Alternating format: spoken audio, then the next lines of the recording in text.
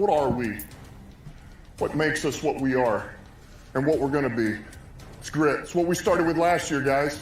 Doesn't matter if you have one ass cheek and 3 toes. I will beat your ass. Can definitely compete with the big dogs. 10-5 end zone touchdown Detroit Lions.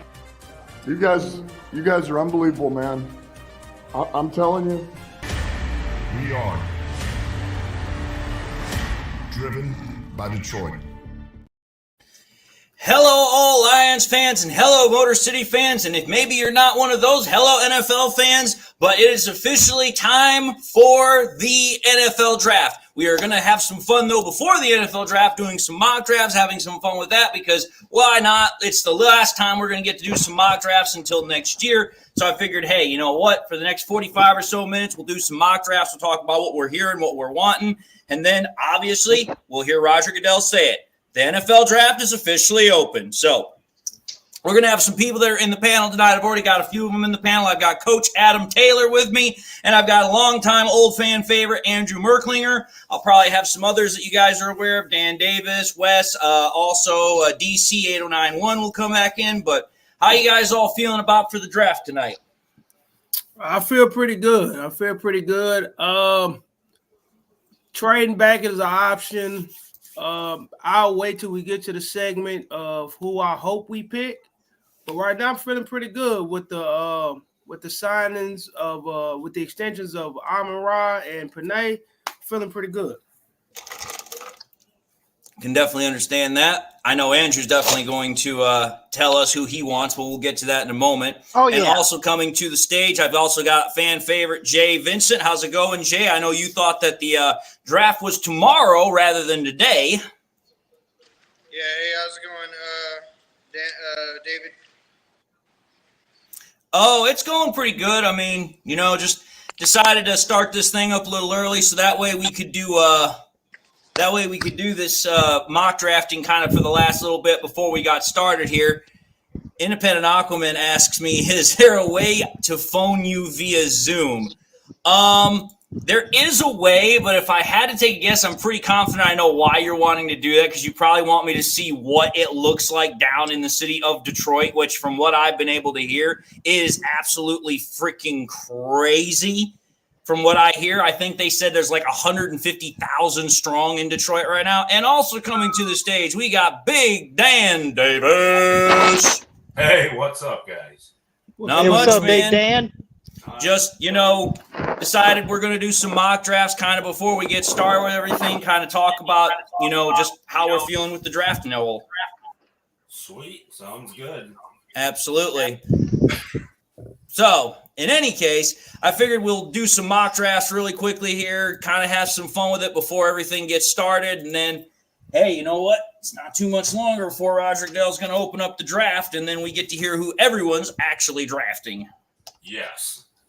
Which I was telling the boys prior to this, I think that we're going to see a lot of trades this year. We could, yeah. Especially, I say after the top 5, probably.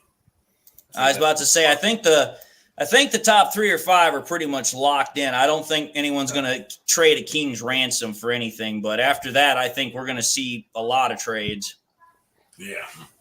But all right, I'm going to share the screen so that way I can allow everybody to take a look at what we're doing as far as the draft simulator. We'll use PFFs. And then I will draft last because obviously I'm the host. I will go last for, all that nonsense. So for the first one to go, I will have Coach Taylor go first because he was here first. And then we'll just kind of go around the room. So Coach Taylor, are you ready? You willing to draft? Yes, sir. Yes, sir. All right. Well, obviously we got the Lions on the board. So this is a mock draft. You can do whatever the John Brown hell you want to do. You want to trade up, you want to trade down, no limits, because probably only going to get one chance to do this before the draft even starts. So I'm putting no limits on it. So do you want to trade up or no? Nope, I'm going to stay where I'm at. All right, so we'll just start the draft, and we'll just go from there. So we're at pick 29. And currently on the board, the Lions have these top 5 players: Adonai Mitchell, JPJ, Troy Franklin, Peyton Wilson, and Tyler Newbin are your top 5 options.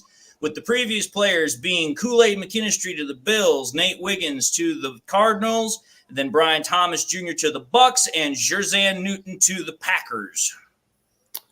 I'll go ahead and solidify the offensive line with Jackson Powers Johnson. All right, going for the safety. Or the safety. The center. All right, we're now back at pick 61, which this is the pick that Barry Sanders is going to announce tomorrow night. We have as the top 5 options, we have a tackle from Yale. We have edge rusher Chris Braswell, linebacker Edrin Cooper, guard Christian Haynes, and wide receiver Malachi Corley.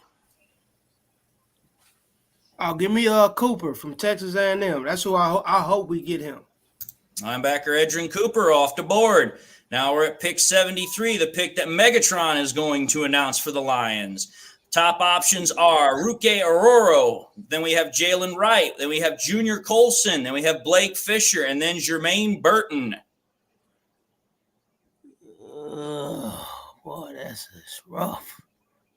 You can ask to look at different positions if you don't like what you currently see. Now, what safeties available? Safeties. Top safeties available are Kalen Bullock, Dadrian Taylor-Demerson, Cameron Kitchens, Tyke Smith, and Siane Vaki. Give me Tyke Smith. Tyke Smith coming up. Good pick. All right, now we're falling all the way down because our next pick is at 164. All right, top options on the board. Tight end, Dalen Holker. Running back, Jaden Sheridan. Wide receiver, Jalen Coker. Wide receiver, Marcus Rosmi Jackson. And guard, Zach Zinter. Let's see. Got me a center already. Got a linebacker. Got a safety. Go to defensive ends. What we got at the edge? Edge rushers. Miles Cole, Grayson Murphy, Jalen Harrell, Justin Edwage, and Jalen Green. Give me Michigan. Jalen Harrell coming up. Pick 201. Top options on the board are Torrey Taylor, Rasheen Alley, Trey Taylor, Tip Ryman, and Dylan Lob or Labu, I don't know. Let me see what we got at cornerback. Cornerback coming up. Elijah Jones, Ryan Watts, Tarheeb Still, MJ Devonshire, and Daquan Hardy, pardon me. Elijah Jones. Elijah Jones out of Boston College.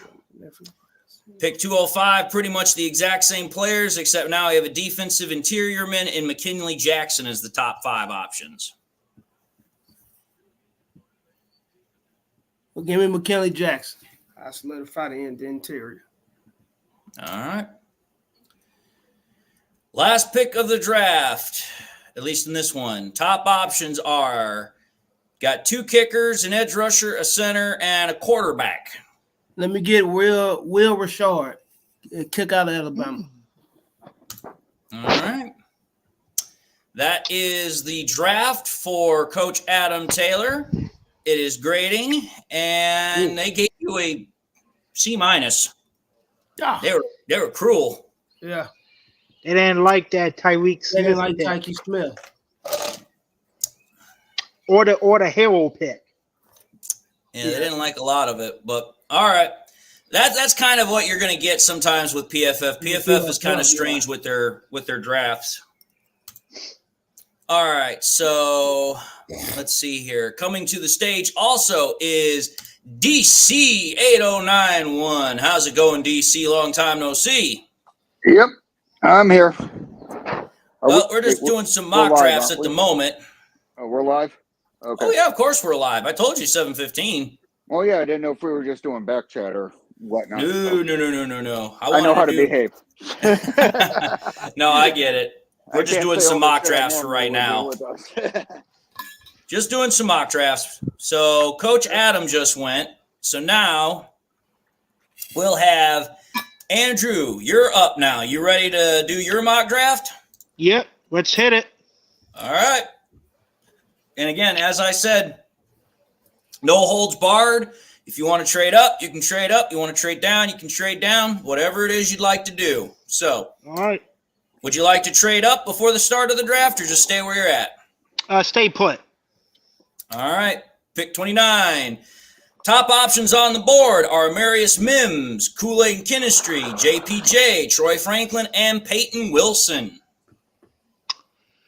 You also have 9 trade back offers, just to let you know. Okay. I don't know if it's a. Where is my fan favorite pick at? Is he? Oh, I know where he's at. He's like in the 40s or 50s. He is, where are you? He is right there. He's considered the 61st ranked prospect on the board, and he usually goes in mid-second round. Could I get him? Is there a chance I could get him in the second round?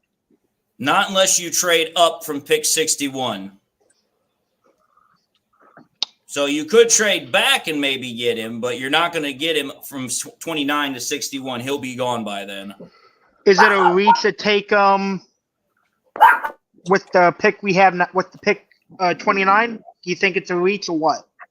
Well, according to PFF, it's a major reach. You're almost taking a guy that's 25 picks lower than what your draft pick is ranked right now. Okay, let's go back at best players available, like all the way back, all the way up to best players available.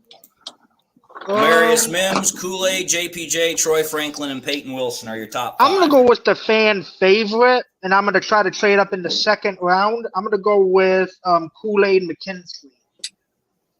All right, well, in order to try and trade up, I'm going to have to do this like really freaking quickly here because I'm going to have to try and stop. I couldn't do it. Crap. All right. Is he gone? Yeah, he's gone. That's the problem is that when you put it on turbo like that, it literally goes like super freaking fast. So here's what I'm going to do. I'm going to refresh it for you because obviously that wasn't what you wanted to do. Okay. We'll see what happens. Sorry about that. Darius Robinson's going to be there no matter what. Like nobody's going to take him in the first round, at least not with this. Oh no. All right, so pretty much you have the same options as last time, only this time Kool-Aid's no longer on the board. Now you have Amarius Mims still, JPJ, Troy Franklin, Peyton Wilson, and Tyler Nubin, and you still have 6 trade options. Let's take a look at the trade offers. You have a trade back offer with the Niners for still in the first round. You have a trade back offer with the Chiefs for still in the first round. So you do have options. You also have options with the Eagles and the Browns. Let's do the – oh, what the heck? Let's do the 49ers. Okay. So, obviously, we're going to do 29 for 31. 94. 176. Let's try that. 4 picks for 1. What do you say? All right, let's try it. I'm sure it's going to – okay, I was going to say it'll probably take a few times. Nope. So you got a first-round pick, a third-round pick, and it looks like another 5th or 6th-round pick this year plus a 6th next year. Okay. So now your top options are Troy Franklin, Peyton Wilson, Tyler Nubin, Ladd McConkey, and Zach Frazier. I'm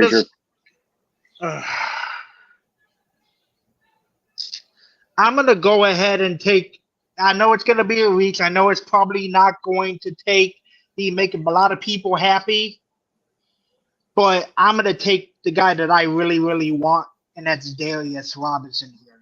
That's why I wanted to trade down a little bit. Well, you could still trade. Let's see what your next option is. Your next option could be to trade with the Cardinals into the top of the second round, which would be a little bit more manageable. Okay, let's do that. Yeah. Because I just don't like the options right now.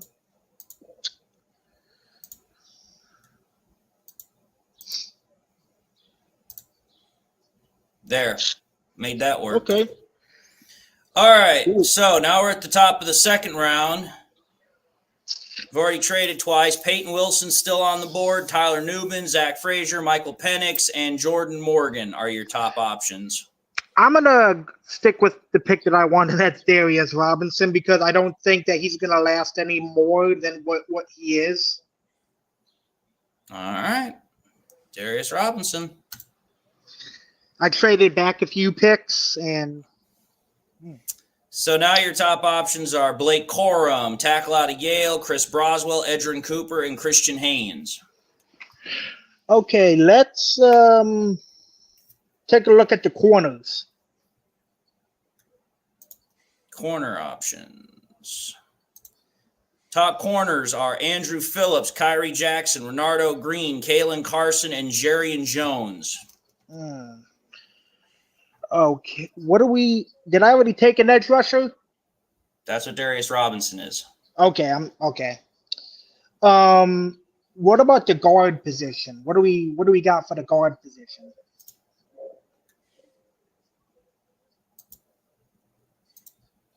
Christian Haynes, Cooper Beebe, Mason McCormick. Those are your top three guards. I'm going to take Christian Haynes. All right. Now pick 73. You still got Edgerrin Cooper on there, Jalen Wright, Junior Colson, Blake Fisher, and Jermaine Burton. You know what I'm going to do? I'm going to take the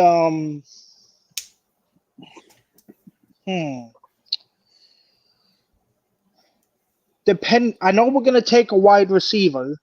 What is the wide receivers looking like?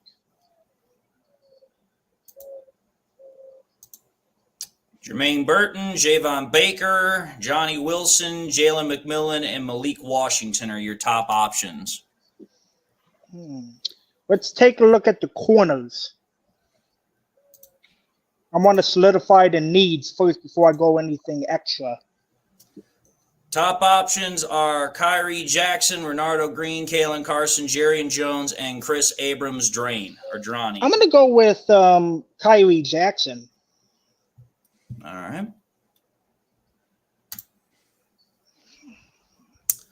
Now we're at pick number 94. You've now got Spencer Rattler, Austin Booker, Renardo Green, Malik Washington, and Javon Solomon. I want to solidify the wide receiver position, get because we have a hole in that position. Top wide receivers are Malik Washington, Jamari Thrash, Jacob Cowing, Aniyah Smith, and Brendan Rice.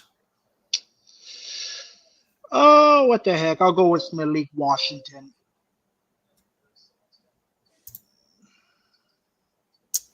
Now we're at pick number 94. Top options are Javon Salmon, Eric All, Cooper Beebe, Daedrian Taylor Demerson, and Mason McCormick. I'm going to go with Taylor Demerson. Okay. Now we're going to drop all the way down to pick number 164. Top options are Cam Hart, Tyler Davison, Jaden Sheridan, Nelson Caesar, and Trevin Wallace. I want to get some depth at the linebacker position, so I'm going to go with Trevon Wallace. All right.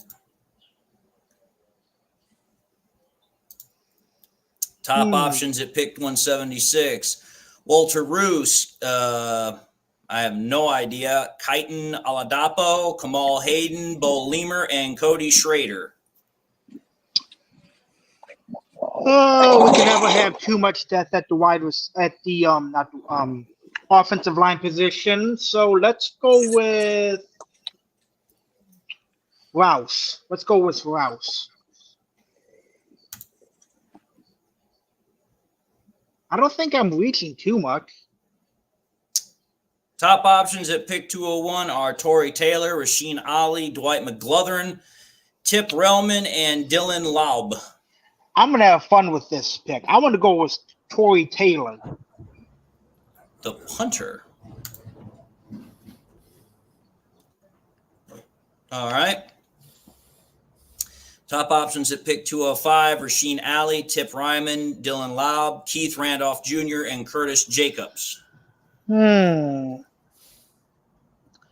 do we got at safety?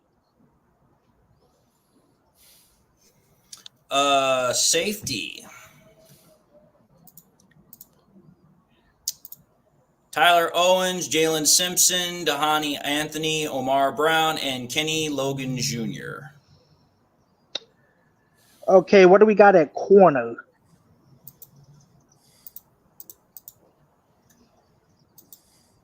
Elijah Jones, Ryan Watts, Terheb Still, MJ Devonshire, and Daquan Hardy. I'm gonna go with Elijah Jones. All right, final pick. Top options are Will Richard, Jalen Sundell, Austin Reed, Cam Little, and Devin Leary. Oh, why not? Let's go with Stiggers. I didn't say Stiggers. I know, but that's. I don't think He Stiggers is on here. Okay. Let's go with Josh, the Michigan corner, the one that was way that I saw that. The Michigan corner? Yeah. Josh Wallace? Yeah. Oh, Okay. not too many people gonna like my draft. Your draft got a B+. Okay, so that's not bad. They didn't like my Darius Robinson pick. All right, we'll reset. And next up is Jay. Are you ready to rock and roll, Jay? I'm driving right now. You can skip me. Fair enough. What about you, DC? Are you ready to draft? Yep. All right. Like I said, I actually have a question here from someone real quickly. It's from Jawan Buchanan. They say, you thinking we go trade up like the rumors said or trade down? I think the only reason we trade up is if there's a player that is there that Brad Holmes really, really likes. Otherwise, I don't think we trade up. I think it's more likely we trade down, to be entirely honest. Agreed. It's just one of those things where if there's a player that Brad Holmes really, really likes, then yeah, they'll trade up for them. But the player has to be available. They're not just going to trade up on a whim and a prayer. But that's just my thoughts. All right, DC, it's your turn. Like I told everybody else, it's the way you want to draft it. There's no holds barred. You want to trade up, you can trade up. You want to trade down, you can trade down. So do you want to trade up for the start of the draft? Nope. All right, here we go. At pick 29, you have top Kool-Aid. options. Okay, Kool-Aid. Don't even have No-brainer. to think about it. I didn't even change it to a 7-round draft. Oops. That's We all do. right. Good pick, though. All right, we'll try again. Kool-Aid's still available, so I already know. Pick 61, top options, Blake Corum, Jonah Ellis, tackle Yale, out of Yale, pardon me, linebacker Edrin Cooper, guard Christian Haynes.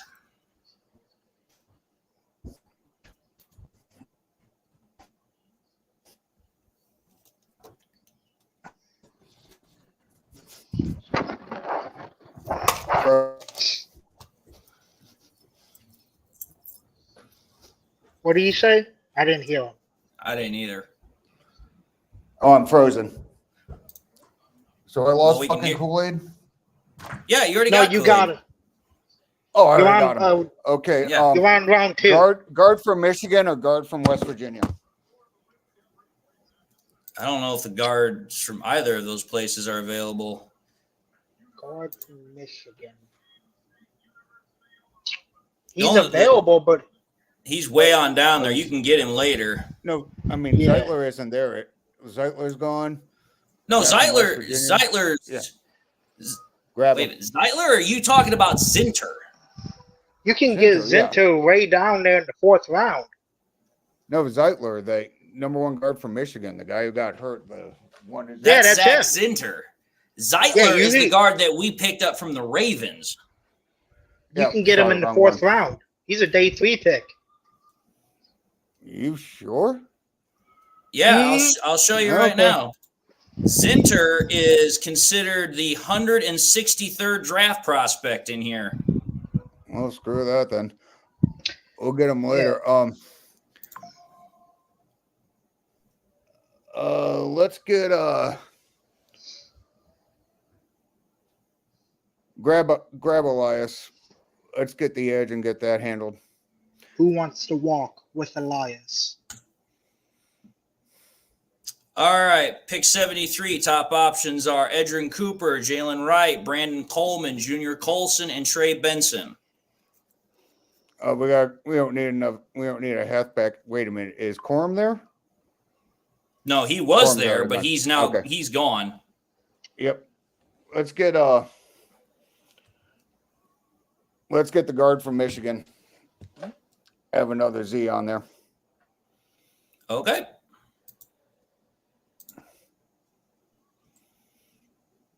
Yep. Okay, it's your draft. Let him do what he's going to do, man. I know.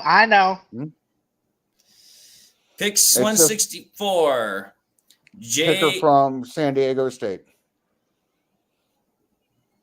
Kicker from say that again. Is it San Diego State, or who's that awesome kicker you did the interview on, or you did the video about? Oh, that's this dude, Joshua Cardi. He's from Stanford. Stanford. Grab him. Fuck this. The algorithm does not account for how many games, how many possessions, and everything we've lost for a kicker. So yes, I'm solidifying kicker. Fuck the algorithm. Pick 201. Is McCaffrey still there? Oh, Luke McCaffrey? No, he's gone. Okay, what about Rice? Rice, he's gone too. If you're looking for a wide receiver, which I can tell you are, your best options are Casey Washington, Joshua Cephas, Bub Means, and a whole bunch of other people. I have no idea. Get the first one because Cephas is a bad pick for Lions. We don't want another Cephas. Okay. Pick 205. Punter, running back, corner, safety, running back. Actually, get Rasheem Ali. Rasheed Ali, got it. All right, final pick of the draft. What do you want to do?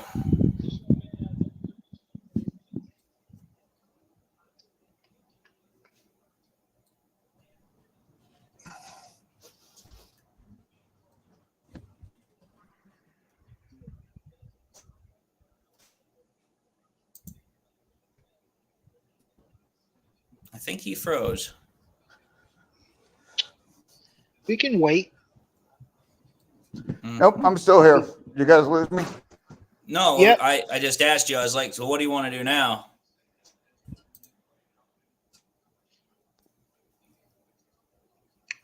I think he froze again. I think he's thinking. Oh.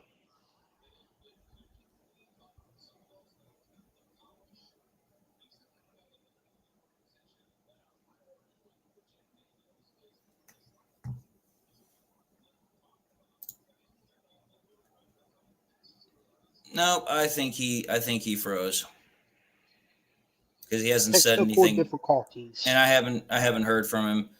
So I'm just going to make the pick here for him. And at this point, since he hasn't picked a center, I'll just go with Dylan McMahon and call it a day. Good pick. And gets a B minus. That's not bad. I thought it was. Never mind. Oh, AJ Brown just got an extension. That doesn't surprise me. 3 years, $96 million. Wonder how much of that was influenced by Amon-Ra St. Brown getting his contract. Oh, I'm sure a lot. All right. Jay, are you still driving? Yeah, I'm still driving right now. Detroit is crazy. I have no doubt. So I will then do my mock draft here. So here we go. Fun 84 time. million is guaranteed.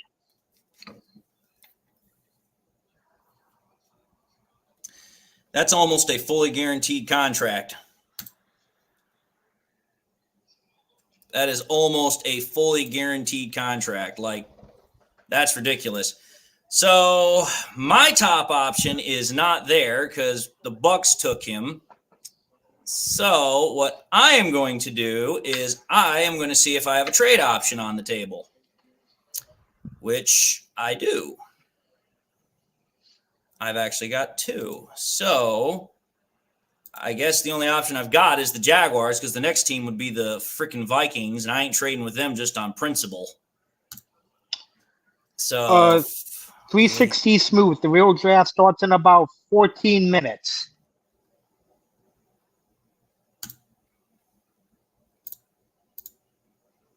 Dude, this is there's no way this would work in real life. Not a chance. That's a Brad Holmes type of trade. I could literally get their next 3 draft picks plus a 3rd and 5th from next year. You know what? Fuck it, I'll do it. Yeah, F-bombs. We're throwing S-bombs out there. I've now got an extra 2nd, an extra 3rd, and a 4th, plus a 3rd and a 5th from next year. I think I know who you're targeting. I don't want to say, though. You might not. Because I know exactly who I'm going after. I believe I know. Yep, I knew it. I knew it. And then I'll get the edge rusher, Braswell. Good pick. And then here I'm going to get a top-notch guard in Christian Haynes. Good pick. That's who I picked. And then here I am going to get, if he's still available, where are you? Oh, I'm going to get the offensive and defensive powerhouse, Siani Vaki. And then I'm going to get the wide receiver, Brendan Rice.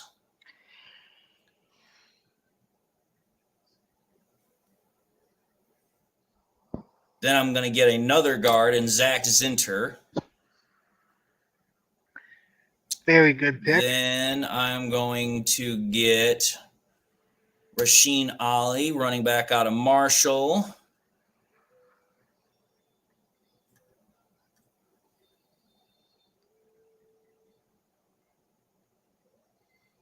I'll take the defensive interior, Miles Murphy. And then I'll round it off with the one guy I always take no matter what. Joshua Carty, kicker out of Stanford.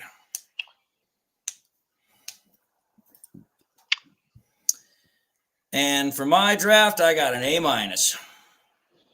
Better than mine. I was doing great up until Sione Vake. They didn't apparently like that one, which I don't give a damn. A guy that can play both offense and defense, that makes his value through the damn roof. Nah, that's good. It's a good draft right here.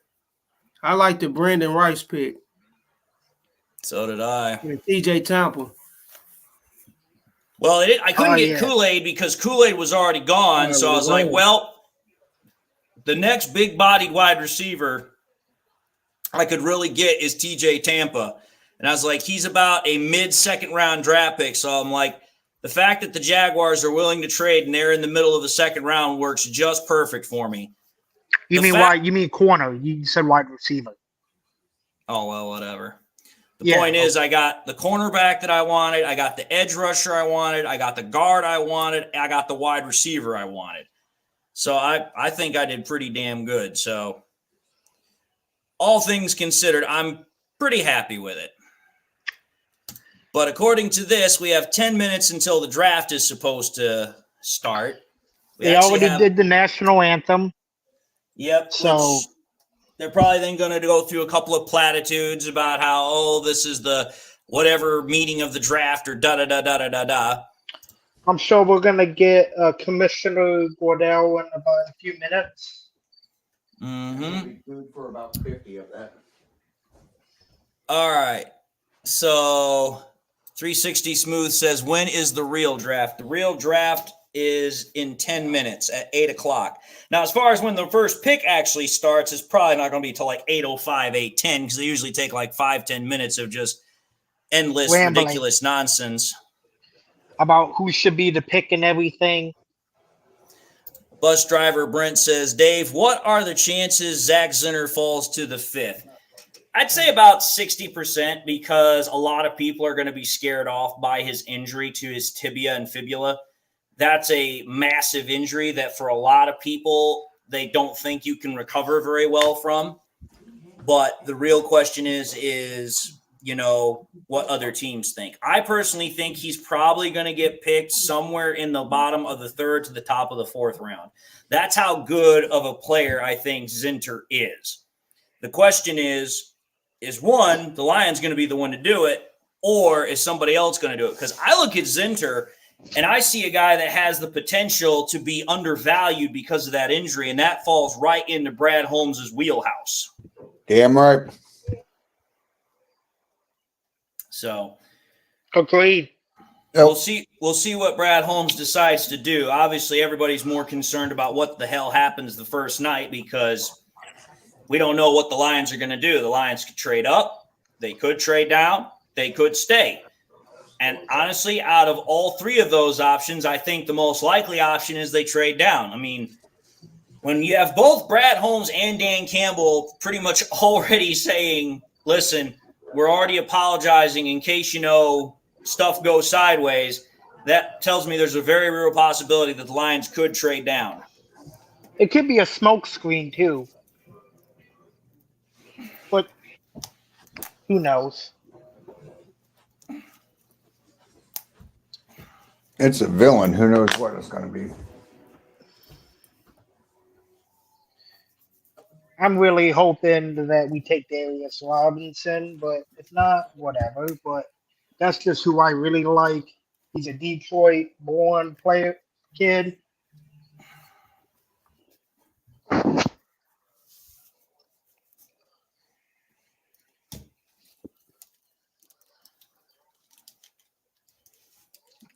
Justin Walker makes a great point.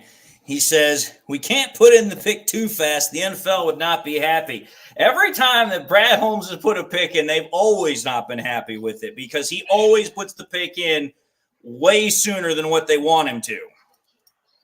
The NFL likes to have the suspense drawn out. They like to make people think, oh, well, could it be this? Could it be that? Blah, blah, blah, blah, blah. You can do that shit when you're the smartest person in the room. Well, I agree. Well, it's like if you already have your draft board set up and you already know who you want and the players there, why not put your pick in quick? It's for TV. It's for TV ratings. It's to be like, ooh, who's it going to be? Plus, I think on top of that, it's for the analysts to get a moment to kind of like catch their breath and talk about the previous pick. Dean DeGreer asks, is Darius Robinson worth the 29th pick? If you're asking me, no. I think he's more of a second-round draft pick. He's a good player, don't get me wrong, but is he worth a first-round pick? I don't think so. But, again, I'm not the guy drafting. In all intents and purposes, 29th is the second round. I mean, you're not talking about top 15. I mean, what's the difference? At 29, we're basically picking the best second rounder that we can. Not the worst first rounder. Unless, of course, you get a first-round player that drops all the way to the bottom of the first round. Yeah, which would pretty much make him a second rounder. Well, at 29, you're 3 picks away. The way I look at it is very simple. I already expect that the first couple of picks are going to mostly be quarterbacks. And then if you listen to what a lot of people are saying, is that a lot of offensive linemen they think are going to go in the first round. And then there's also a lot of wide receivers that are also expected to go in the first round. So if you go based off of that logic, a lot of these other players that the Lions could really, really want could see themselves get pushed down the draft boards. Mm-hmm. Because I know the current rumor is that I think someone said it was reported that the Lions will make an aggressive push to try and trade up if Terrion Arnold, the cornerback out of Alabama, is available past pick 18. That's the supposed rumor, which I don't know if that's true or not. But if that's the player that Brad Holmes really, really wants, I mean, it kind of makes sense. The Lions went to his pro day along with Kool-Aid's. I just haven't He heard also them. went to Darius Robinson's pro day. No, I know that too. I'm just simply saying there's a lot of ways that the Lions could really play this draft. That's one of the things that makes them very interesting, very intriguing for this draft, is that there's so many ways to literally go for them. They're not stuck in any one particular set. They can go any number of ways. Yeah, I wouldn't be surprised if Holmes made no trades. I don't know what he's going to do. That's the thing, is that Holmes literally has one of the best seats available in that he doesn't really have any major holes in the roster to where he has to make a move in that particular direction. But at the same time, if he wants to, he could make a trade up, or he could trade back and get more draft capital. I mean, Brad Holmes is literally in the best possible seat he could be. There's no pressure for him to do any certain, sort of thing. He can do whatever the hell he really wants to. Yep. So for me, I'm just kind of sitting back here and I'm like, okay, I can already pretty much state that, well, everybody already knows this. Caleb Williams is going to be the number 1 overall pick. Everybody already knows that, which, whatever. So much for suspense. It's always like that. What's the first pick? We already know who's going to be it. Well, that's not entirely true. In 2022, we did not know that.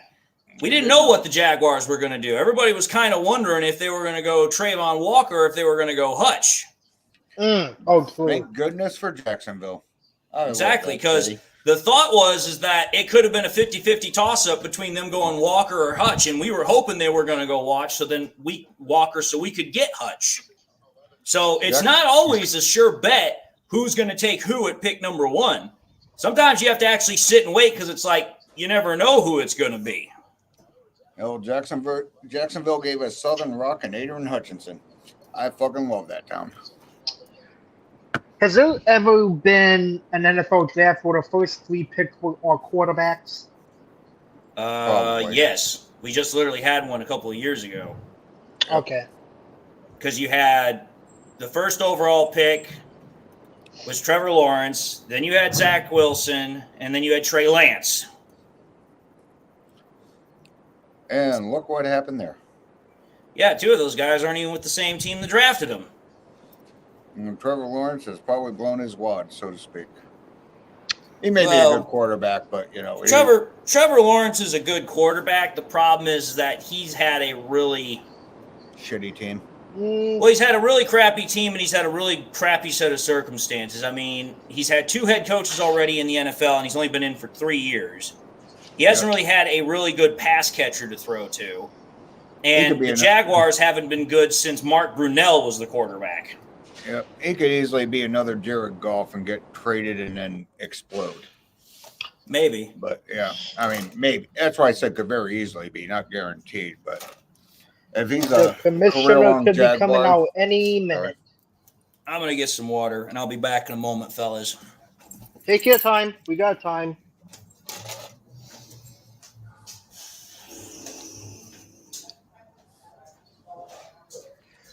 Actually, I want to hear Goodell get booed in Detroit.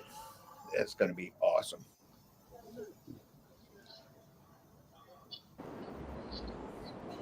Yeah, if I had shown up from the draft, I probably would have been escorted out of there after Goodell showed up for the first time.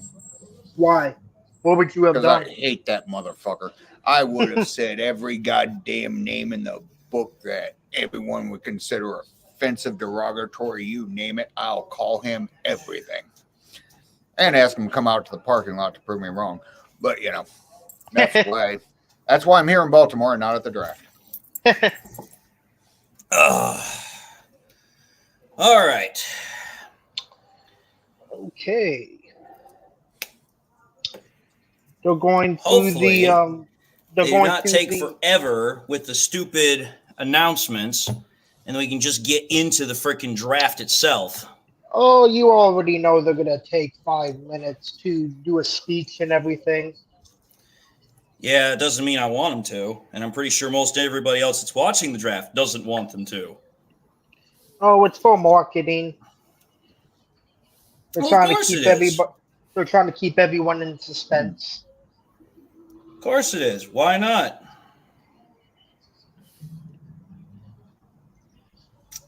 I'm trying to debate with myself. Should I watch the draft on ESPN or should I watch it on ABC? Is there a difference? I'm watching it on NFL Network. Oh, it's on all of those? Yeah, it's on all of them. The question is really, what team do you want to listen to? Because they have a different announcing team for each one. Well, I'm listening to this team. I mean, I'm not going to sit there and fucking listen to goddamn announcers. We can do a better job than them anyways. You mute it? Oh, yeah. No, it's muted, and I'm on the live stream here. Okay. Braylon Dennis says he's watching it on ABC. I'm going to watch it on ESPN then. I'm on NFL Network. Same here. Oh, renew your Sunday ticket subscription, and I will say this. There are two people on ESPN that I absolutely cannot stand, but it's usually considered the best draft coverage. Mel Kiper. I can't stand Mel Kiper because that dude's more wrong than he is right. And the other one I can't stand is Louis Riddick. You don't like Lou? I just don't like him. I don't like his what's the word? It's not his personality. I don't like his take on scouting. I look at him and he is like the antithesis of Holmes. For Riddick, everything is all about talent. Riddick is like just talent. It's like, Riddick, there's more to football than just talent. Yeah. That's why he's not a GM. If you think about it, when he was going for the GM job, Yeah, that's probably why he hadn't gotten the job yet. Maybe. I don't know. Hey, Dave, did you renew your Sunday ticket? I probably will. I haven't done it yet, but I probably will.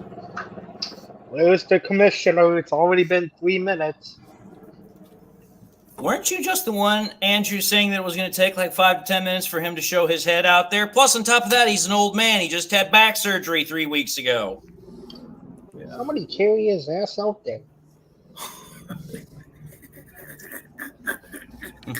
Justin Walker says, get ready for the boo party. No, not the boo party. Get ready for the Jared Goff party.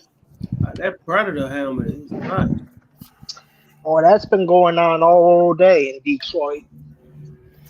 Everybody keeps saying, should it be boo the commissioner or chant Jared Goff? And I'm like, well, if you want, just boo the commissioner to start, and then as soon as Caleb Williams announces the draft pick, then start chanting his name. Yeah. Be like, oh, yeah, you want to get drafted by the Bears? It's still Jared Goff's division. I was just going to ask, what does Caleb Williams make Chicago in the division? Honestly, They were. Honestly, the way I look at it is that the division is going to come down to this. Lions are going to win it, but it's going to come down to who gets the second spot is going to be between the Packers and the Bears, because I don't see any way the Vikings get into that conversation. Nope. I don't see a way for it. Even if they get the quarterback they're looking for, or rather, I should say a quarterback that they're looking for. Justin Jefferson's already got 1 foot out the door. Like he's already thinking about the next step. Wow. He's already thinking about his bag. Yeah, Justin Jefferson wants the fuck out of Minnesota, and hell with him. The way I look at it is Caleb Williams is going to be able to do things that, Justin Fields couldn't do, which is has the accuracy and pocket poise. The problem is that if the Bears do what I think they're going to do, they're going to screw Caleb Williams over. Because think about it. Draft offensive line. Yeah, they got no offensive line. They've got one offensive lineman in that entire group that's a first-round talent. All the rest of them is patchwork. They got fifth-rounders, third-rounders, and a couple of other guys. But their offensive line is a bunch of patchwork makeshift guys. and you're going to draft Caleb Williams and you're going to put him behind it, and okay, great. You got Cole Kmet to throw to. You got DeAndre Swift running with you. You got DJ Moore. You got all this talent, but dude, he's not going to be able to make those throws if he ain't got no time. Exactly. He's going to have about 2 seconds to throw every snap.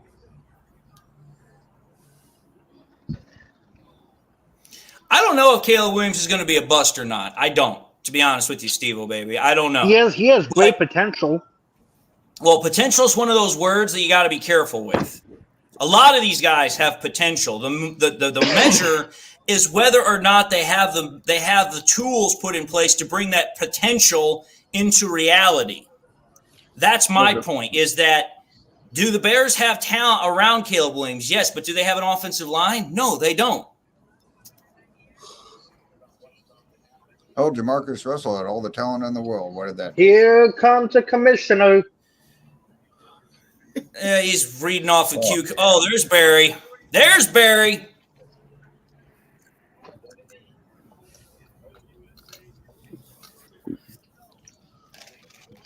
Now there's Megatron. Get out of here, Caleb.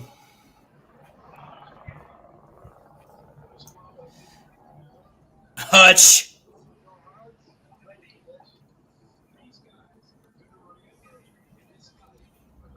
God, Goodell's such a fucking snake.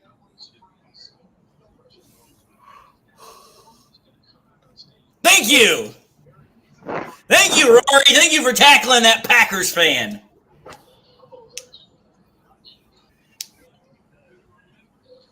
Eminem.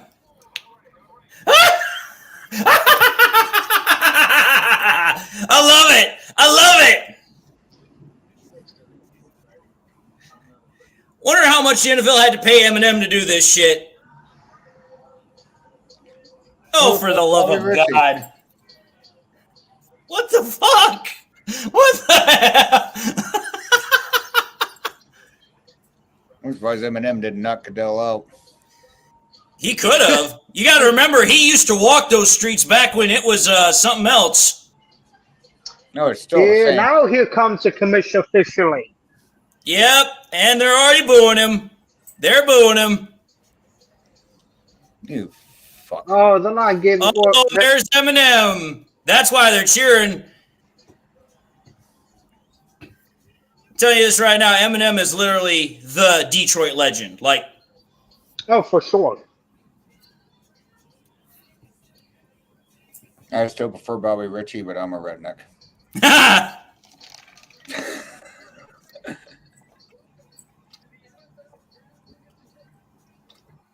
Can you imagine how pimp Bobby Ritchie would be out there with a cowboy hat? And Amadeus, thank you very much.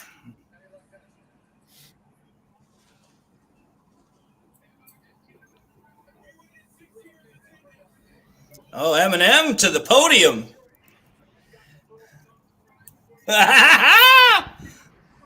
Hell yeah. Woo! What up, though? Hell yeah, baby. Oh, they're bringing out the current Lions and the old ones. Oh, hell yeah. This is awesome. Oh, they're bringing awesome. Some of the best drafted Lions of all time. St. Brown, Hutch, Megatron, Barry Sanders. Oh, they're bringing out all the legends. Oh, Will Spielman.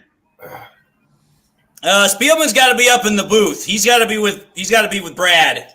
Yeah, Spielman ain't doing this dog and pony show. As cool as it is. Right, looking like new money. This is awesome. Spielman has work to do. That's what he's doing. St. Brown right now is probably happy as crazy. Oh, they even got Jared Goff on the stand too. Hell yeah. They got Goff out there and they're chanting him. JG. JG. I'm telling you, that man's going to get a contract here before too long.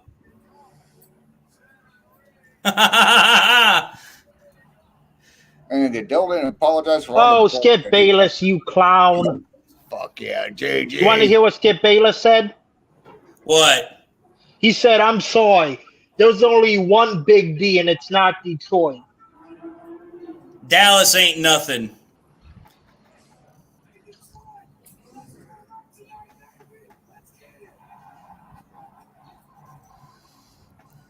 Amen. Barry. Come on, Megatron, step up in front of him.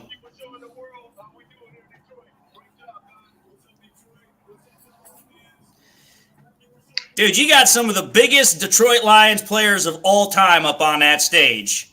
And half of them are current. Yes, sir. What up, though? Goff, Hutch, St. Brown, some of the best players of all time. Then you got Megatron and Barry right next to him. Shut up, you douchebag. You screwed us more than anyone in this. Hey, Bo. Come on, just open the draft already. Shut up, Goodell. No one wants to hear you. Yes, come on, Goodell, let's go. Damn it already. Come on, we're not getting any younger. Thank you. About damn time. Methuselah shit faster than this. Methuselah? What the fuck? What the fuck, Mike? Where the hell did that come from? Well, it's a biblical concept. Methuselah was the oldest man to ever live, like 900-something years old. So what I'm trying to say is... I know that. I mean, that entire statement is like... The Chicago Bears are officially on the clock. For the next 30 seconds, maybe. Oh, no, for the next 10 minutes. Jalen Daniels. Watch. Dude, I'm telling you this right now. If the Bears take all 10 minutes just to draft Caleb Williams, I'm going to lose my crap. Because it's like, dude, you know you're going to draft a guy. Just get it over with. It's like, we already know that you're going to draft the dude. Just get it over with so that way we can move on to pick number 2. Like, I don't care about any other pick right now because it's like, dude, let's just move off of this. You know they're going to take the sweet old time. I'm going to say this right now. How odd would it be? I say this every year because there's always some team that I always think could do it. What if one of the teams could do what the Minnesota Vikings did not 1 year, but 2 years? Have the time go all the way down on their first-round draft pick. Yep.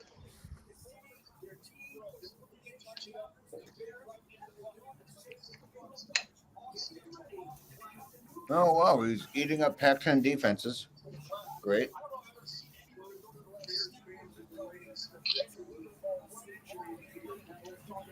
Oh, they're going to go over his entire play tape. Of course they are. Which I don't know why they should, because it's like, dude, we already know what Caleb Williams has to offer. We know that. Just get it over Did he just say what he just said? This is part of the reason why I can't stand freaking Mel Kiper. He just said, oh, yeah, Caleb Williams showed that he could be the next Patrick Mahomes. Guy hasn't even taken a damn snap in the NFL, and you're already trying to compare him to the best QB in the NFL. That's what Mel Kiper does. Oh, yeah, the Bears were officially told to milk the clock. Mel Kiper basically invented clickbait. No, Kiper doesn't know more than my postman. Well, the thing about it is that always I wonder about with Mel Kiper is why is it this guy continues to have a job as an NFL draft insider when the guy is literally more wrong than he is right? Name recognition. He's been doing it forever. I mean, his resume alone basically qualifies him as an expert regardless of his performance.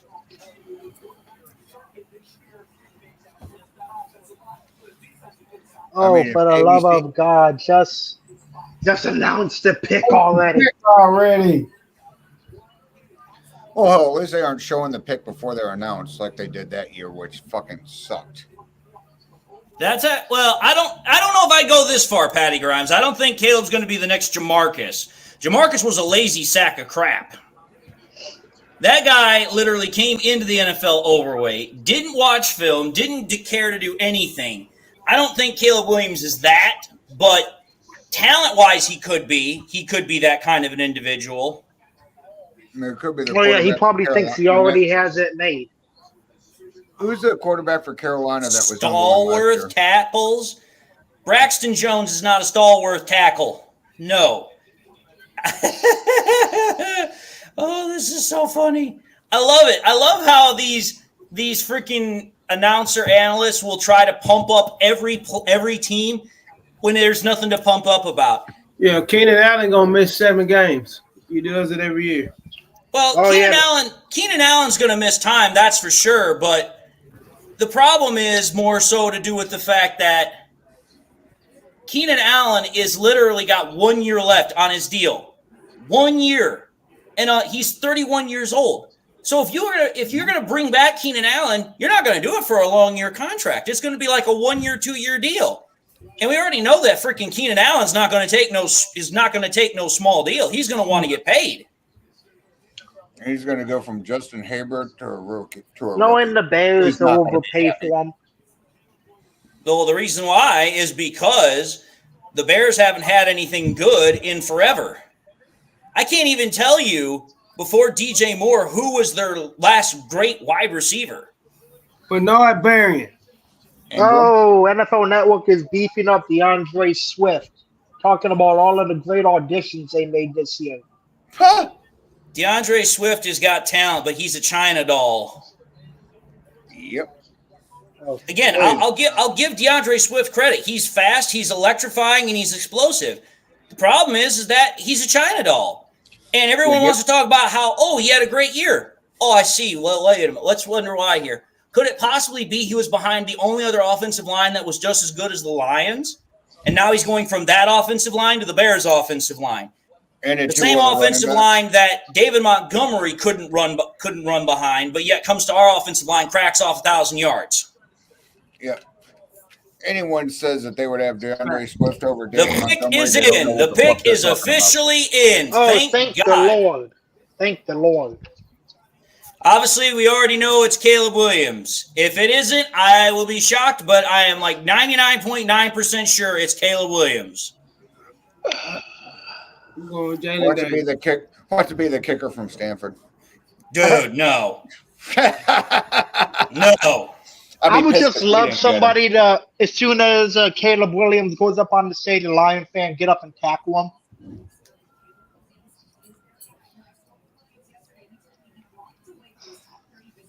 What a douchebag. For the love of God, just make the pick already. Caleb Williams is literally sitting there, and he looks completely miserable. Dude, this is longer than Methuselah takes to get a heart on.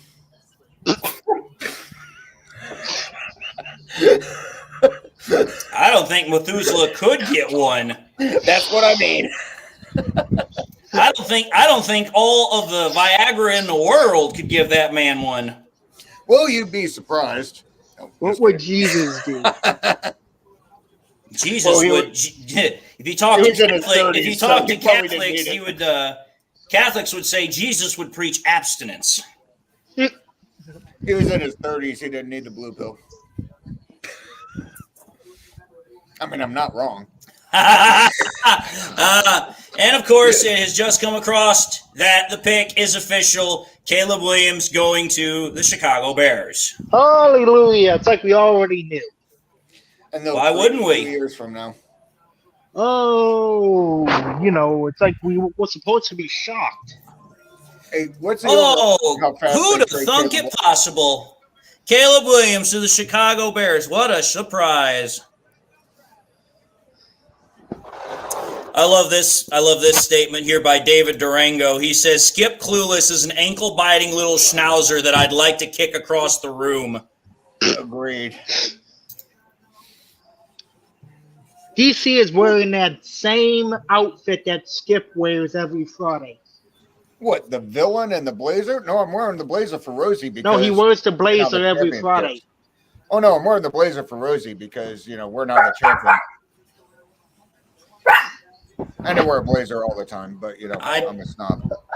I definitely am hearing a schnauzer in the background. Is that the one that got kicked?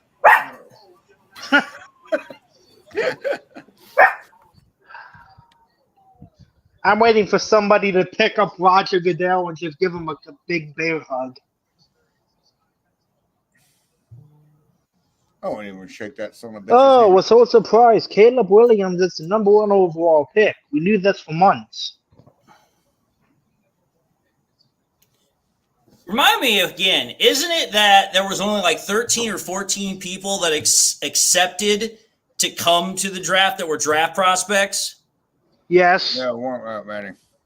Well, at that point, then the draft should go by a lot faster because you're not going to be having guys coming out to, do the commissioner bear hug. They just take their sweet time. And now they're going to talk about how great he is for the next 10 minutes.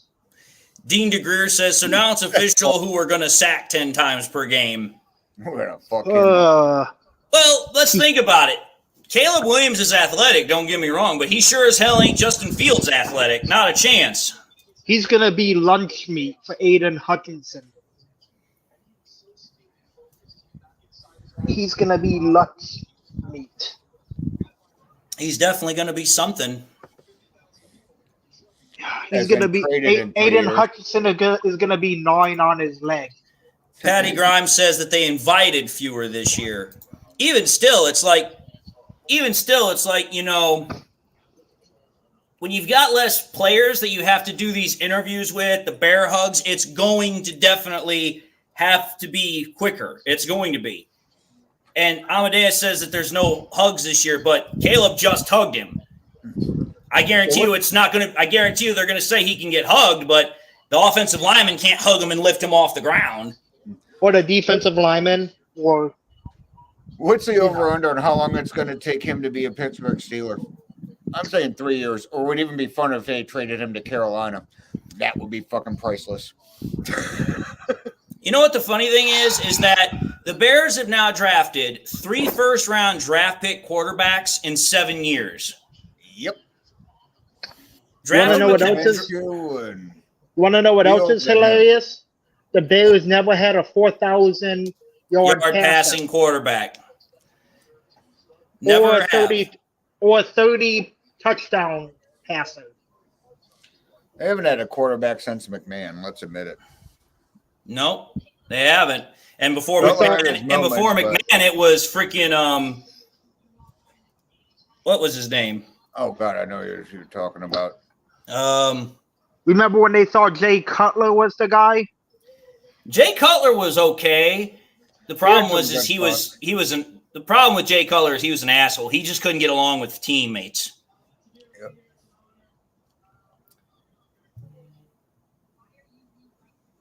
They're now thinking that the Commanders are going to take Jaden Daniels.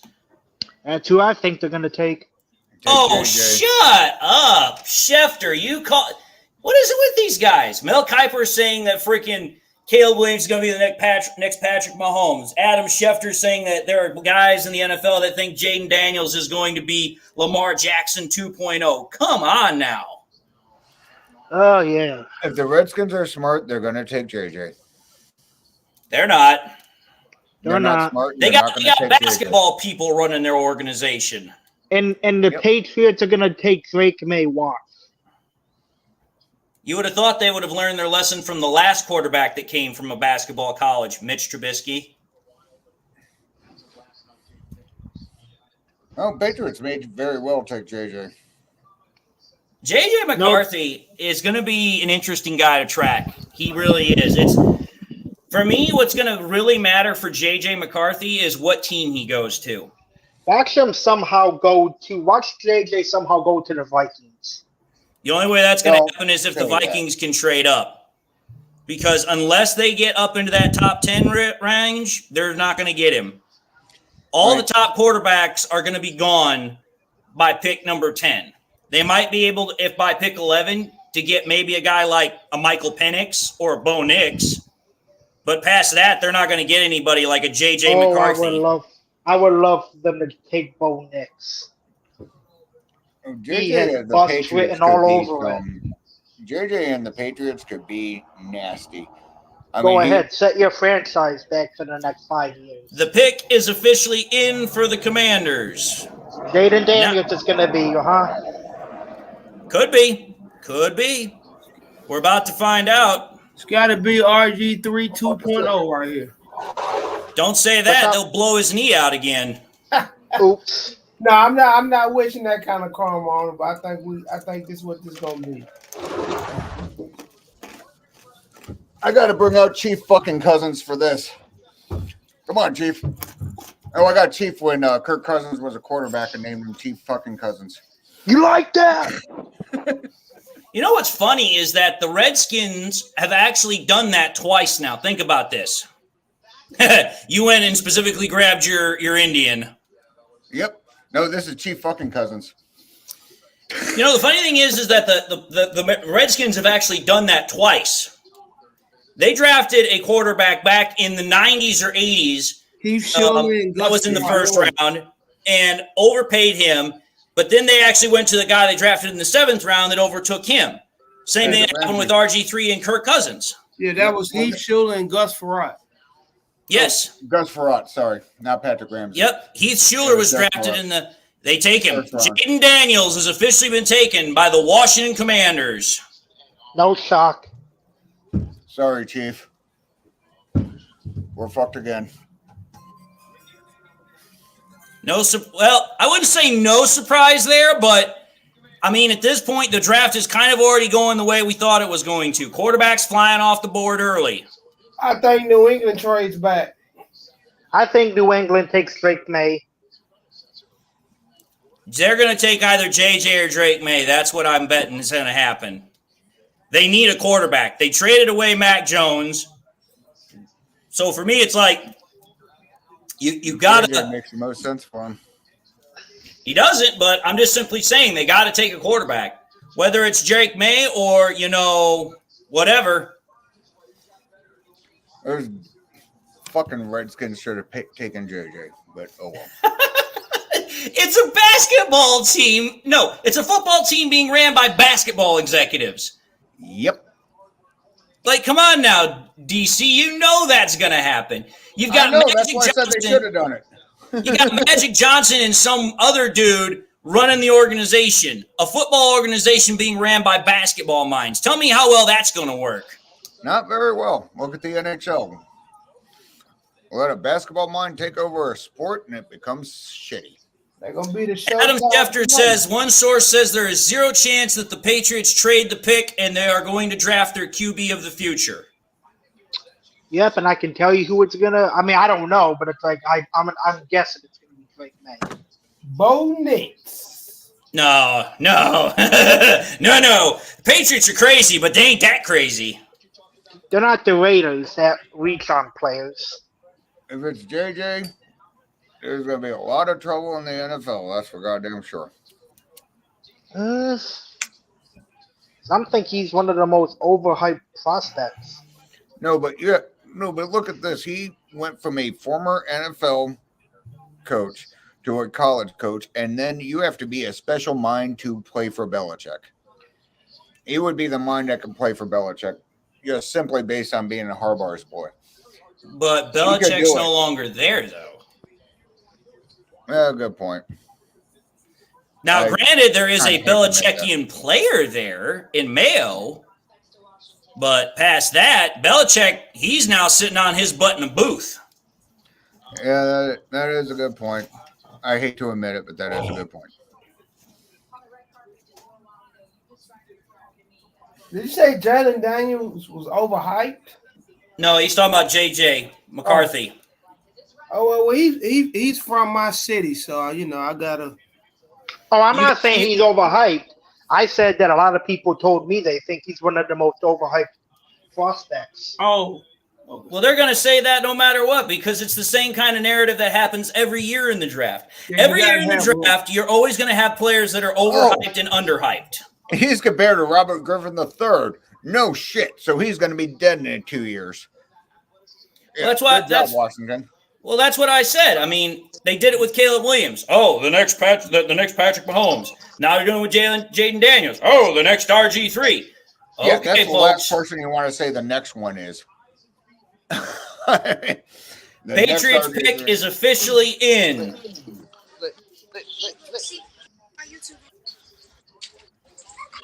I think it's going to be Drake May. We're about to find out. The only thing I don't like about Jaden Daniels is that even on camera, he just looks way too damn small. Not in terms of tall, but in terms of girth. Like, he looks really thin. He's thin. And the crazy part, I think I saw someone that said he put on like 10 pounds, 10, 15 pounds. You know, he needs to put on another 10, 15 pounds. Oh, well, fur. Particularly behind that Redskins offensive line. Damn, look at all the quarterbacks they've drafted in the first round since 1994. Talking about the Patriots? Not yet. What's that?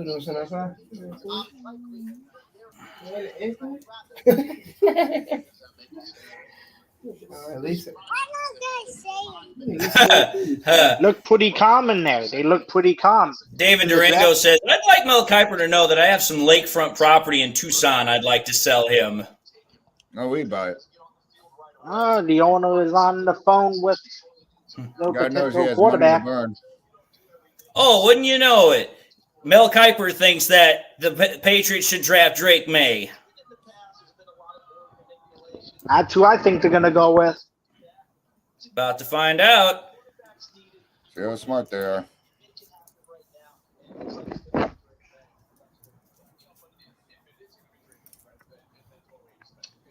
And Who the fuck is this guy? I think I know who the Cardinals are going to take. I will say that one team that I'm really interested to see does something tonight is the Broncos, because there have been tons of reports that supposedly the Broncos are wanting to freaking, the pick is in, and you are right. It is Drake May. The Patriots select Drake May out of North Carolina. Oh, shit. Okay, I'm going to call the next pick. I'm not looking at my tablet. I literally have my tablet on the charger, so you can't say I'm looking at Twitter. I'm saying that the Cardinals are going to take Harris. Marvin Harrison Jr.? Yeah, that's who I think they're going to take, unless the Colts trade up. I mean, they could, but I think the Cardinals will take him because they need a receiver to pair with Kyler Murray. There ain't no goddamn receiver that's going to make Kyler Murray look good. No, but that doesn't mean they're not going to try, though. LW Tennis says, how many of these QBs will bust? Well, let's see. The 2021 draft class for quarterbacks, already 4 of the 5 have busted. And on average, about 60% of first-round quarterbacks will bust. So I'd say at least 60 to 65% of them will. Does anybody agree with me about the Arizona Cardinals pick?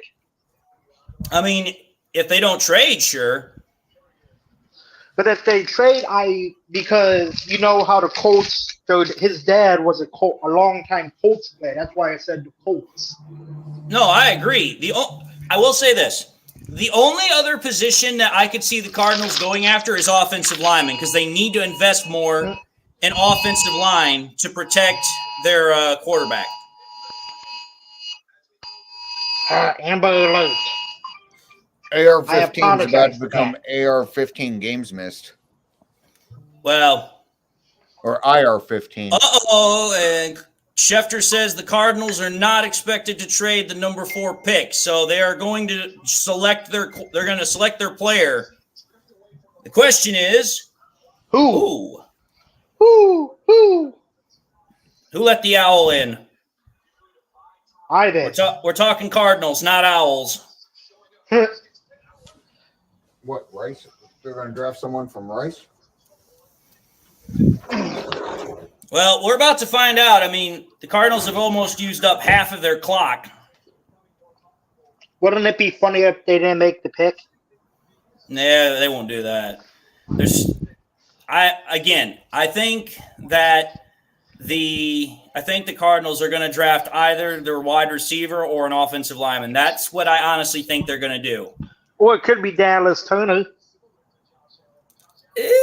Maybe, but Dallas Turner, I don't know if I consider him a top 10 prospect. He's top 15 for sure.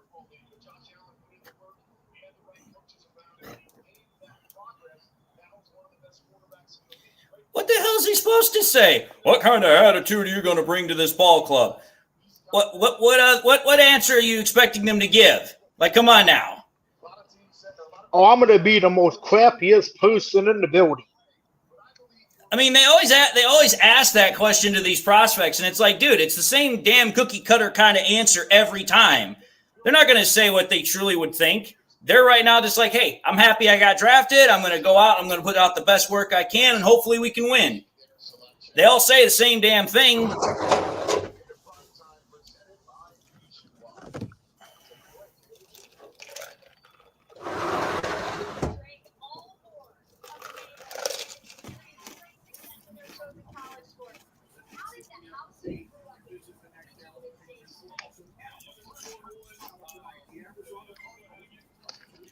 Malik Neighbors. I don't think it's going to be Marvin Harrison. David Durango says, I wish someone would pay me a bunch of money to put on 15 pounds. Well, it's not that kind of 15 pounds. We're talking like going in the weight room and putting on 15 pounds of solid muscle. It's not like, hey, we're going to go to the. I was about to say, it's not like we're going to the Old Country Buffet or the Mongolian barbecue and putting it on that way. Cardinals pick is officially in. We're just waiting now for the announcement. Do you think it's going to be Marvin Harrison Jr.? I think it's going to be Malik Neighbors. I think it's going to be Harrison. I know it's going to be a wide receiver. I just don't know which one. The question is which one do you go with? Do you go with the name recognition, or do you go with the do you go with the better, or do you go with the potentially better prospect? It doesn't fucking matter if Kyler Murray's a quarterback.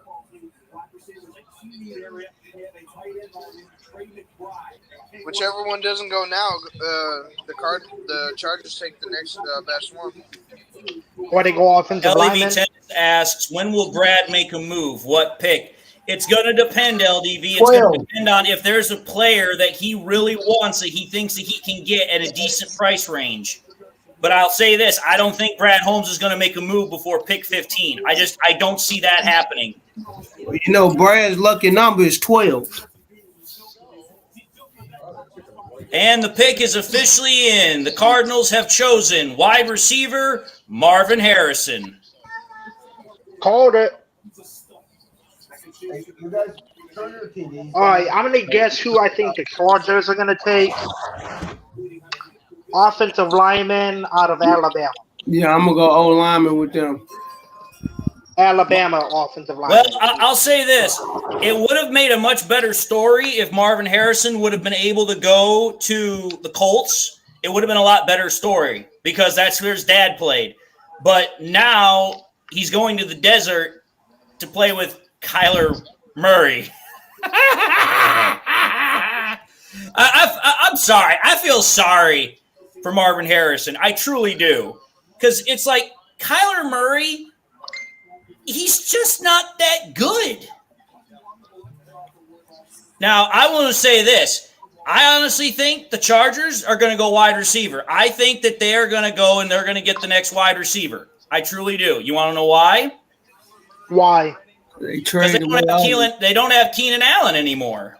Or Mike Williams. They have to get another wide receiver in the building to keep Justin Herbert happy. But they also need an offensive lineman. That's true, but again, the NFL is all about, we need to get big-bodied wide receivers. We need to get explosive weapons. That's what I think that's going to happen. I think what the Chargers are going to do is they're going to continue the run on wide receivers, and then they'll probably get a lineman later on in the draft. Could this be a trade down for the Chargers? Huh? Could this be a trade down for the Chargers? No, I don't think this is a trade down scenario. They need a star. They need somebody of good. How do I put this? They need somebody to add legitimacy to Harbaugh's first rodeo with the Chargers. They need a big time player to bring in with that. Man, poor fucking Harrison. He was one pick away from playing with Justin Herbert, but now he's stuck with Kyler Murray. Mm-hmm. God damn. 360 Smooth says, wow, I can't believe you mentioned Old Country Buffet and Mongolian BBQ. I go there all the time back when I lived in Michigan. So did I. There's still a in Flint, there's a Mongolian barbecue off of what's it called? It's not Dort Highway. It's, There's Harrison hugging his dad. I can't remember what it's. Terrible. There's a Mongolian barbecue that's near Flint that I go to quite a bit with family, so I know about that. But I haven't been to an Old Country Buffet in at least over a decade. God damn. Harrison just hugged his dad, and now he's getting interviewed. If you're going to be a glutton, at least go to Photo de Chow. At least they have good quality. Quality is not something that is in the name brands anymore.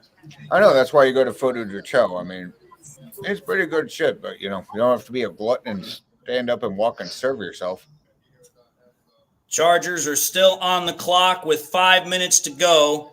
Thank you, Miller Road. I couldn't remember what the hell the road was called. Miller Road. You go to Miller Road, go down that road a little bit next to the mall. It's right there.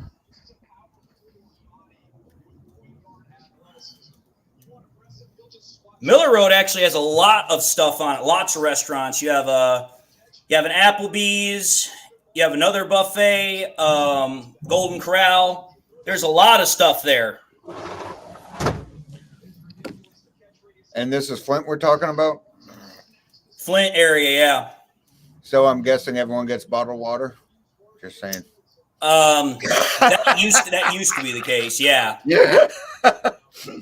I remember I think it was either Thursday or Wednesday, the fire trucks would come around to each neighborhood. They'd knock on everybody's door, and they'd be like, hey, how many cases of water do you want? And you could tell them anything within reason. Like, I remember one time my dad said, well, I'd like 5. And they're like, okay, we'll give you 5. Damn. Wish they do that here in Baltimore. Save me from having to buy it. Yeah, it was for free. Didn't charge us anything. Oh, hell. There used to be a time back when I was still living with my parents. I was like 16 at the time. We had a stack of water, a wall of water on our front porch that literally was as tall as I was. And I'm 6 feet tall, pretty much. 6 feet tall of just bottled water. Oh, hell yeah. The Geeks Tech rocks. The Geeks Tech Corner says, I was just in Flint today, LOL. Miller Road has a lot of restaurants. Oh, yeah, Miller Road has a lot of businesses on it. Miller Road has a lot of businesses on it, and a lot of that's restaurants. One of my favorite restaurants that's over on Miller Road is a place called Mancino's. It's a great sub shop. There's not many of them left, but you go there and you get one of their grinders. Oh, awesome sauce. Is that what they put on it? No, well, no. I don't know what they put on it, but it's pretty good. 360 Smooth says, the Mongolian barbecue I went to was on Michigan Avenue in Inkster, and there's an Old Country Buffet here in Arizona. There's only one. Like I said, I haven't seen an Old Country Buffet in years, literally years. Stuck and they all closed. Justin Walker said, Flint water in Michigan is something, and I'm not far from Detroit. Well, what they did is they actually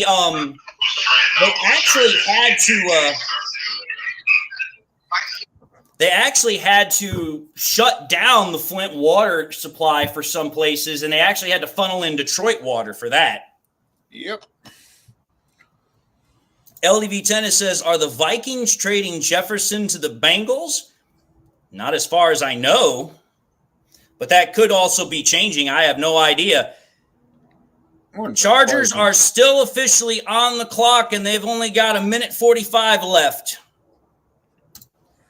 And that's the one I used to go to, I think, Geeks Tech. I think I used to go to that one that was in Pontiac. There's A funny, not so funny story that happened to me when I was a little boy when I went to an Old Country buffet. This was how I learned as a young man, well, not a young man, as a young boy, like 6 years old, that sometimes the best thing to do is to keep your mouth shut. Did you get in a fight at Old Country Buffet when you were 6? No, but my dad nearly did. So That's awesome. I'm like 5, 6 years old. I'm naive as hell, right? And so we're in Pontiac, which if you've been in Pontiac, it's not much better than Flint or Detroit. It's like 7, 8 o'clock at night. It's dark as hell. And out comes this big old boy, big man, easily toting 4.5 bills. And all of a sudden, my dumb brain decides to say, hey, I'm going to tell the truth. And wouldn't you know it, I look at my dad and I say, hey, Dad, look at the fat man. My dad instantly slapped his hand right over my mouth. And he told me later in the story as he was telling, he's like, man, he's like, now I got to take this beating for my son, even though he's telling the truth. And the guy looked at my father and he's like, it's okay. And just walked right on by. And I was just like, well, Dad, I was just telling the truth. Dude, that'd be a hell of a country song. Dad got arrested for fighting at the Old Country Buffet. That would be awesome. All right, the Chargers pick is officially in. We are just waiting on the announcement. And it looks like, wow. They took a quarterback? No. They are taking an offensive lineman. Well, at least they have some fucking sense. They're going to protect Herbert, which, I mean, makes sense. Herbert was finished the year last year on IR. Herbert's a fucking trooper. I mean, he's a badass.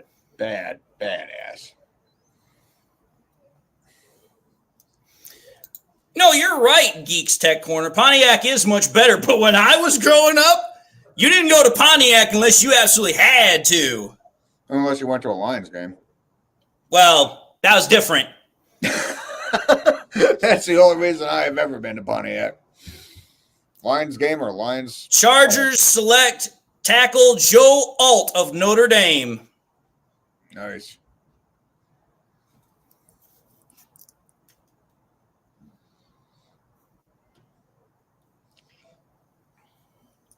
Good job, Chargers. So they're going to protect their quarterback. As they should. He's a fucking badass. Now the New York Giants are on the clock. Oh, if only Dan Leonard was around, I'd be roasting his ass. Because how much do you want to bet that this is where they draft their future quarterback to get rid of Danny Dimes, the quarterback that they overspent a shit ton of money on? What do we think the Giants are going to do? JJ. What was that, Andrew? What do we think the Giants are going to do? I think they might draft a quarterback. I seriously do. JJ? You think they go JJ McCarthy? I don't know who they go with, but I think they might decide to draft a quarterback because they've met with all the top quarterback prospects, which tells me that they're not as fully committed to Daniel Dimes as a lot of people think they might be. God, I hope they take Penix. I make that mistake every time. Every time I type his name, it changes the name to Penis. I'm like, damn it, no, that's not what I meant. I meant Penix. Dude, what the fuck have you been typing in to make autocorrect do that? Because S and X have no, well, take that back. S and X do have a connection. Called an E, but you know. The funny part is that it's a three-way connection. Damn, Bike. You're on a roll tonight. And I haven't had one drop of alcohol either. So He says as he drinks. I think that I do agree with you.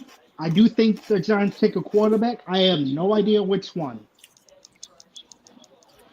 I think it's between the two, between J.J. McCarthy and Penix. I almost said the other one.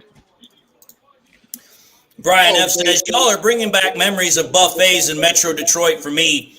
Duff's and Swedenhouse are the first two that come to my mind. Oh, Duff's? Fuck. Well, no, Duff's didn't have a buffet. Duff's just had all-you-can-eat fried perch, and I was the happiest person ever. Wait, you mean Duff's on in Canada off Lake Erie, right?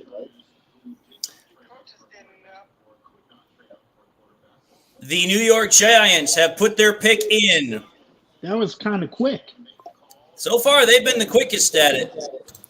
LDV Tennis LDV Tennis says, anyone remember the troll New York Giants fan, the guy who told us that Daniel Jones was better than Goff? Oh, you mean Dan Lerner? No, I don't know if it was Daniel. I don't know if it was Dan Leonard, but it was one of those dum-dums. Leonard, yeah. Josh Prince says, who will Detroit trade for in the draft? I don't know if they're even going to trade. We don't know yet. We don't know yet. It's way too early to tell.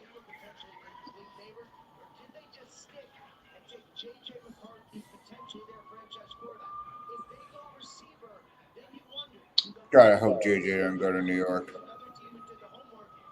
They'll treat them like crap. The Giants have never been very good with quarterbacks. The last good one they had was Eli, and Eli wasn't really all that good. He was just good for the situation. It was effective. I mean, you can't argue with Super Bowl wins. No, that's true. And when you won both times against Tom Brady, I mean, the results speak for themselves.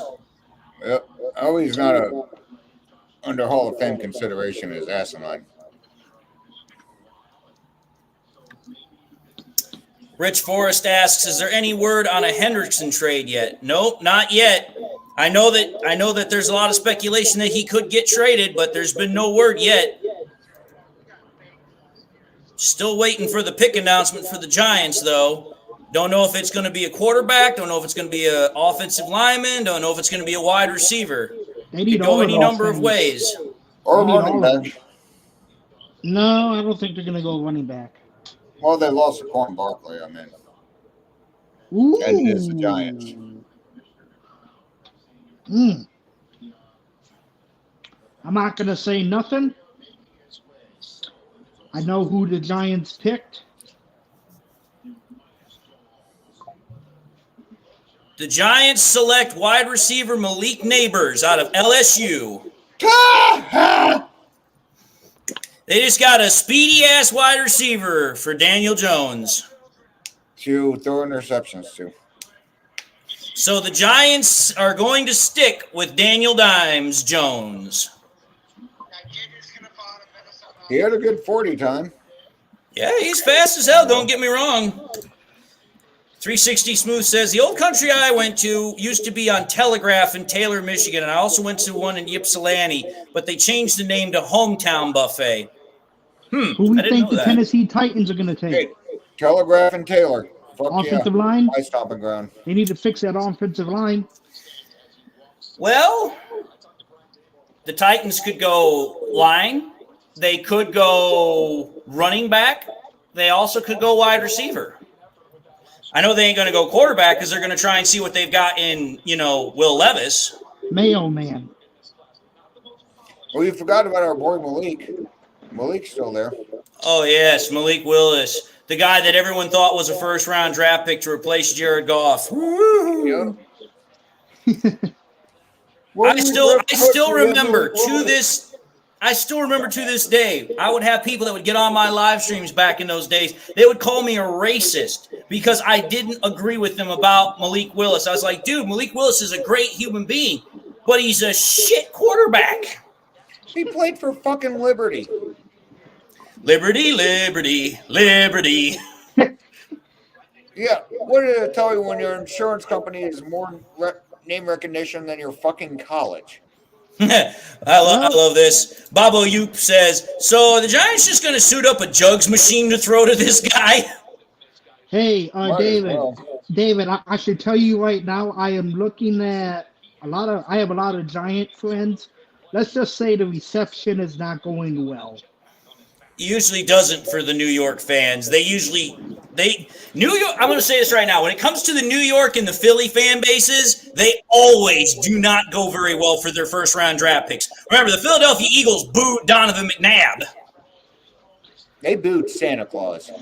That's true, too. Right. They booed Santa Claus. They even pelted him with snowballs. Yeah. So, the Tennessee Titans are now on the clock. Yes, and they have 5 minutes left. 5 minutes on the clock. I'm going to be... Okay. Oh, do you replace Derrick Henry? Because he was their offense. They're saying that the Giants bluffed a quarterback. They didn't bluff nothing. They were seriously thinking about taking a quarterback. They just decided the wide receiver value was much better. They could have taken J.J. McCarthy. Yeah, they could have. LDV Tennis says another Kadarius Toney for the Giants. No shit. Even then, I mean, the Giants have, 25% of their salary wrapped up in a quarterback. This reporter is asking the wide receivers so many nice questions, asking him how does he feel being in New York. What is he going to say? Oh, I hate it.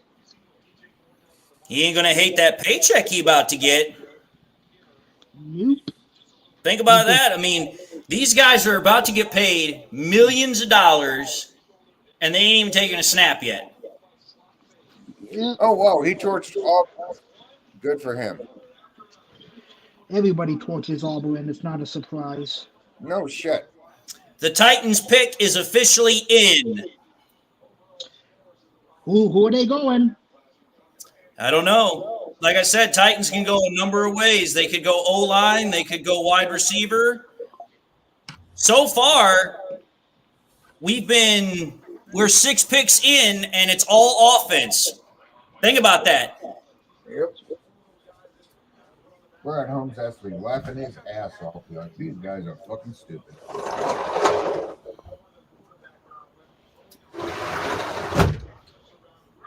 All right, we're taking a commercial break. I'm going to go get some water here because I am thirsty.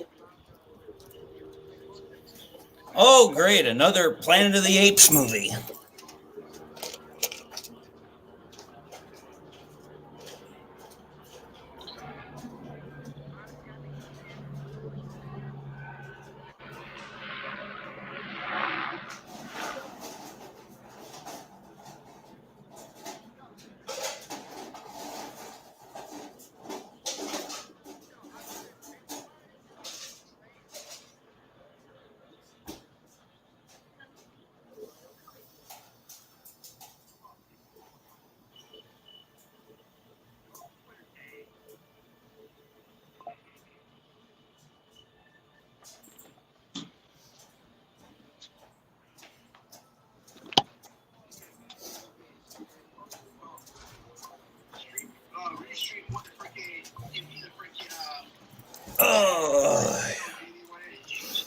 Woo.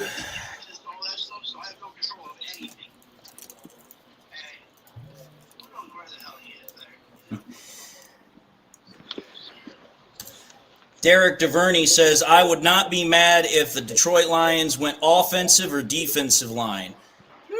They could. Okay, so I know who the Titans take. I'm not going to say anything.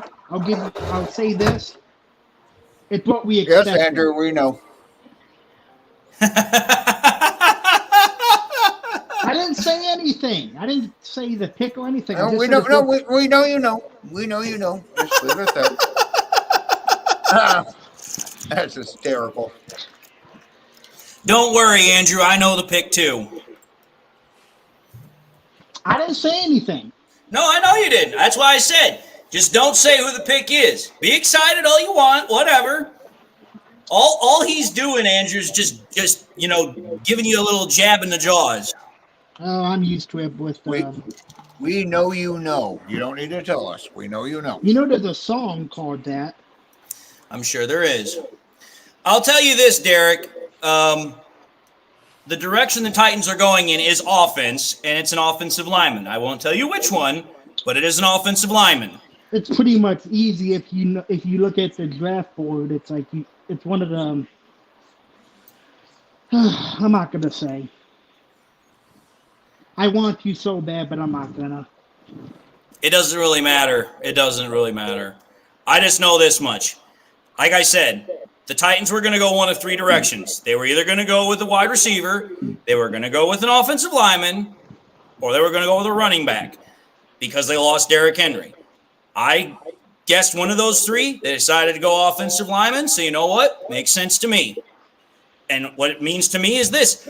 Another player is going to help push down more defensive talent for the Lions to potentially get somebody. So as far as I'm concerned, it's good news for me.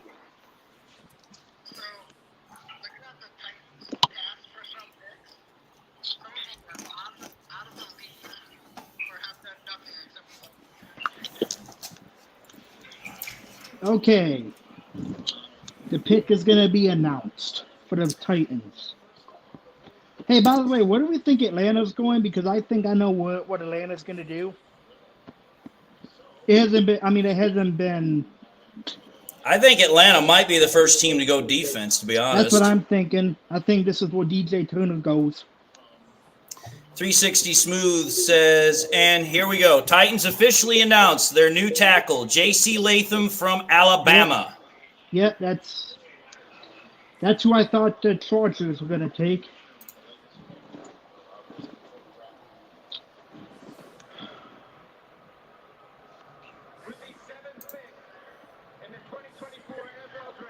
I bet this is so hard for Brad Holmes right now, just sitting, waiting patiently. I don't think it's hard at all for him. If there's one thing we know about Brad Holmes, especially seeing how he's taken the Lions 3 years to where they are, he has patience. Well, he has said, though, that it is hard for him at times. Like, he just wants to, like, put in the pick already and just call it. And he's already gotten in trouble and everything. He's like, and I wouldn't be surprised if the villain has every pick already written out and is just waiting because he knows they're all going to be right. Potentially. It wouldn't surprise me in the least.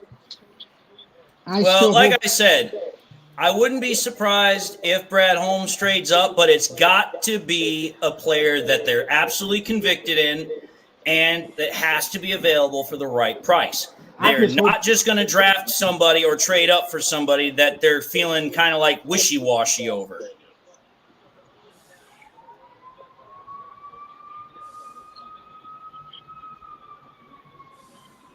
So I don't know who I don't know what the Lions are going to do, if they're going to stay, if they're going to trade up. I don't know. But I do know this, that whatever it is, it's definitely going to be something interesting. So the Falcons do not take defense.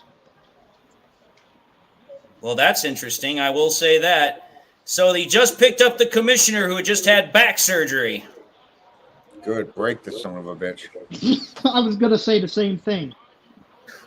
So the Falcons are going to go offense, according to Andrew, which to me is kind of peculiar because... Believe me, you're not going to expect that. I didn't expect that.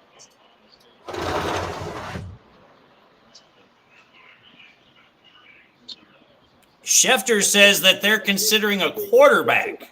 Mm-hmm. Dude. I know. Could you? Dude. That is ironically funny. Think about it. Kirk Cousins signs for a 4-year, $160 million contract in Atlanta in the offseason, and then as soon as he gets there, the Falcons draft his replacement. Dude, that's... It is a quarterback, I'll say that. You just got to guess which one. Well, really, there's only 3 options at this point, and that's Penix, McCarthy, and what's his name? The Oregon quarterback. Bo Nix, yeah. And if I'm taking a guess out of those 3, it's probably McCarthy. I can't say. I want to.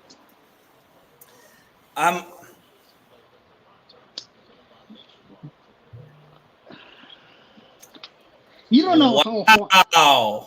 You don't know how hard this is for me. Well, I just found out who the pick was, and I'm shocked.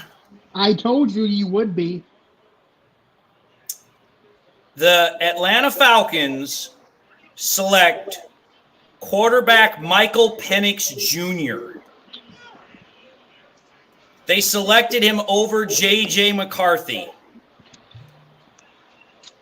I'm shocked. The Vikings might get their quarterback.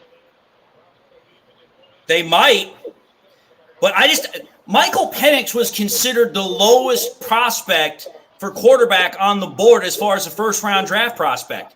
Bo Nix was considered higher. J.J. McCarthy was way higher, but yet Michael Penix goes before both of them. Would you say that's a very, very high reach? Dude, oh my God. Time out here. You want to know what I just got? What? How much you want to bet them freaking Falcons are trying to bring back the legend of fucking Michael Vick? Left-handed quarterback that can run.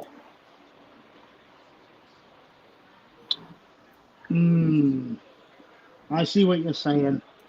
I mean, Michael Penix was considered like a second-round draft pick, and they just got him. They just used a top 10 pick on him.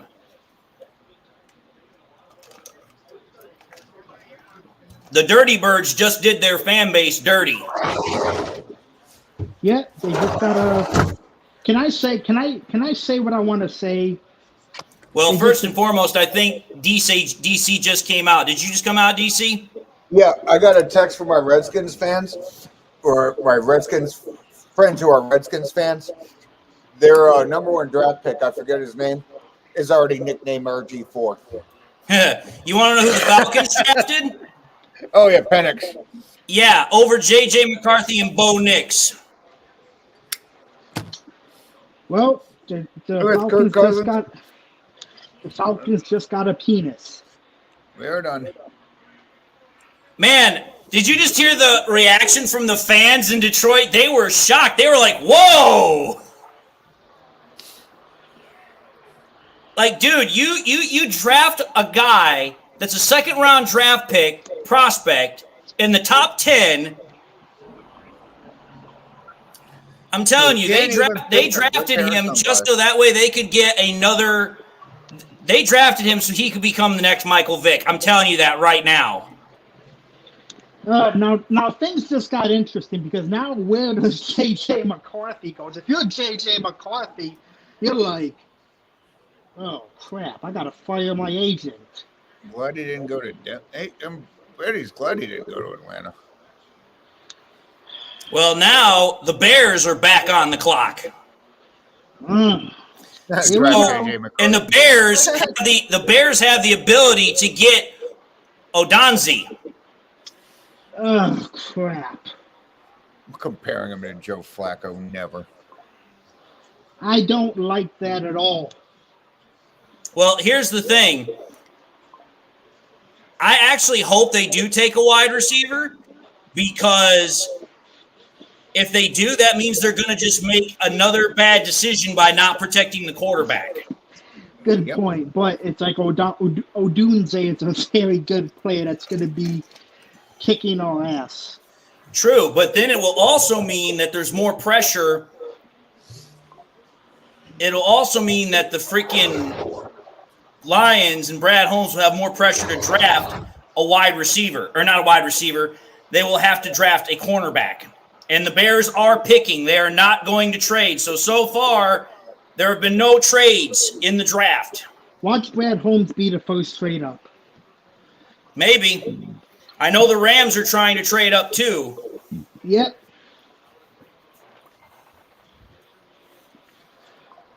What do we think the Bears go here? I'm still saying it's either an offensive lineman or wide receiver. Offensive lineman would be the smart pick. Wide receiver would be the flashy pick. We all know the Bears are not smart, though, right? Depends on who you ask. Well, if you ask the Bear fans, they'll say that they had the greatest GM since sliced bread.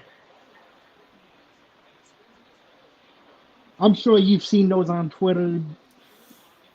I don't give a thunder. Bears fans are delusional. They're thinking they're about to win the division with a rookie quarterback. It ain't going to happen. Amadeus thinks tight end. He thinks Brock Brewers. I don't think they're going to go with a tight end because they've already got Cole Kmet. Nick Burton, I definitely think Kirk Cousins is going to start. They just paid him $40 million a year. They have to start him. If they don't start him, they're complete idiots. Honestly, I think what they did is they looked at Michael Penix and they said, hey, we want a guy that we want to develop into being somebody. The pick is already in for the Chicago Bears. It's been in for like about a minute now. They just haven't announced it yet. Oh. You want to know who they picked? No. We will find out here in a moment. Okay.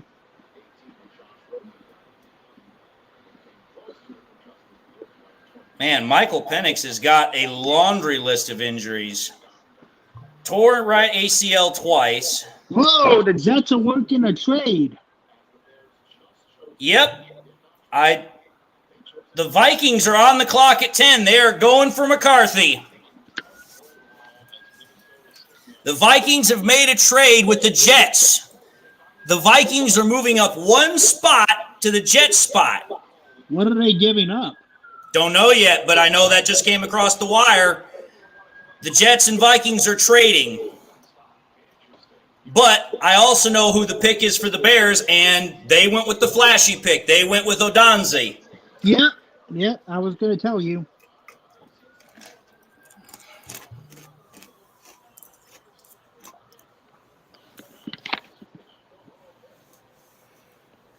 So now you know what that means? You know what that means?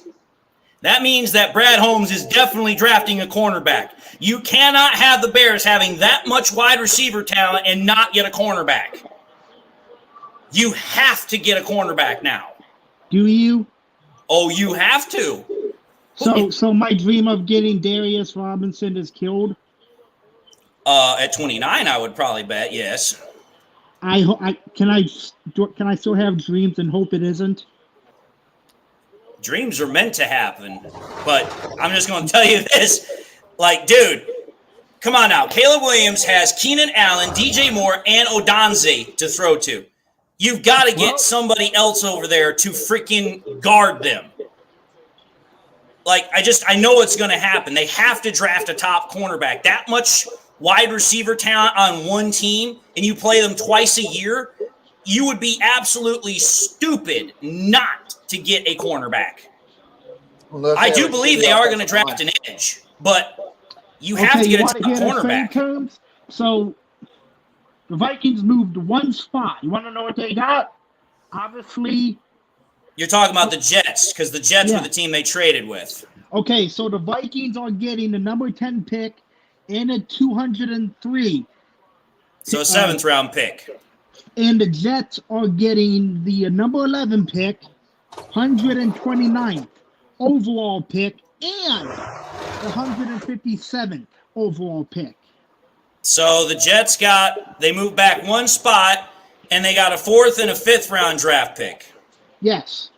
And so, in essence, what happened here is that the Vikings gave up a pick and got a 7th round back, and the Jets gave up their pick, moved back one spot, and picked up an extra 4th and a 5th. Yes.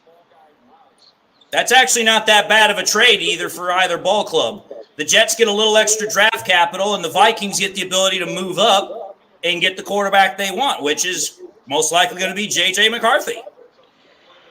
The Bears are going to be pain in our asses. Rich Forrest, I don't know if the Jets are going to take Brock, but they're going to have to wait another pick because now the Vikings are in their spot. And I expect the Vikings are taking McCarthy. Hasn't been made yet. No, it hasn't been made yet, but I'm willing to bet you money that's what's going to happen. Pick is in. Vikings pick is officially in. I would take your money, but I don't do that.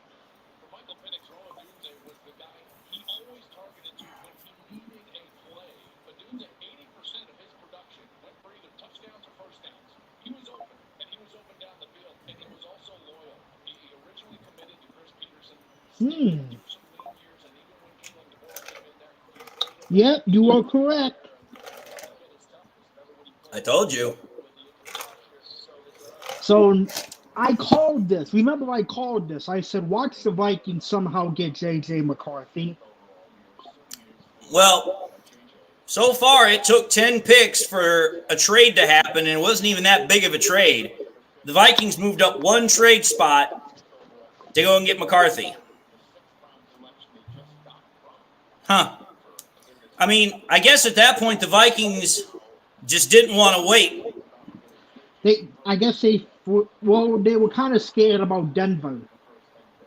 Well, maybe. They also could have been potentially scared that the Jets might have drafted McCarthy to learn under Rodgers and let him be a mentor.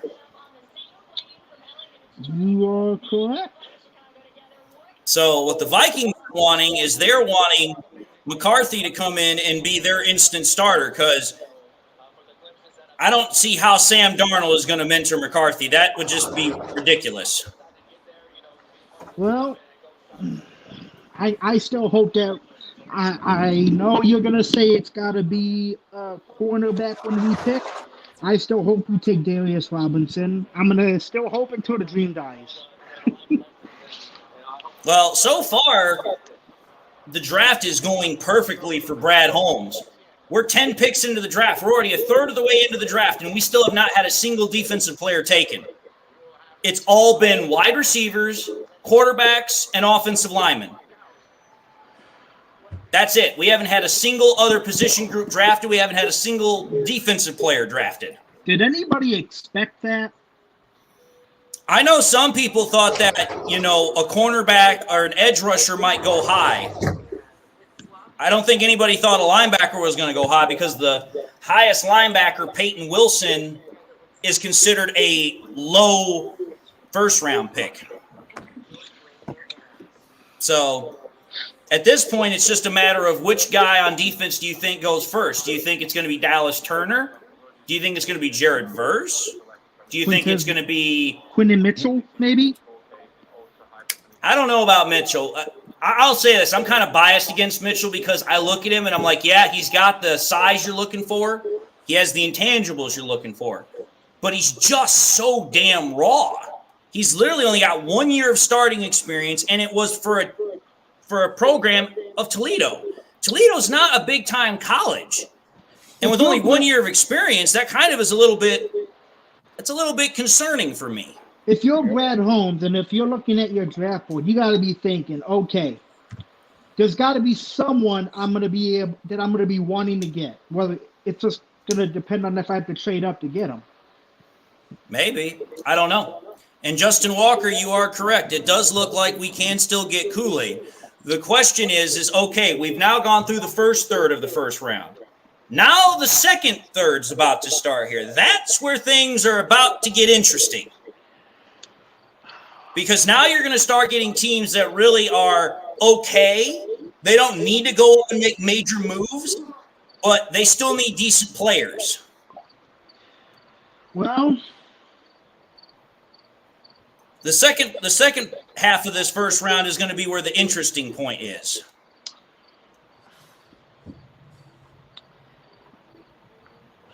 I swear, I always say this, I wish I was the fly on the wall in Allen Park, just so I could see. Oh, the Jets pick has already been announced too. Oh, who did the Jets take? Tight end Brock Bowers. No shocker there. So the Vikings pick hasn't even been announced on television, but the Jets have already announced their pick. One of my Chicago Bear friends is beefing up his picks already. Of course he is. You got Caleb Williams and you got Odunze. Of course he's going to be beefing them up because he's going to be like, our offense is unstoppable. And it's like, every offense is stoppable. I'll be like, you want to know what he told me? He tagged me, and he was like, Andrew, be afraid. Be very afraid. I'm like, I'm not afraid of you. You know what I would say to him? The streets of Chicago at night? That's the only thing we need to be afraid of. You want to know what I would tell your Chicago Bears fan? I would type to him 2013 Denver Broncos Super Bowl. Remember that Super Bowl? Peyton Manning with all that offensive firepower, and they got completely shut down. Stop tagging me. I get it. You got a Doomsday. Just text him Lori Lightfoot, and that will end the conversation. Yeah, double doink. Like, I get it. You got own Doomsday. Congratulations. Stop rubbing it in my damn face. Who gives a shit? We have St. Brown, who's going to be better than he ever will be. So fuck him. And I'm pretty confident that J-Mo's about to have a pretty damn big year this year too. I'm betting on it. I gotta ask this: are we ruling out a possibility of a wide receiver at pick 29? Absolutely. Yeah, I'm not taking the possibility of us drafting a wide receiver at all. I still think we might take one in the fourth or third. The third round is the highest I'd say, but I think fourth or fifth is probably more likely. And the reason I say fourth is because I do expect that Brad Holmes is going to make a trade at some point.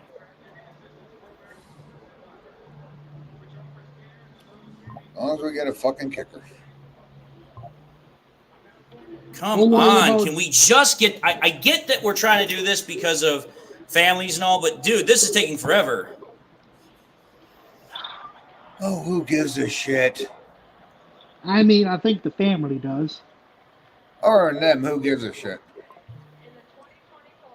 They're kind of... We have literally known about this pick for the last 5 minutes, and now we already know about the Jets pick. By the time the Jets pick's announced, we're going to know about the freaking, Denver Broncos pick. What do the Broncos do? I think they got to take a quarterback. And the only quarterback is Bo Nix. Well, they have Zach Wilson, so there's that. No, they don't. Yeah, they do. The Broncos traded for Zach Wilson. So. That motherfucker. Jesus Christ. Well, we get to face J.J. McCarthy twice a year. Ooh, the Jets don't the Jets do go offense, but it's not a quarterback. I already announced who the pick was. Yeah, I took a tight end. Yeah, they took Brock Bowers. I said that literally like 4 minutes ago. No, it's not Brock Bowers. It's not Brock Bowers. It's an offensive tackle. AJ! The Jets go offensive tackle to protect Aaron Rodgers. Why? He's dead. All right. Dave, do you think Brad moves up to 12? We like 12. 12 is a good number. Could they? I mean, they could. But I doubt it. I don't see why he would move that far up when the draft board is kind of going the way he wants to. NFL rumors lied to you, David. It's not Brock Bowers. And we still need to pay everybody, let alone another top 15 pick. You want me to tell you who it is? Nah, it's all right. But if you say it's an offensive lineman, and it's a tackle, it's got to be a blindside tackle. Yeah. I'll tell you the school. Big man from Penn State. Yep. Penn State offensive tackle is going to the Jets. Do you think if Dallas Turner or Jared Verse probably fall into the late teens, you think I didn't think Dallas Turner would be still here. I didn't think Dallas Turner. So the Jets are taking the Penn State tackle, Faniawu or whatever the hell his name is? Yes. I just always say Caleb Williams' friend. I mean, I guess that makes sense because it makes sense for one simple reason. I mean, Aaron Rodgers says he wants to play for another 3 to 4 years, so they need to draft somebody to potentially protect him, but it's like Rodgers is 39 years old. He got hurt off of it wasn't a non-contact play, but it wasn't exactly a very heavy contact play either. His Achilles just popped. Okay. He needs to He needs to lay off the peyote or whatever the hell he did. He ain't For playing the enough. first time in NFL history, there has been no defensive player drafted in the top 10. The top 10. Yeah, I told you there was a possibility that was going to happen. When you take a look at most of these teams in the top 10, they're looking for offensive playmakers. I literally said it. I was like, listen, you've got 4, 5, maybe 6 quarterbacks. You've got 4, 5, 6 wide receivers.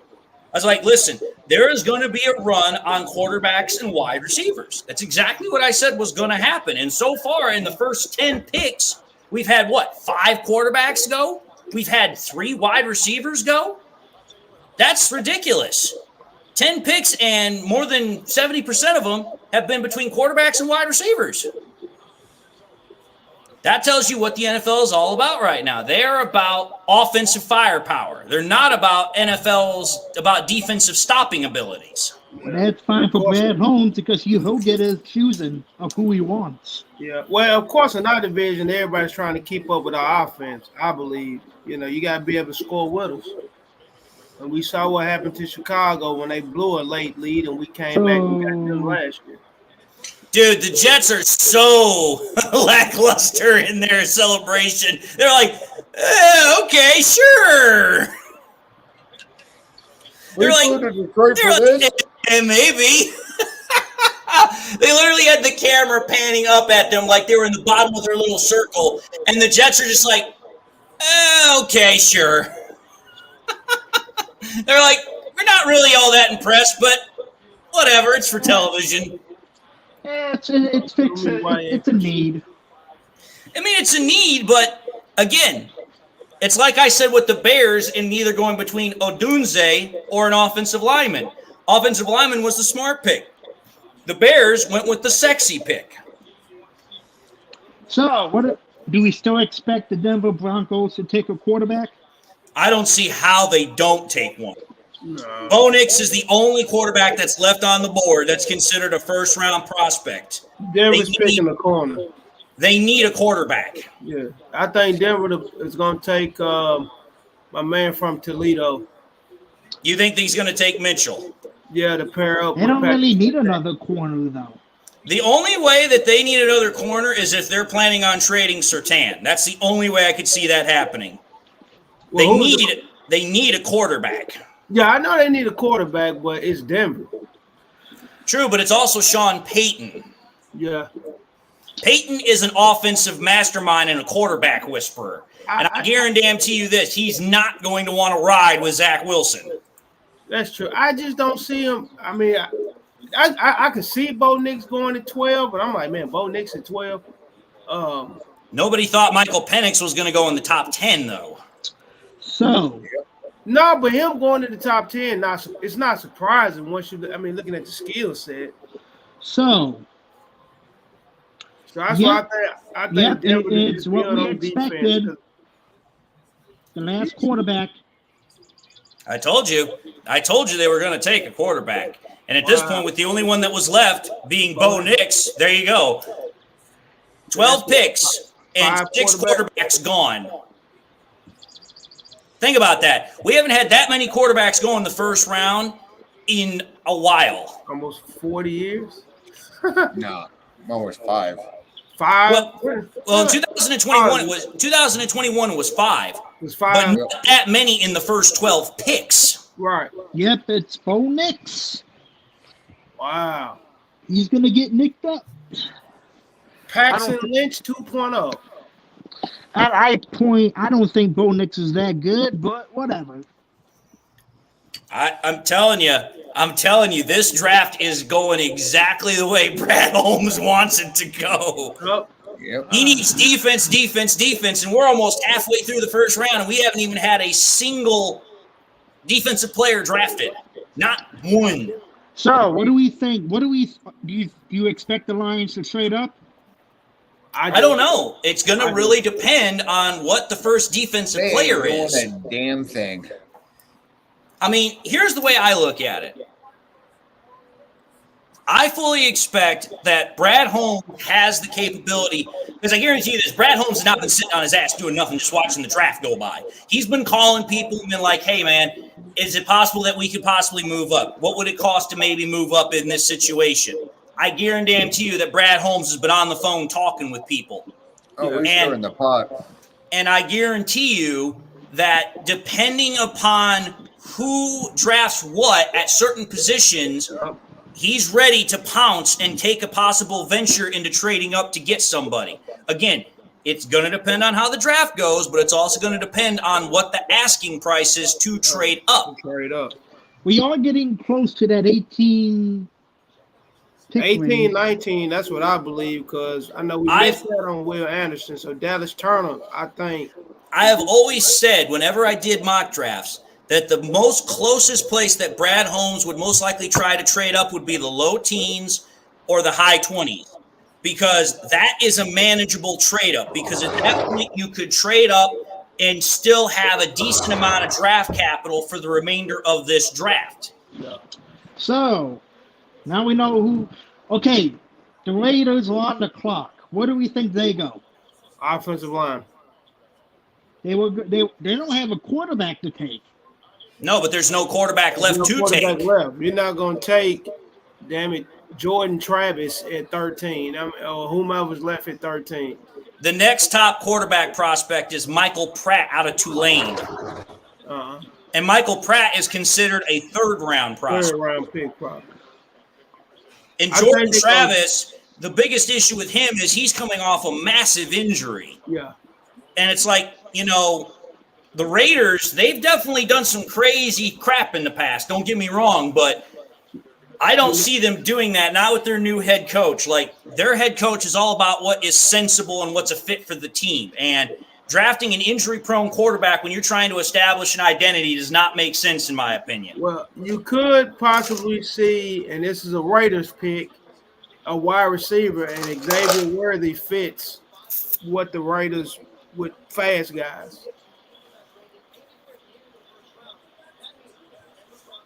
Or a Dondiai Mitchell, one of them. I could see them sliding right there because Raiders like fast receivers. So, yeah, I was right. We haven't had a draft like this, as far as this many quarterbacks being drafted, since 1983. And when that draft happened in 1983, Dan Marino was still on the clock, or still on the board at pick 27. So we've literally gotten the same amount of quarterbacks drafted in that draft in literally half the draft picks. That tells me that these quarterbacks are getting – I said this, and anybody that's seen my previous videos, you guys know exactly I said this. I said this is what's going to happen in this draft. You are going to have teams that are going to reach for quarterbacks. They are going to reach far, and they are going to reach heavy. Well, now there's no more there is quarterbacks, but now. Well, there's quarterbacks, but I'm telling you this right now. If a team thinks that they can get one, do not be surprised if they reach again. Yeah. I think you could have a run on defensive ends. I'm just curious, what is 13? Between 13 and 18, I think we could have a run on D ends and corners. So the next best quarterback is Spencer Rattler. What? No. Spencer Rattler. Oh my God! Don't do it. Don't do it. Spencer Rattler is the epitome of cancer for a locker room. He will literally destroy locker rooms with his attitude. And if you watch the QB1 show when he was on it in high school, he was a turd then. I did watch it. That's why I say what I say. I'm just saying what the next best quarterback is. Yeah, well, that ought to tell you something. How far of a drop-off there is from the top 6 quarterbacks to the next one. A big drop-off. Spencer Rattler 2 years ago was considered a potential first-rounder. Now he's looked at as like a late day 2 prospect. Make a trade for Hendon Hooker. Unless somebody wants to take him in the first round. Dude, you'd have to be on some severe drugs to do that. Well, watch it be the Raiders. Well, just trade for Hendon Hooker. We'll be fine.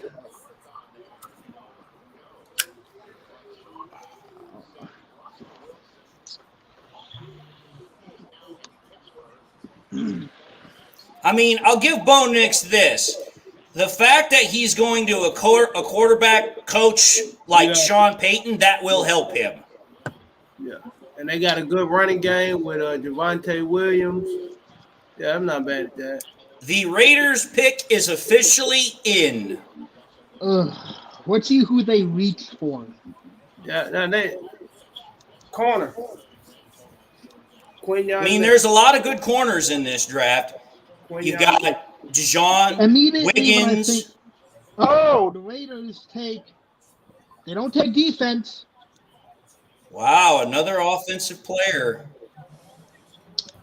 You wanna guess who? I'm betting it's either a wide receiver or lineman. I'm going Frazier from West Virginia. Nope, it's none of those positions. Running back. No. Running back was going to be my next option. Brock Bowers? Yep. The Raiders take a tight end? Yep. That is a Raiders pick. You need, you need a running back, you need a quarterback, you need offensive lineman. What do? You draft a mother flipping tight end.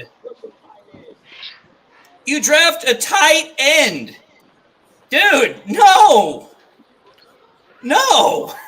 Hey, that's okay. Let those get in, slide right to us. Oh my Lord, Atlanta. You draft a tight end, Raiders. Oh my Lord.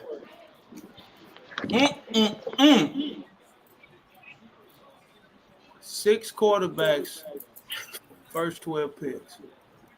I'm telling you, this is shaping up to be a really ridiculous draft. I can't understand why the Falcons would take Michael Penix. I understand the strategy, but I don't understand why him. And I can't understand why the Raiders would take a tight end. I think my mock drafted better.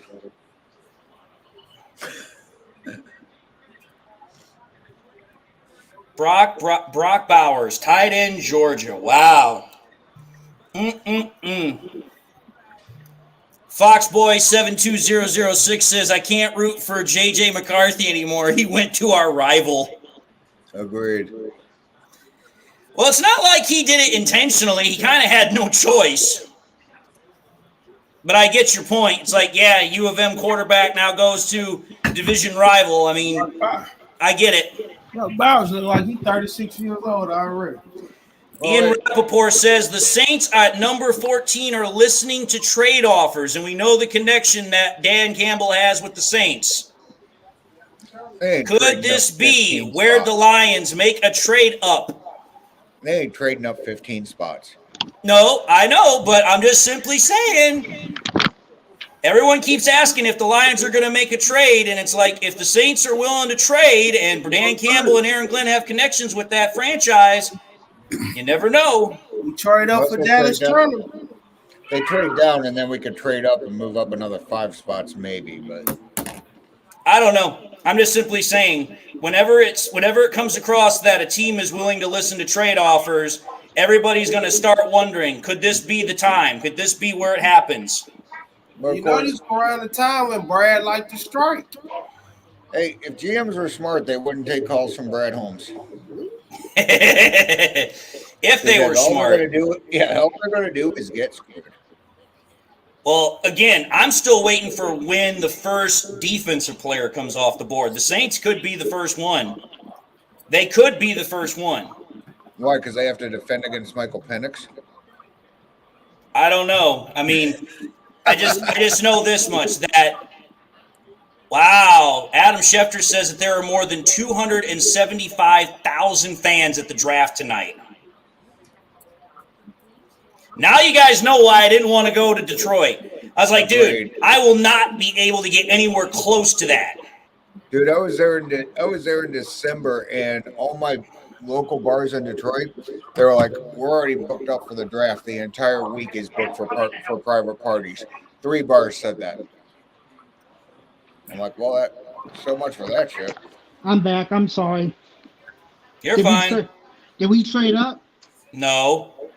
The Saints are saying they're opening to trading, and we've been talking about if the Saints could be the place where the Lions decide to trade up, but nothing has officially happened yet. I mean, Andrew, you didn't get you didn't get it. It's already been announced to all of us. You didn't get it? No, I was hoping You're lying. He's just busting your jaws. He's just busting your jaws.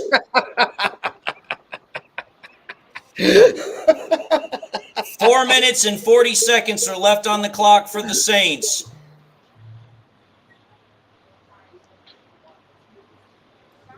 Still waiting for word on if the pick is in or if they're trading it.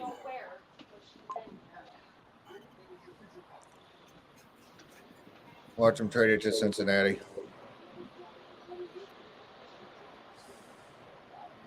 Jeremy Fowler just tweeted, "What a year to be a defensive player." I mean, it's true. I mean, come on now. Like, we're halfway through the draft, and not a single defensive player has been drafted. This is a dream scenario for Brad Holmes.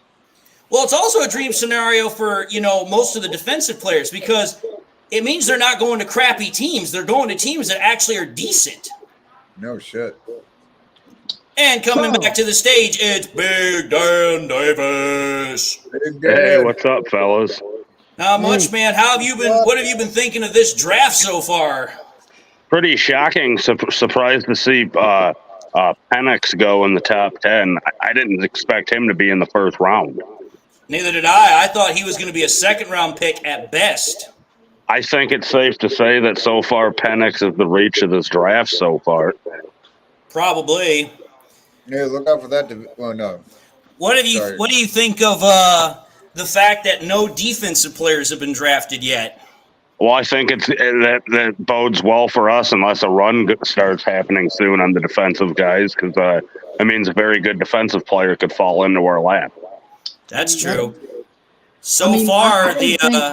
I didn't think that there would be 13 picks and no defensive player.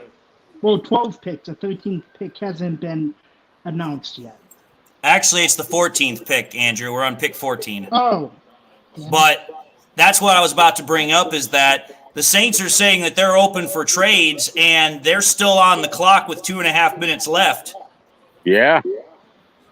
Could this be Brad Holmes trading up with Dan and AG's former team here? And you have That's what I brought up, but some people are saying that Brad's not going to trade that far up with the way the draft is going so far. Yeah, because he'd have to dip into his future draft capital because this year we traded away our only extra pick for Carlton Davis. So I understand why they think it.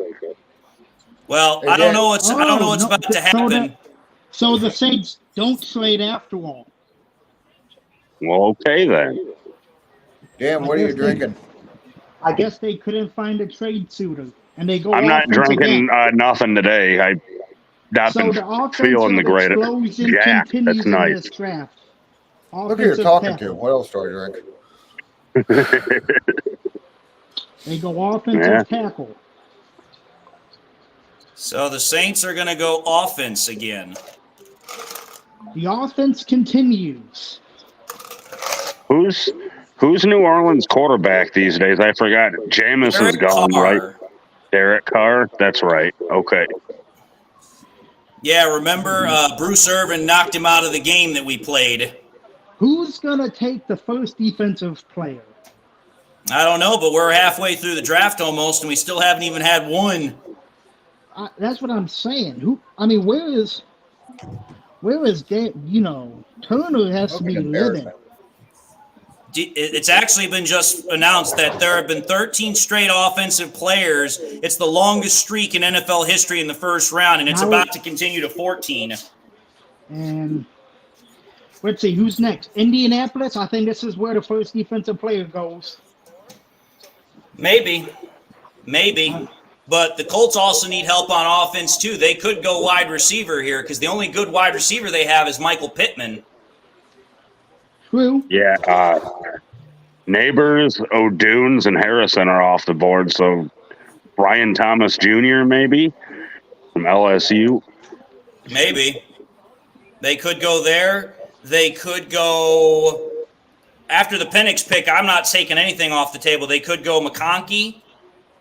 There's a couple of wide receivers that are still out there that they could go with, and if they're trying to give the first-round quarterback they drafted last year another weapon, that would make the most sense to me.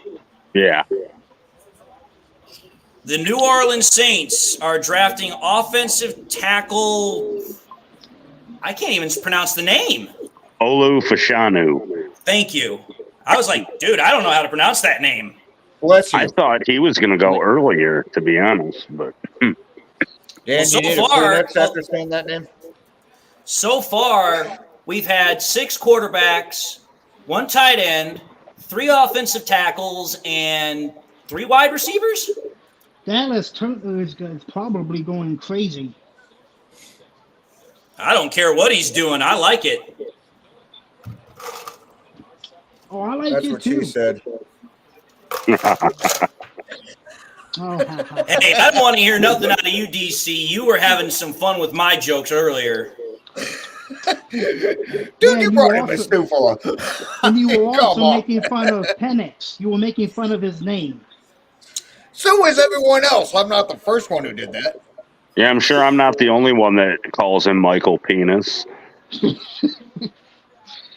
And that's where that's where I said, well, S and X don't have a connection. I'm like, well, actually, yeah, they do. And that's where DC said, yeah, it's an E. And I said, yeah, it's a 3-way connection.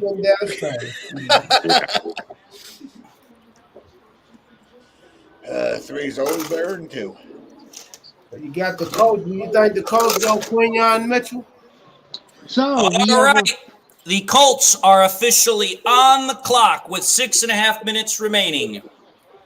Well, let's see what the Colts do here. Does the offensive juggernaut continue?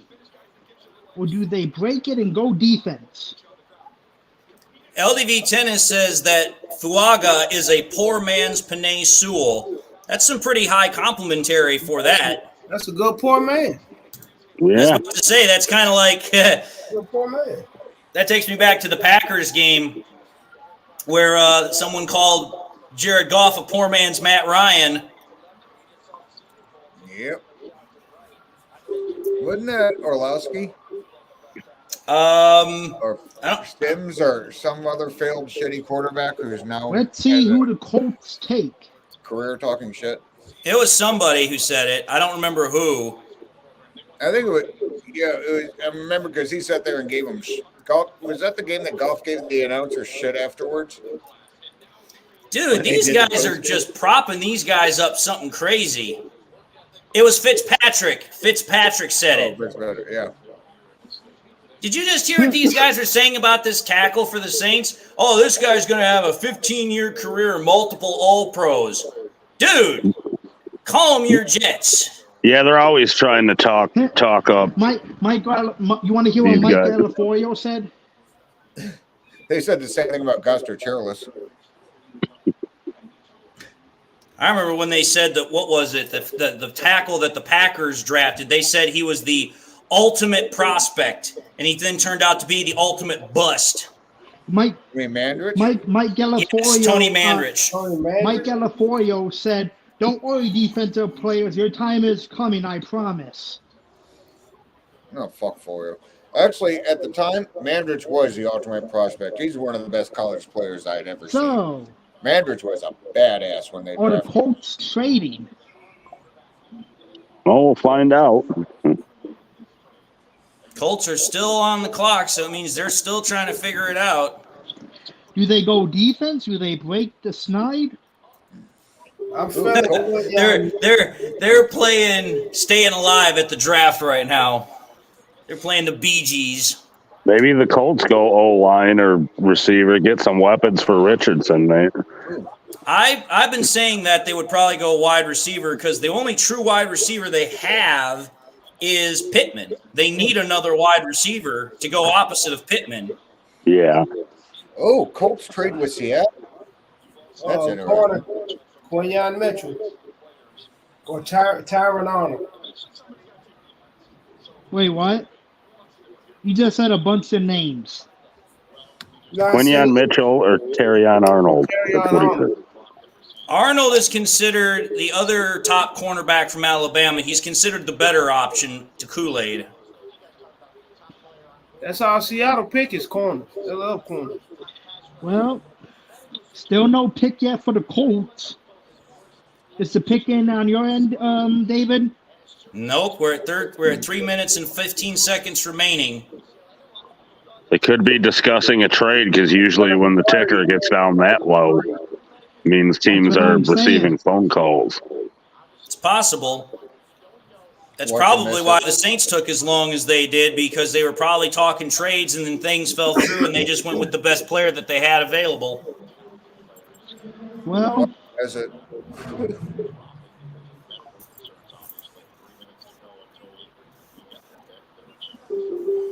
Let's see. Let's see what happens. Still no The Colts official just, word yet. I know what the pick is because I just got a notification. They're taking Edge Liatu Latu out of UCLA. LA. Oh, That's not bad. wow. So That's a reach.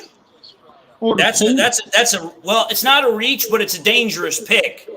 Because he's known to he had a major neck injury in college, so you're taking a risk with a guy that's had a serious injury. When he was at Washington, he had a neck injury that had him medically disqualified from playing. Well, wait. I see Detroit on the I'm on NFL Network now.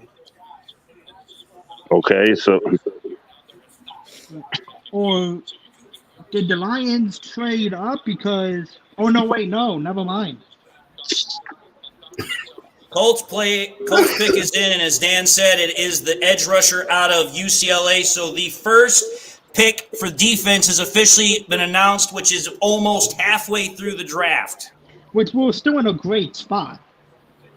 Well, think about it. Nobody thought that Liatu was going to be the first edge rusher. Everyone thought it was either going to be, the edge out of Alabama, or it was going to be freaking Verse. They thought it was either going to be Turner or Verse.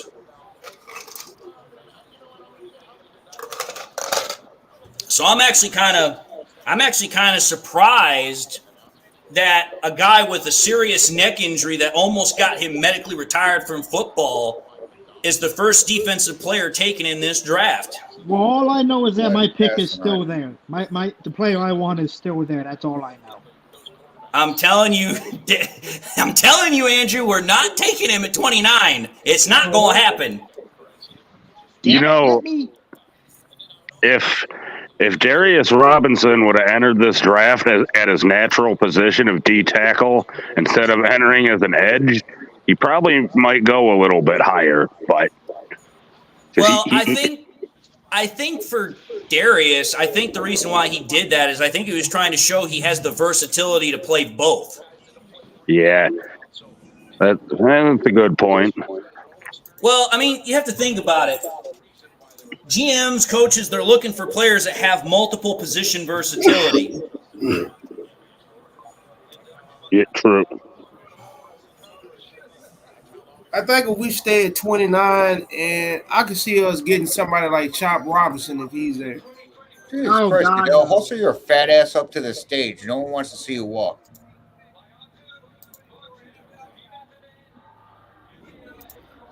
If we take Chop Robinson, I swear, he's one of the most overrated prospects, in my opinion. So now we have to ask the question, with the first defensive player taken off the board, will there now be a set run on defensive players? Yeah, that's what I'm thinking.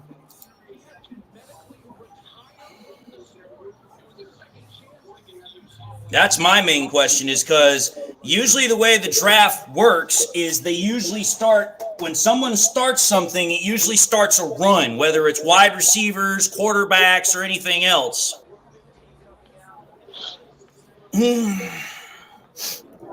LEV Tennis asks, which one of these 6 quarterbacks will be a bust from this draft? Only one. Pick only one. If I had to choose the one... Bo Nix. No, I don't think Bo Nix is going to be. He's got the best coach to learn from right JJ now. McCarthy. McCarthy might.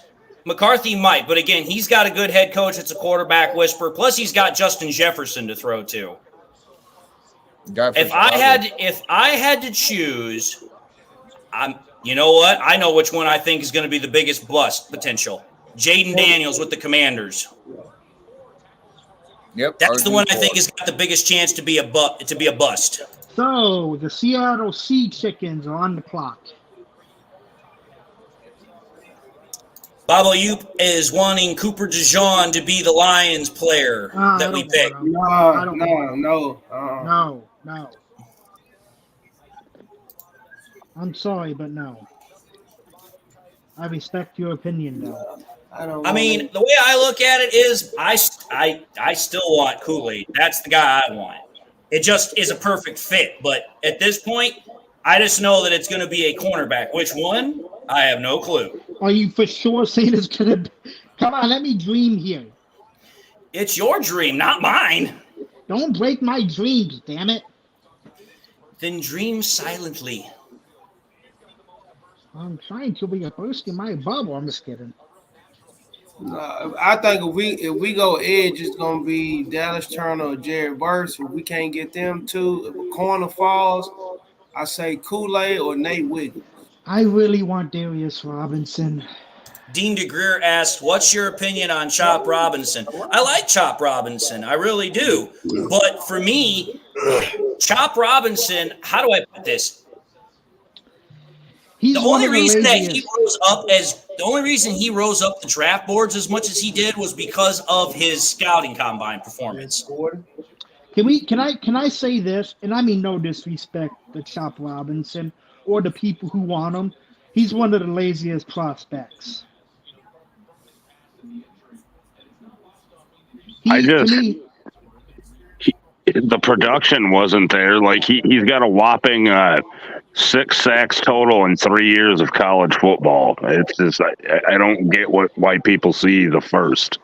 I don't want him. I just don't want him. Well, that's always been my issue with people that want to talk about Chop Robinson is like, does he have the versatility? Yeah, because he can play linebacker as well. Does he have the explosiveness and the athleticism? Yes, he does. But where the hell's the production? You can't say you're a top edge rusher if you have no production or very little production. I just can't. I can't. Chop Robinson would be one of the players that I would question, and I don't do this often with Brad Holmes. I would literally question why Chop Robinson, because I don't see the production. I've watched him play. I don't see it. Well, one thing I've learned when it comes to Brad Holmes is that there's always a reason. There's literally always a reason why he does what he does. And he has said that fans are probably not going to like the pick. Like I said, when it comes to me, I think cornerback's just the best option here because it's the one position that we need to have another top player at because there are a lot of good receivers now that are in this division. The only position that I'm not really worried about with the Packers is wide receiver because they haven't really shown much there yet. But the Vikings have Justin Jefferson. The Bears now have got 3 really big, explosive wide receivers. So it's like, listen, you need another cornerback to be able to compete in your own division. I still want to also get an edge rusher, but it's like, listen, you got one guy in Aiden Hutchinson. The dude had over 100 pressures by himself last year. You just need to get another good one to go opposite of him. You don't need an elite one. That's Darius Robinson. That's why I want him. Well, we also have Houston back and healthy. You also have Fisco. We have depth at edge. We have more depth at edge than we have corner.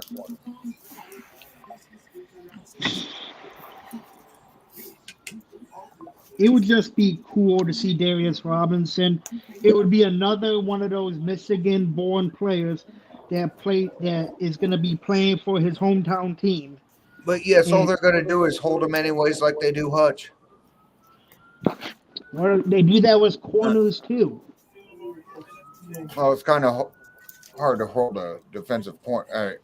cornerback. But yeah, I mean, if you don't get the holding calls, you could have the. So the defensive continues now, but it's not a corner. Means it's probably an edge rusher. No, DT. DT. Better not be Brandon Fisk. No, it is not. Then who would be the defensive tackle? Because defensive tackle is not considered a really big draft class this year. What's the kid from Texas? It's Byron Murphy. Byron Murphy from Texas. Now that I could see. Byron Murphy, he's a beast in the middle. Undersized, but a beast. When I look at Byron Murphy, I get kind of like what is it? I get John Randall vibes. This is a steal. Byron Murphy wasn't supposed to last this long.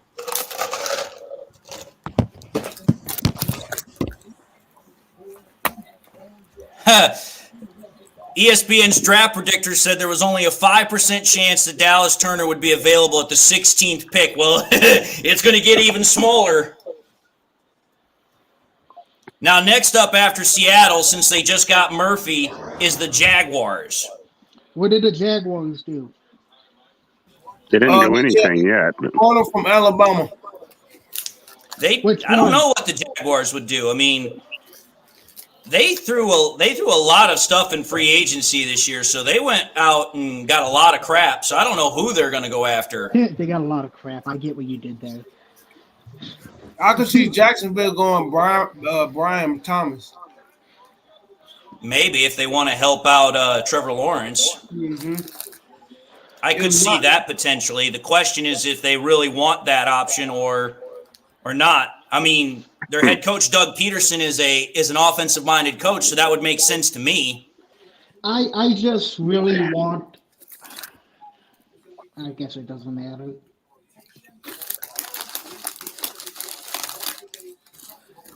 I'm kind of I'm not okay. It wouldn't be a disappointment, but it's like when you really want a player and it doesn't happen. It's like, and he's still on the board.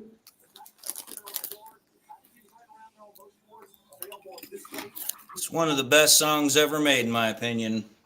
Which one? God Bless the USA by Lee Greenwood. Oh, yeah.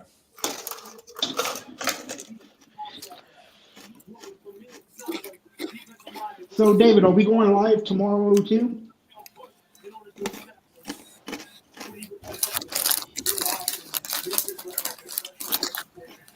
If Jacksonville doesn't go receiver, then I see them going Terry Arnold. David, are we going live tomorrow? Yeah, we're going to go live tomorrow. I don't know if I'm going to go live day 3 because day 3 is ridiculous. Yeah. That's 12. That's like 12 to 7. That is like 7 hours of draft coverage. I'm a fanatic, but I ain't that crazy. We tried to do that one year, didn't We we? remember when we did that one year when we stayed the entire. Dude, I was exhausted by the time, and I was just sitting there. I know you were barely talking. I was looking at you, and I was like, "David, are you breathing?" You're like, "Mm-hmm." I was exhausted. I was tired because we literally just sat there the whole time, and it's exhausting sitting there and waiting. Oh, the Jaguars traded with the Vikings. Wow, the Vikings pull off 2 trades. No. What? Is it possible that the Vikings could be trading up again to go and get a wide receiver to pair with J.J. McCarthy? No. And could they possibly be going to get his buddy from college, Roman Wilson? How crazy would that be? Oh, God. You trade up and go and get Roman Wilson to pair him with your college quarterback that you just drafted. Oh, God. Now think of that one. Justin Jefferson, a potential Roman Wilson, plus DJ Moore, Keenan Allen, and Rome Odunze. Okay, here's the official trade compensation. The Vikings traded up to 17 for the 23rd overall pick, the 167th overall pick, a 2025 third, and a 2025 fourth. Vikings are going all in. They are trying to get that offense back up and running. Fuck them. Tree Nymph says, guys, NFL scriptwriter slipped up and my inside guy sent me the script. Terrion Arnold falls to the Eagles so the Eagles can keep only drafting Alabama and Georgia players only. I mean, it's not wrong because last year that's all they drafted in essence was Georgia players. They were the freaking Philadelphia Bulldogs. Where do we think the Vikings go? I think they go wide receiver. And I think they go Roman Wilson. I would not be surprised that they don't. And I think it's going to be another shocker because they drafted. You want to know who they picked? Was it a wide receiver? No, it was not. It was defense. You're going to be so angry. Let me guess. It's a cornerback. No, it's a D end. Dallas Turner? Yep. Huh. Dallas Turner is a Minnesota Viking. And the plot thickens. Huh. Well, that makes sense because they lost Daniil Hunter. So they definitely need an edge rusher. But I'm sorry, Dallas Turner is not going to get past freaking Penei Sewell. Penei Sewell is going to take him to the woodshed. So do we expect Brad Holmes to start making phone calls now? Maybe. It is pick 18. And we are getting a little frenzy of defensive players. Not a lot. Well, we'll see what happens. All right. Let's see. Now Cincinnati's on the clock. Now, I could see Cincinnati drafting an edge rusher here because of the Trey Hendrickson talk of trade. And possible retirement. Yep. And there's also the possibility they could go wide receiver because the guy that they just put on, that they just, what was it? I think they just got, he also expressed he wanted to trade. So they could go edge, they could go wide receiver. They also could go ways. They could also go offensive line to keep trying to add more protection for Joe Burrow since he just went on IR again last year.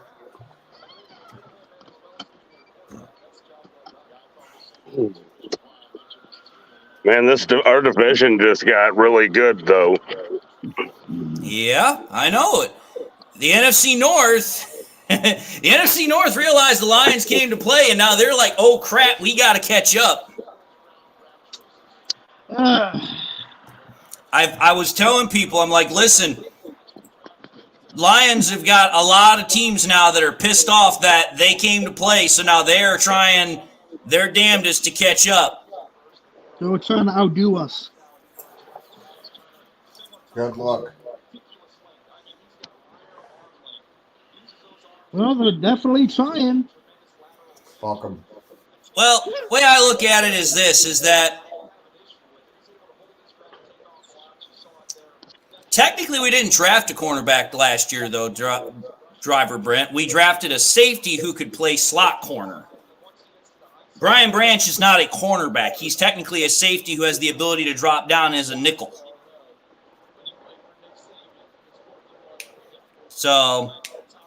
But the way I look at it is very simple here, is that the way you have to think about it here. So far, the only teams that have drafted from the NFC North are the Bears and the Vikings. The Vikings drafted a quarterback, which they obviously needed. The Bears drafted a quarterback and a wide receiver, and the Vikings just drafted a freaking they just drafted a freaking edge rusher. So what it tells me is that most of these teams in our division are trying to beat us with their offenses because they think they can take advantage of our defense. It's not going to be easy. That's for damn sure. Then I think the Rams are up next. Yes, they are, after the Cincinnati Bengals. I think they're going to maybe look for a replacement for Aaron Donald right here. So Maybe. the Bengals. The Bengals pick is just in. Offensive tackle. That doesn't. Am I breaking any rule? I didn't say the name. No. I just said I don't mind it. I just said don't mention the name. You can say who it is. Well, But that doesn't surprise me. I told you that I told you that the Bengals were probably going to want to go with an offensive lineman possibly to continue to get more protection for Joe Burrow. They literally just had him on IR last year. I don't know if you're going to think this is a reach or not. It depends on when you see the name. Is it Penei Sewell's cousin? No. Then I don't know who it could be then. Is it the tackle out of Yale? No. Then who the hell is it? Is it Graham Barton? No. Who is it? Mims. Marvin Mims? Amarius Mims. The tackle out of Georgia. Yes. That guy is huge. That's not really a reach per se because Mims is considered kind of like around the 20 range. So pick 18, that's not that far of a reach. It's actually okay. That's not that bad, actually. That's actually a pretty good pick right there because they get a tackle to protect Joe Burrow, which is something they need.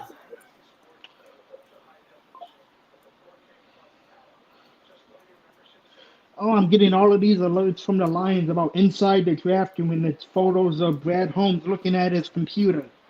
Yeah, I saw the same thing. They're just trying to let Lions fans know that, hey, we're still here. Well, we know you're still here. We're just waiting. We didn't think. My head's starting to get a headache. Yeah, that happens. I had to take my hat off, too.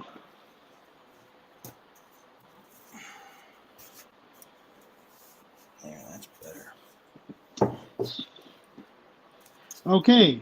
What do we think the Rams do? Rams could go a number of ways. I know they're not going to go wide receiver, but they could go running back. They could draft a quarterback to mentor behind, Stafford. What if the Lions shock us all and go wide receiver? I don't see them doing that. You said we wouldn't go running back last year. Yeah, but here's the thing, though. Running back made sense to possibly go because we only had one. So for me, we don't need a wide receiver, though. We've got J-Mo, we've got St. Brown. Yeah, so it's like we don't have Raymond. Yeah, we do. Khalif Raymond's still on the roster. The other Raymond. What other Raymond? Jared Goff's security blanket. That's Reynolds. And Josh Reynolds, yeah, that guy we don't have, but I don't see us drafting a first-round wide receiver to replace Josh Reynolds. You can get a guy like, Tez Walker or Brendan Rice in the third or fourth round. That makes more sense. Again, I fully expect that the Lions are going to draft a cornerback in the first round and then an edge in the second. That's what I see is going to happen.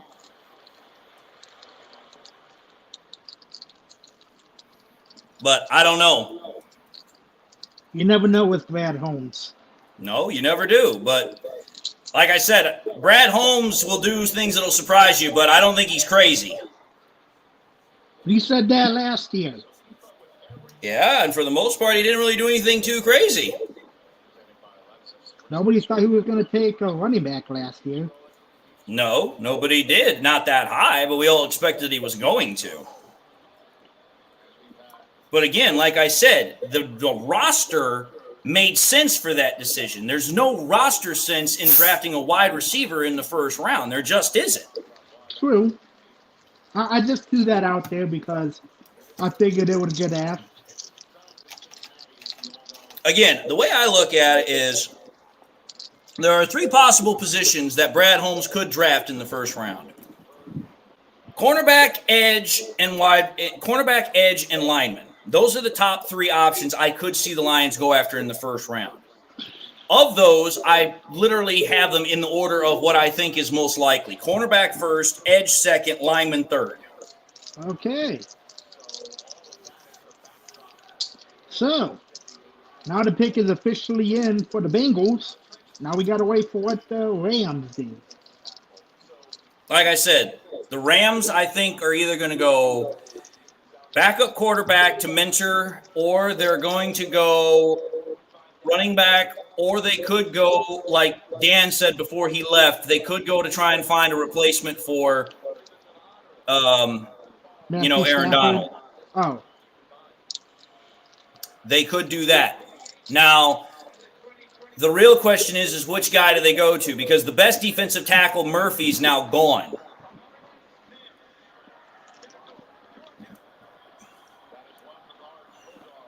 Well, the reason why I don't usually not wear a hat, Bunny King, is because I like to wear hats.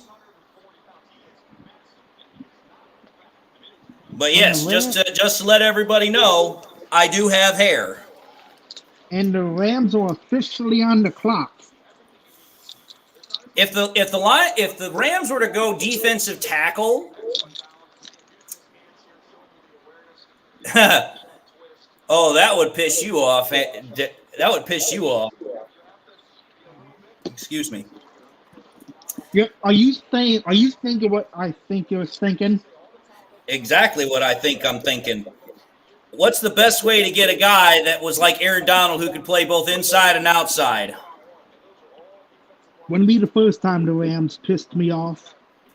Just saying, the Rams could decide to say, hey, let's go and get Robinson, a guy who can play inside and outside. Just saying. They could do that. The Rams have done strange things like that. And if that happens, you'll see my exact reaction. Well, I'm not going to see it, but I definitely am going to hear it.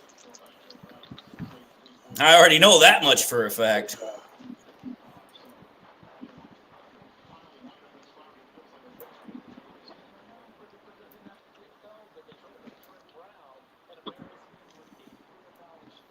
It's interesting, though.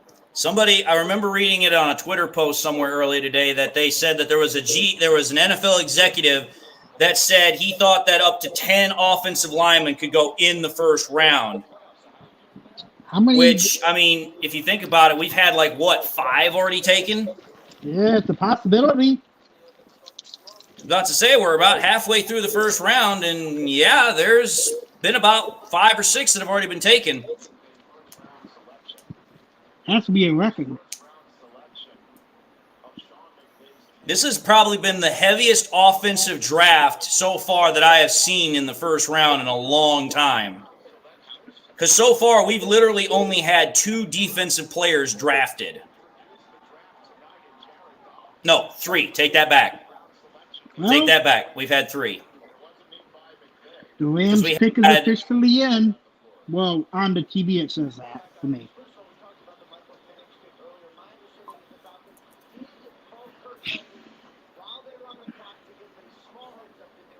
Unless they trade it. I don't see why the Rams would trade it. They waited a long time to make a first-round pick. I'm trying to just think here. The Rams are just going to be the Rams are in an interesting predicament right now because they got to figure out what they're going to do for their future, because I don't know how much longer Stafford's going to be able to play. That dude has had a literal litany of injuries. Well, Spencer Rattler is still there. They can take him. There's no way The Rams are drafting Spencer Rattler this early. Ooh. So the Rams do take a defensive end. That does not surprise me. But that means that most likely they probably are taking Chop Robinson or Verse. You were correct on the second one. Jared Verse to the Rams. Well, for those Lions fans that were wanting Jared Verse, he is officially off the board. He is going to be a Los Angeles Ram. Well, my pick is still alive. I live another day. I live another pick, is what I should say. Because I know somebody up here, who was it? Somebody up here said, go and get Jared Verse. I'm trying to remember who it was. Here it was. It was Trent Van Gilder. He was like, Verse, Verse, Verse, Verse. Well, Verse is gone. I mean, it makes sense why they would go after him. They just lost their best pass rusher. Verse is considered one of the best pass rushers in the draft. Now with Dallas Turner gone and Leatu gone, Verse is the next best option. So it's like, hey, you gotta go with what makes sense.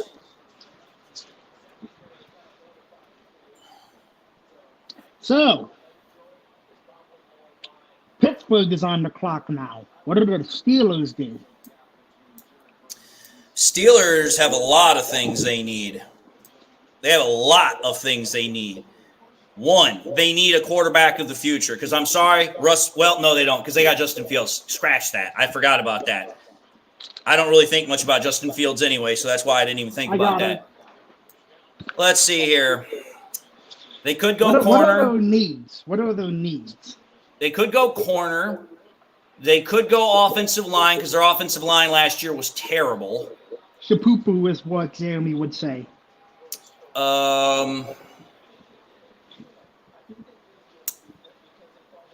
They also could go defensive line, edge. It's really interesting to see what they're going to do. This is one. Now I think the Lions are going to hold back because we're only like what? I don't think the Lions are going to trade up. I think the Lions are going to sit at 29 and they're going to let the board fall to them, and that's what they're going to do. Now, if they decide to sit and wait till 29, they could, if they feel really frisky, decide to trade back. Now, I know that would piss off some Lions fans because they'd be like, we waited all this time to get a trade out of the first round. And the draft is in Detroit. Yes.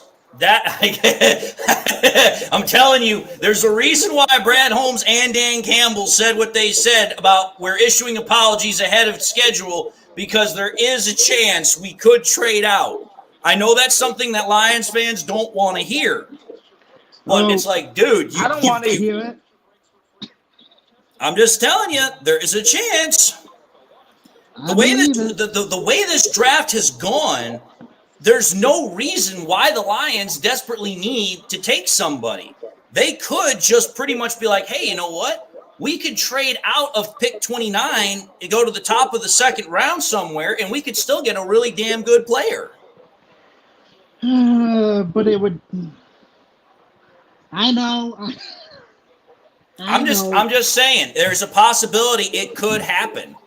There is a possibility because the way the board has fallen so far, there's no need for the Lions to trade up. There's absolutely none. So at that point, then it's like, okay, if there's no reason for you to trade up, then your only options left are either to sit at 29 and draft. But if the board continues to fall the way it has been, and it's mostly offensive players, then you could trade out, pick up more draft capital, and make more draft acquisitions this year and next year. So, what do we? Now we're waiting on the Steel Nation. I still expect that they're going to go something defense. That's what I think. But at the same time, I also think that they could go offense because last year their offense was horrible. I think they had the worst, if not one of the worst offenses last year. So they might want to go out and get an offensive playmaker. I don't know. The Steelers are one of those teams where they can go a literal multitude of ways. I don't know which way they're planning on going. Well,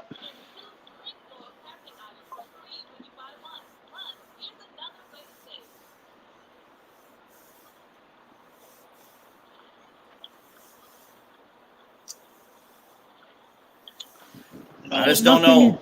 I don't know. Nothing has been announced yet. That tells you something. Not necessarily.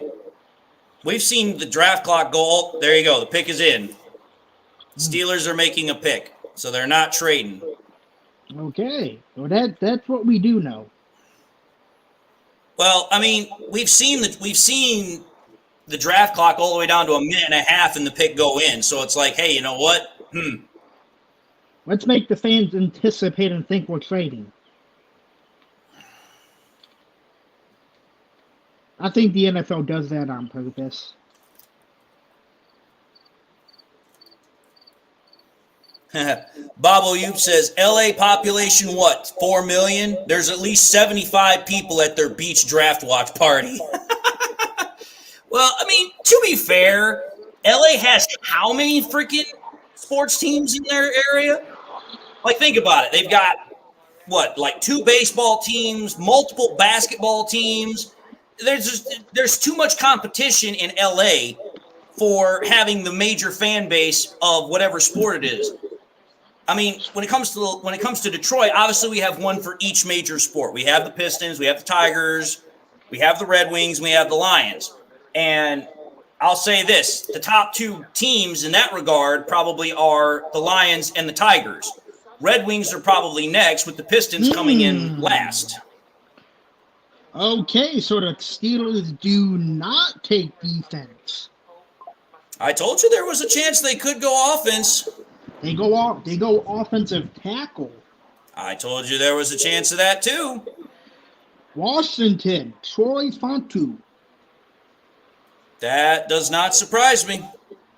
They're trying to, because they're wanting to get more offensive line protection, not only for, Russell Wilson, because he's getting slower as he gets older, but they're trying to do a better job of making life easier for their running back, Najee Harris.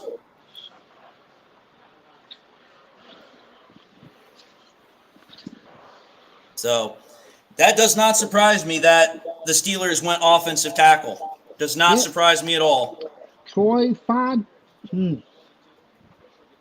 Yeah, and Troy, whatever his name is. That's what I'm going to call him. Because I can't pronounce his last name.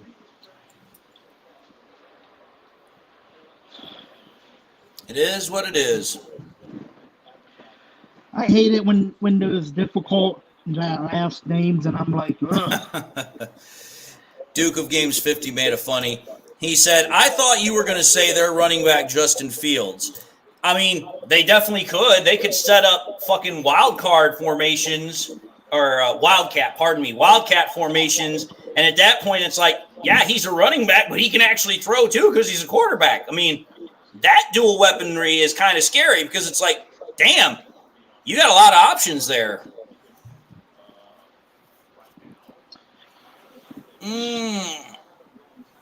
Yep. Well, so now the Miami Dolphins are on the clock at pick 21. Dolphins, I think, are almost exclusively going to go defense here. Their offense is one of the best in the league. I think they're going to go corner. They might. They just might. Now, they also could go running back because I think the weakest area for the Dolphins is running back. I expect them to go corner. I expect them to go Xavier Worthy. Ooh. Add more speed. I don't know if they need more speed. Between freaking Waddle and Tyreek Hill, they've got more speed than virtually any offense in the NFL, except maybe the Lions. So. Ooh.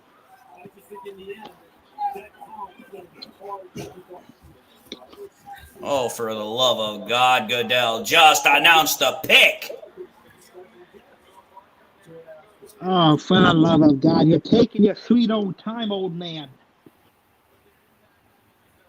Tonight, 32 young men will embark on their NFL career.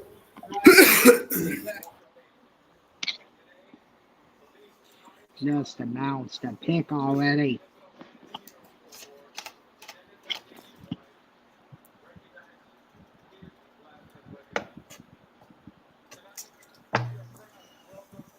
Nobody cares. All we care about is the pick being announced. He's just killing more time. They do this to try and slow crap down because it's all about ratings. It's all about money.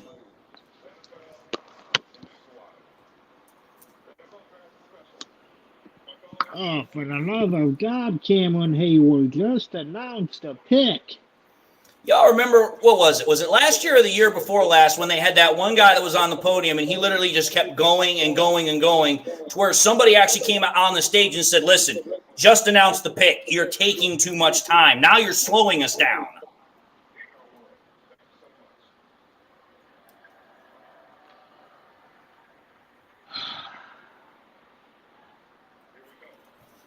You do realize that if the Lions do pick, they're going to take forever to make the damn pick. I guarantee you they will. They will try whatever they can to slow it down. And I can tell you this, we're not patient people. Well, at least Brad Holmes isn't when it comes to announcing picks. And when he's had to wait this long, I guarantee you he's going to be like, announce it, announce it, announce it. How do you think the fans are going to feel? I don't know, but I'm pretty confident they've been waiting long enough. All right. It's going to suck if we wait this long and we get to our pick and all of a sudden we trade down. I'm like... The Dolphins are on the clock with about 3 minutes, 20 seconds left. Okay. I could definitely see the Dolphins getting Quinyon Mitchell to pair with Jalen Ramsey. Well, we're about to find out. They've got 3 minutes left to choose. They don't have that much time. Well,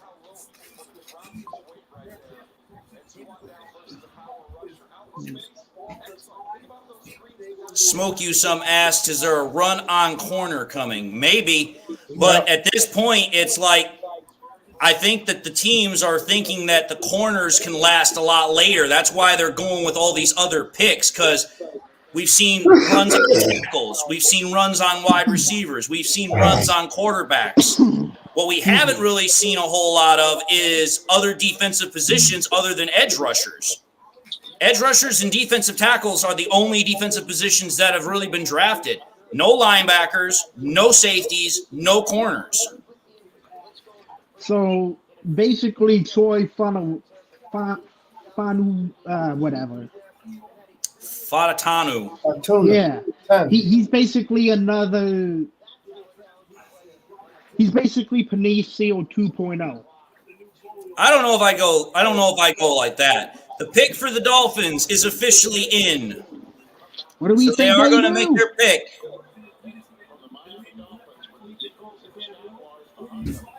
We're going to commercial. Of course we're going to commercial. Draw out the suspense.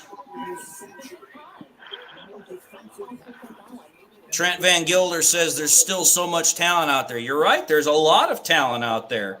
There's a lot of talent that the Lions can take advantage of, because this is a team that has shown they don't need offensive talent, which is what everybody's going for. They need defensive talent, which is what most people are avoiding.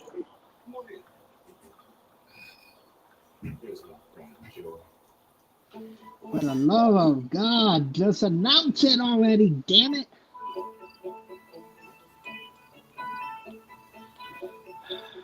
The way I look at it is I'm not fretting it. Like I said, the Lions are in a very good position right now. I expect them to make the pick, though. I don't expect them to trade down.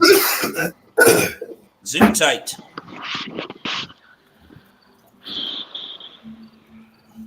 Corona's never missed a single in my party. Ooh. They go defense. Doesn't surprise me. Defensive end. Now that does surprise me. Because the only other defensive end that's left is Chop Robinson. Huh. I saw Robinson. I saw Robinson, and my heart was beating out of my chest. I was like, please God, no, not again. That might be a reach, actually. The Dolphins taking Chop Robinson, that might be a reach. Well, we don't have to worry about Chop Robinson going to Detroit now. Thank the Lord. Well, for me, it doesn't make any sense. Like, this is the biggest reason why the scouting combine is an event that bugs me, is because a lot of teams look at the scouting combine as just a bunch of people doing drills in pajamas. But there's always that one person, that one dude that goes to the combine and just absolutely blows it up. And then there's always that one team that just falls into the allure of that performance, that event that they did. And they're like, maybe we can see that all the time on the field. And it's like, dude, you're not seeing them in pads. You're not seeing them going up against other people in pads. You're seeing them in literal pajamas running drills. There is nothing about that is football related other than the fact that, hey, it's a football drill. So what do we think Philadelphia goes? I think they have to go offensive line because they have to replace Kelsey. I think they go center. Center. I think Philadelphia goes JPJ. What's the guy from West Virginia? Is that Zach Frazier? Zach Frazier, yeah, he's considered a early round 2 prospect. JPJ is considered the best center prospect in the draft. Still there. Graham Barton is still there. And I think that the Eagles would be wise to replace Kelsey, get the best center in the draft, and just say, hey, you know what? We just lost a really good center. Let's get the best center in this draft so that way we can keep the continuity of the offensive line. Graham Barton is still there. Yeah, but JPJ is still the best option for them. Yes, Dean DeGreer, we know who the Dolphins picked. They're taking Chop Robinson out of Penn State.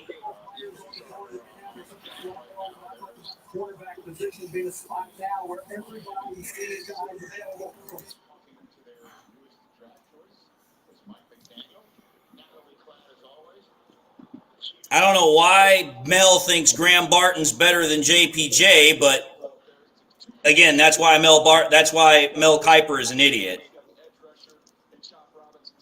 Hey, Chris, how's it going? Nice to hear from you.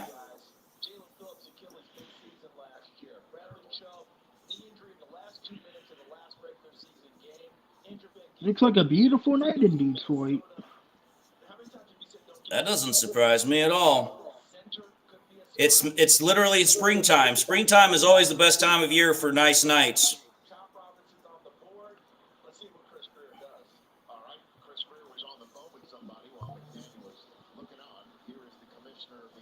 Yep, it is official. Dolphins take Chop Robinson.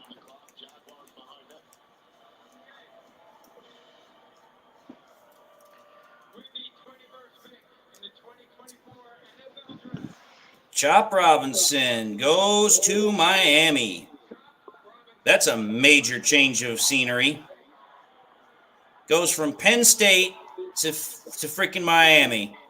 Goes That's from a cold climate to a warm climate. Yep. That's going to be a pretty big change for him. Eagles are officially now on the clock. They have 4 minutes to go. The time gets shorter and shorter with the picks that go in. Well, it's because when the pick is officially in, that starts the clock for the next person. That starts the clock for the next team. So when they announce it on the board that the pick is in, they stop the clock for that team, and then they start the clock for the next team. So that's why when we finally hear, that this team's on the clock, 6.5, 7 minutes have already gone by because they've already been on the clock.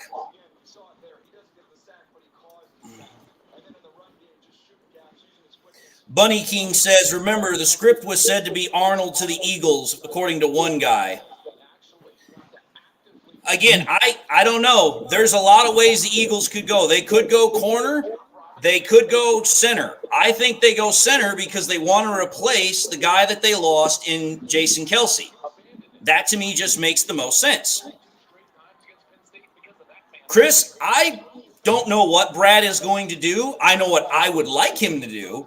I would like him to draft corner. All I know is, David, Brett, the way I look, go ahead. No, I'm sorry. I'm saying all I know is, David, you're going to be making a good video and you're going to be getting a lot of views tomorrow morning. We'll see.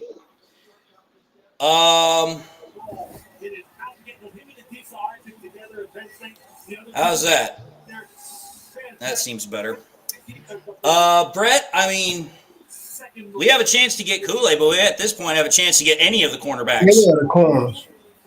Like, we literally can get any of the corners at this point. We can get Mitch, the Toledo corner, too. That's the only corner that I don't want. Which out of all the top round number one corners, that's the only one I don't want. Which corner you don't want? Mitchell, I don't want him. He's the only one I don't want because I don't like the fact he's only had 1 year of experience. I don't like the fact that he comes from a small college. I get the fact he's big. I get the fact that he had the measurables at the combine, but I'm looking for something that's proven. And for that, I look at guys like Terrion Arnold. I look at guys like Kool-Aid McKinstry.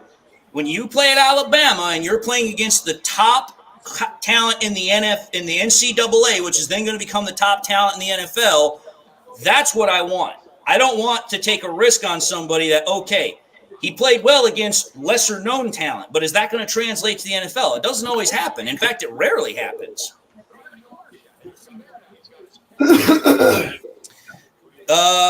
Christopher Posdal, no, there's not really a whole – well, I take that back.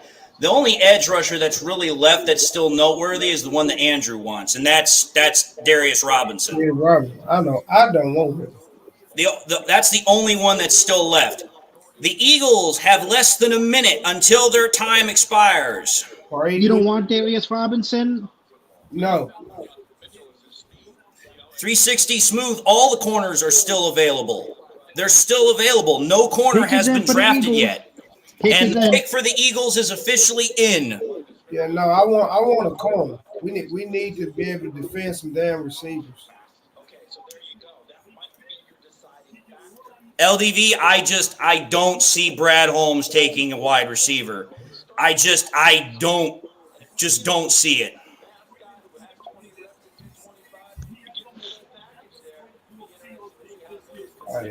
I can see the Eagles going Nate Wiggins.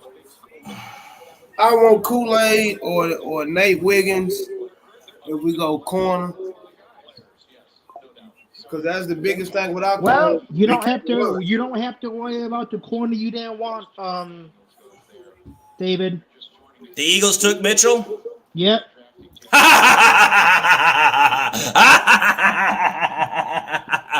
The Eagles are taking Keon Mitchell. Wow. First cornerback off the board, and it's not even the top prospect for cornerbacks. It's Mitchell, the biggest question mark out of all of them. I guess the Eagles feel that, he can really hit that ceiling.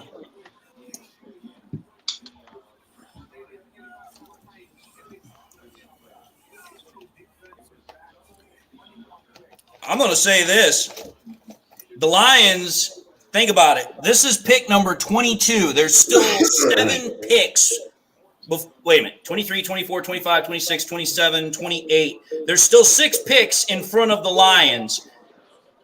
So I would be wondering if this is where Brad Holmes thinks about possibly trading up with somebody. Yep. For Nate Wiggins. We'll see. We don't. Rodney Fouch, they're about to have one. The Eagles are drafting Keon Mitchell out of Toledo. Nate Wiggins. I want Kool-Aid. I want Kool-Aid. I know you've been wanting Kool-Aid. I know you've been wanting Kool-Aid for like. Well, then we'll go get yourself some dang Kool-Aid. Not that Kool-Aid. I want Kool-Aid that is on the field, play cover corner, that can lock down freaking wide receivers. Yeah. I mean, I wouldn't be mad. I wouldn't be mad. I wouldn't be mad with Kool-Aid either. Tom Grossi just tweeted. He was like, "Oh, this board is falling real nice for the Packers." They want Cooper DeJean. That's their pick. 360, the best corner prospect. That's a matter of debate, but for most people, they would probably say it's Terrion Arnold or Nate Wiggins. Yeah. Packers fans been screaming for Cooper DeJean.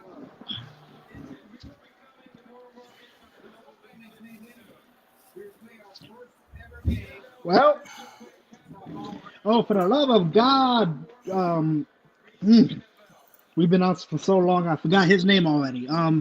Mitchell. No, the commissioner, yeah, him. Goodell. Make the pick already. You're just rambling on and on.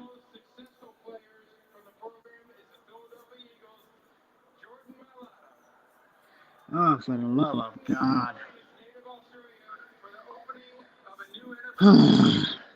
We get it. The Eagles all have fans in Australia. Make the dang pick. Oh, for the love of God. Oh, for heaven's sake. Oh,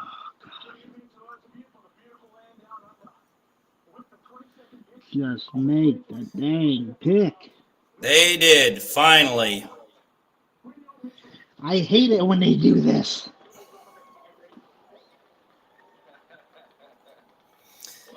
They take forever to make the reason why they're dragging it out is because it's the first round. It's where it's going to get most of the publicity. It's where it's going to get most of the views, most of the rating, most of the money. So that's why they're dragging it out. That's why they're doing what they're doing. The Jaguars are officially on the clock with 5 minutes. It's going to take 10 minutes. By the time this, it's going to take 10 minutes. Okay, let's see who do we think the Jaguars take? Well, we already know the Jaguars drafted a offensive tackle to help block with Trevor Lawrence. Mm-hmm. Or did they? I'm trying to remember who they drafted because even though it was not that long ago, I can't remember. Now I gotta look. I thought it was an offensive tackle.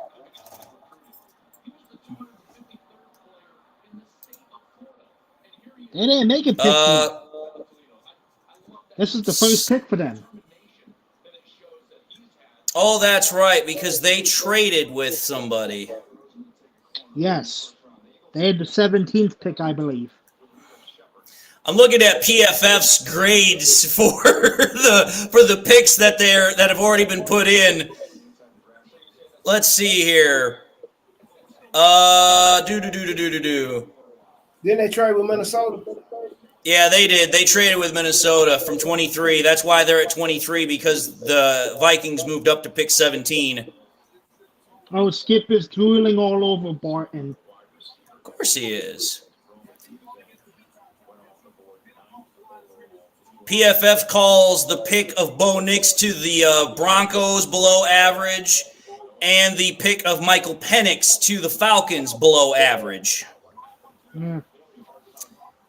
Every other pick so far is either average or good, very good, elite, whatever. So the Jaguars pick is officially in. They have selected wide receiver. Really? The Jaguars select wide receiver Brian Thomas Jr. The Cowboys are officially on the clock, and they have a literal litany of needs. I think they go offensive line. They have to, don't they? I think they could take the first and only running back here. Jonathan Brooks. That's who I think they go for because they really need a running back because nothing against Tony Pollard, but he's not really a bell cow for them like Ezekiel Elliott was. Well, they need Tony another Pollard running back. Tony Pollard in Tennessee now. Well, then they definitely need a Yeah, guy. you are Pollard correct. was still with them. It just came through. Brian Thomas Jr. is a Jaguar. I told you.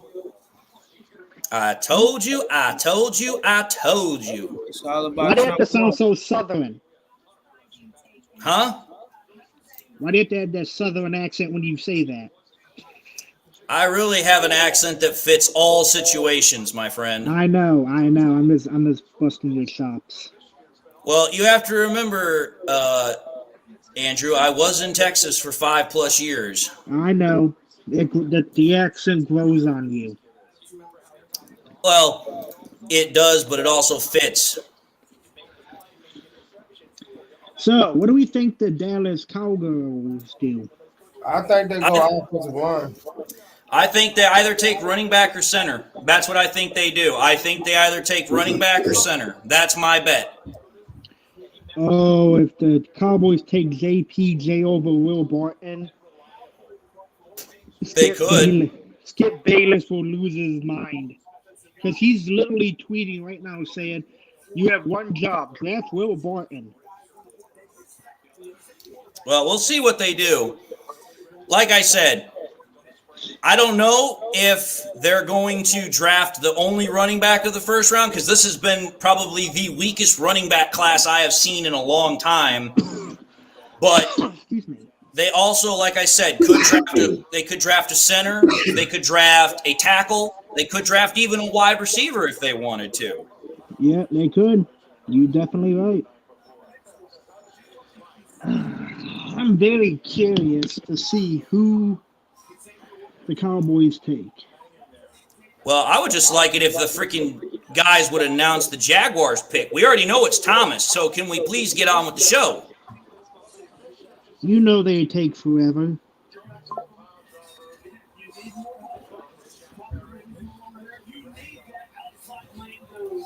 Oh, for the love of God, and now he just walks so slow. To be fair, he just had back surgery 3 weeks ago. Okay, maybe I'm being too cruel. Yay.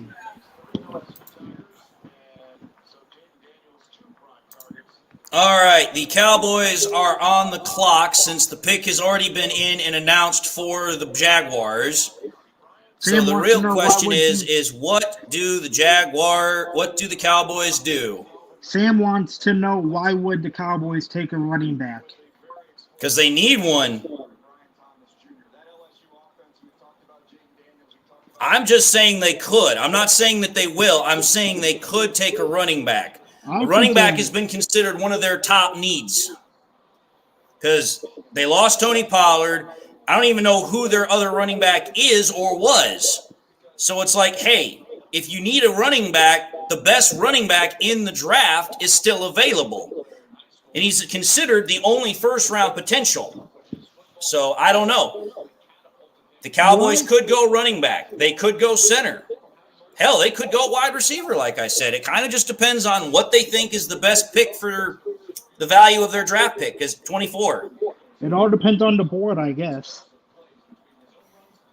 Well, like I said, the best center is available. The best running back is available.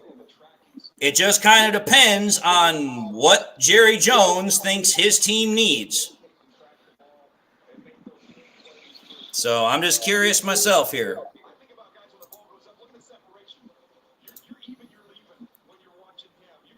Dallas has 4.5 minutes left on the clock.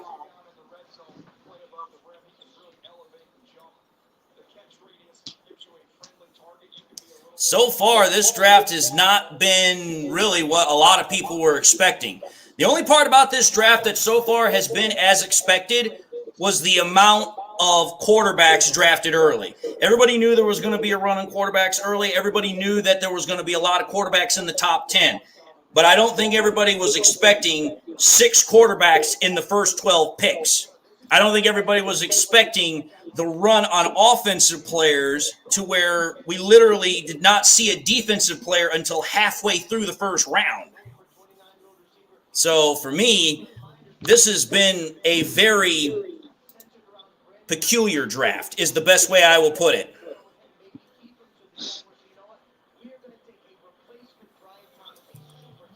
Oh, good Lord. What are these people expecting them to say? They're going to say the same thing. I say it every time. They say the exact same thing. Well, I'm going to go out there and do my best. I'm going to try and make this team the best. We're going to try and win a Super Bowl.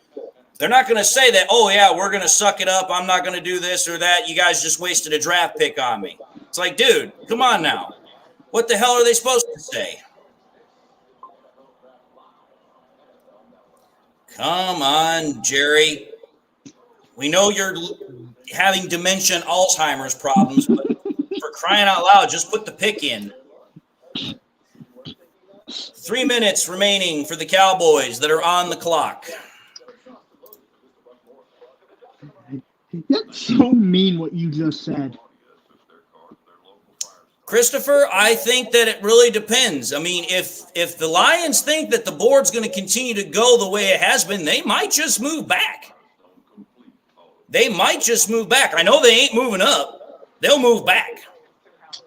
I don't think they'll move back. I think they're just going to stay the course. They could do that too. They could do that too. But again, the way I look at it is if the Lions truly feel like they can continue to get a good player without having to draft him at 29, they might just move back and say, hey, we want more draft capital. It is possible. I know Jeremy Bollick wants that. Whatever. I know.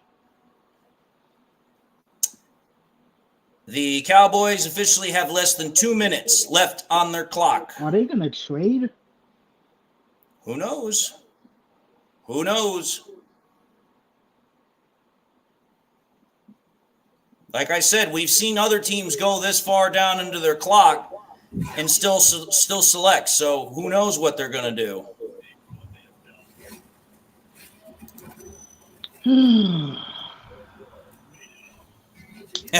Moonscar Blade says Jerry is checking his tea time for tomorrow morning. Hold, please.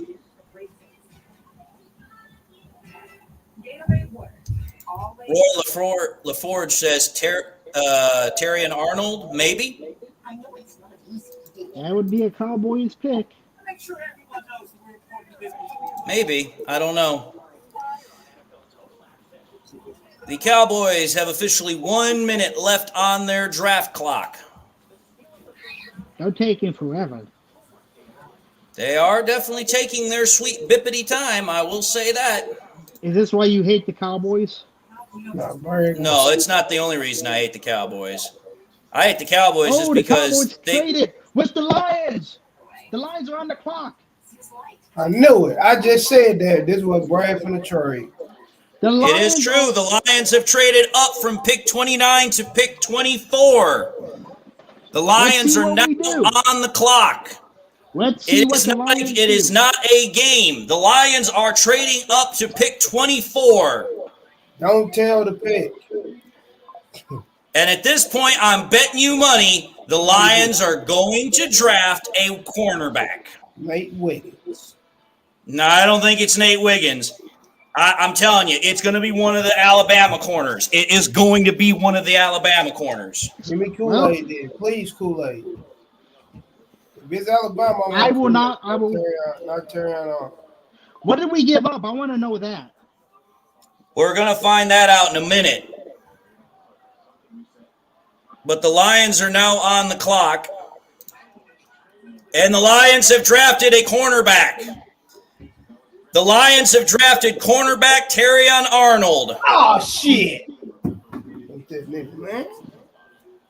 Terrion Arnold, welcome to Detroit. Could have sat there.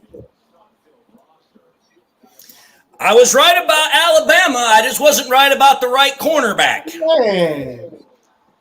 Should have got Kool-Aid. Terrion Arnold is officially a Detroit Lion. Remember when I posted that thing about Terrion Arnold to Detroit yesterday? I remember you said that because somebody asked him if the Lions had actually told him that he was going to be the target if they traded up for him, and he said that's classified. But it's official now. Brad Holmes traded up 5 spots, drafted the cornerback out of Alabama, Terrion Arnold. I want to know what we gave up. Man, me too. Well, we're about to find out. They usually don't take too long to announce how much, somebody gives up. We need a corner that can run. That's the problem. My corners can't run.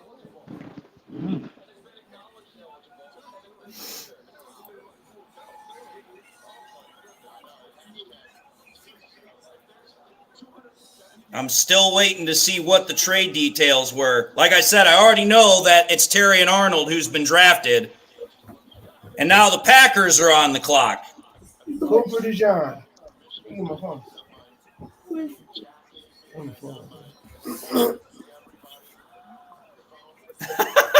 Somebody had a jersey that had the title for the name Goaty Goffington. That is freaking hilarious. That is ridiculous. Trade terms have been posted. Okay, so the Lions get the number 24th overall pick, a 7th round pick next year. Cowboys get number 29 and number 73. So we gave up our other 3rd round draft pick. Man, see. So, in essence, what the Lions did is they moved up 5 spots, gave up a 3rd round draft pick this year, got a 7th round draft pick for next year. So, actually, that's not that bad of a trade, in my opinion. It's not. Because you just traded a 3rd round draft pick to move up 5 spots to get arguably, the best cornerback prospect in the draft. That's in essence what you just did. Slow. Yeah. So for me, it's like, I actually dig it. For me, it's like, hey, you go out and you get Terrion Arnold, who is considered by many analysts to be the top prospect for corners in this draft. And all Brad gave up was a 3rd round draft pick this year. So he didn't give up any capital for next year. He got a pick for next year, albeit a 7th round pick. So for me, it's like, hey, the Lions, I'm kind of cool with it. I dig it. Now, the problem is that the one thing I will say this, that now means that for the Lions, they do not have a pick from pick 61 all the way down to pick 164. That is a huge gap. Wait, how many picks do we have left, though? We have pick 61 left. We have pick 164 left, 201 left, 205, and 249. That's it. Tom Grassi! The Lions! Not again! On your accomplishments in your academic and football career. Now to make the selection, please welcome Ellie Fagley. We pick Terrion. Welcome to Detroit, Terrion Arnold.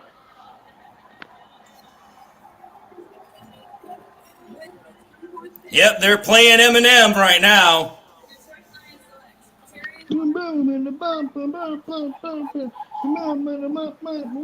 Against the globe. All right, go do my homework. fine with that.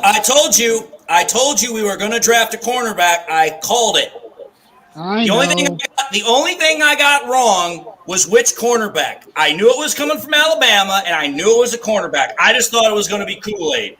But the way this draft board is falling, I am not at all upset with getting Terrion Arnold. Me neither. Because to me, again, if you go back to before we started this whole process, Terrion Arnold was considered the number one consensus best draft pick at corner in this draft class. And the Lions got him at a steal of a pick. Because most of the time, Terrion Arnold in the mock drafts was going like in the top 15 picks. So to get him at this point is an absolute steal. And I know what the Packers are taking. Offensive line. Yep. Jordan Morgan.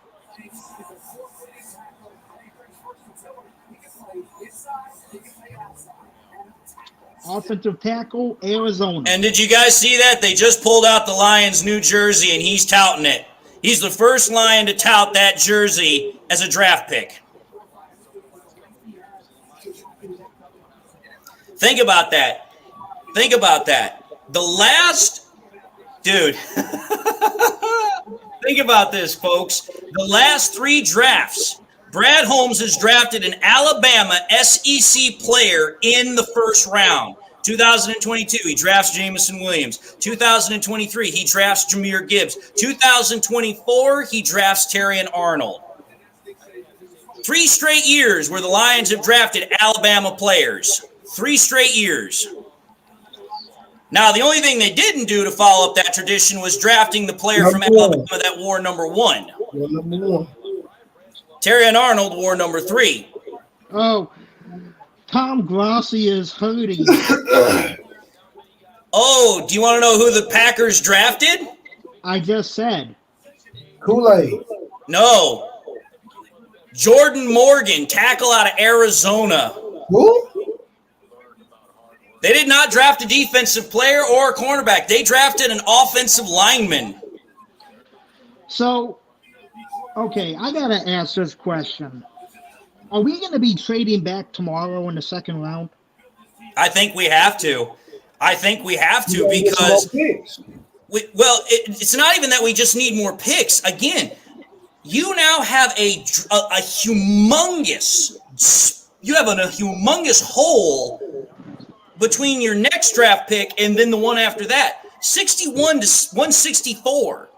That is over 100 picks that the Lions don't have anything in. Brad Holmes is not going to settle for that. He is going to try to trade back or trade up with capital from next year to try and get another pick. I can't see how Brad Holmes is going to draft in the second round and then literally wait until midway through day 3 to draft. I can't see how he's going to do that.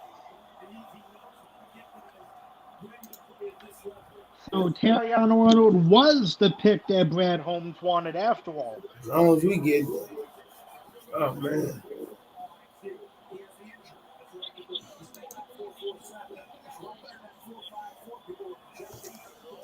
Like I said, I'm absolutely ecstatic about how this draft has gone, and I'm ecstatic about the fact that Brad Holmes made the move that he did.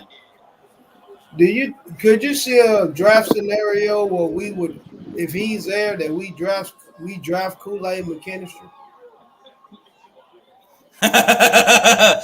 Ask me that again real quick, Adam. I said, do you see a draft scenario if he's there that Brad drafts Kool-Aid McKinstry in the second round if he's there? I don't know. I don't know if Brad Holmes is going to double dip on cornerback because you have to take a look at what the Lions currently have at corner. They just traded a third-round draft pick to get Carlton Davis earlier. He's considered a starting corner. You just drafted with your first-round pick Terrion Arnold, who's considered the best cornerback prospect in this draft. I know he wasn't the first one off the board, but he's considered the best one from the draft. Right. You then still have... I wonder why he lasted so long. Well, you have to think about it. A lot of these cornerbacks lasted as long as they did. The reason why is because, like I said, teams were wanting more offensive players. And there were so many wide receivers, linemen, cornerbacks, and quarterbacks that freaking, that was why they went that way. They went that way because, hey, there were so many, they wanted to go that route. Hey, on my end, I don't know if it's on your end, David, but you are sounding like a robot on my end. I think it's your end because I can hear it from you. Do I need to refresh? Probably just to see if it is the server. But for me, the way I look at it is very, very simple. You've now got Terrion Arnold. You've got Carlton Davis. You signed Amik Robertson. You still have Emmanuel Mosley there, who the Lions obviously think can be something. I forget about him. And then you've also got Stephen Gilmore back there too. So for me, it's kind of like, hey, I don't see the reason why the Lions would draft another cornerback. They've now got their two established starters in Arnold and Davis. They've also got Mosley, who can help and will now be brought back along in time with his injury. You go out and you get Amik Robertson, who can also do that, and you still got Gilmore back there. And you have Branch, who can slide down into the nickel corner role. So it's like, listen, the Lions currently have more than enough talent and depth at the defensive back room. Now, the thing for me is, who do the Lions go with, or what do the Lions do at pick number 61? Because, like I said, could the Lions draft that? Could they draft at pick number 61? Yeah, they could. But for me, I just don't see them doing it because I can't see how Brad Holmes is going to allow himself to literally sit for over 100 picks and not do anything. So if you're the GM, what will be your next pick in the second round? Well, that's the thing. If I'm the GM, I would be like, listen, I'm glad that we made the move to go up for Terrion Arnold. I'm glad we did that. But the problem is now we have literally nothing after our second round pick. So if I'm Brad Holmes, I'm literally going to trade. I'm going to trade back and get as much as I can to try and get more capital in rounds 3 and 4. Because 61 is right at the tail end of pick number of the second round. It's literally right there. So at that point, you would probably be better off trading and getting talented picks in the 3rd and 4th round. Because think about it. We got Aleem McNeil in the 3rd round. We got Amon-Ra St. Brown in the 4th round. We got Kirby Joseph, Ife Melifonwu in the 3rd round. So for me, that makes more sense to me. That's why I think that Brad Holmes would be smart to trade the second round pick and get more draft capital. That's just my personal opinion.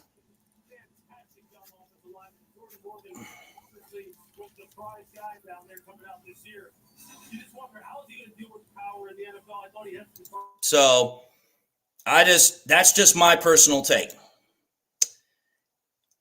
The Bucks pick is in. The Bucks have drafted another tackle.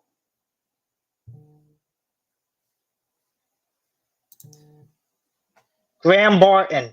Yep, Graham Barton has now been drafted by the Bucks. So the teams that were expected to draft cornerback, Packers, Buccaneers, are not drafting cornerbacks. They're drafting tackles. So, okay, I got to ask, how do we feel? As far as what? How do we feel about what? The pick that we made. Are we happy? I'm ecstatic about it. I told everybody I wanted a cornerback, and I wanted a good cornerback. Now, I thought it was going to be Kool-Aid because when I looked at the draft boards, it was like, dude, Nate Wiggins, Terrion Arnold, all these other top corners are gone by like pick 15 because everyone was thinking that, hey, once you got out of pick number 3 or 4, it was going to start being a mix. nobody, I mean, absolutely nobody thought that the first 15 picks were all going to be offense. And certainly nobody thought that the first cornerback wasn't going to go off the board until pick 22 with the Eagles. And again, nobody thought it was going to be Mitchell that goes first. That's why I'm saying what I'm saying. For me, when you take a look at this draft literally was Brad Holmes' dream come true because he was able to get the guy that he wanted. And even though he traded up for him, he didn't have to trade much. Think about it. Think about, I know this is going to, God forgive me if I say this and it winds up biting me in the ass, but I instantly think about this right now. Think about this. Go back to the Steelers. I think it was in 2004, 2005. Anybody that knows exactly where I'm about to go with this, understand why I'm saying this. Freaking Troy Polamalu was considered the best safety in that draft. But there were people that didn't want to draft him because he had concussion concerns. So what did the Steelers do? They traded up, and I think they traded a 3rd and a 6th round draft pick to move up and go and get him. Wound up being one of the best draft picks they ever made. I look at what Brad Holmes just did, and that makes the same sense to me. Brad Holmes traded up by only giving up a 3rd round draft pick to go up and get the arguable best top cornerback prospect. And all he had to do was move 5 spaces. No! Darius Robinson, what happened? He's a Cardinal. So even if we'd have stayed at number 29, there was no chance he was coming to Detroit. The Cardinals drafted Darius Robinson. That now means that all the official edge rushers are now gone.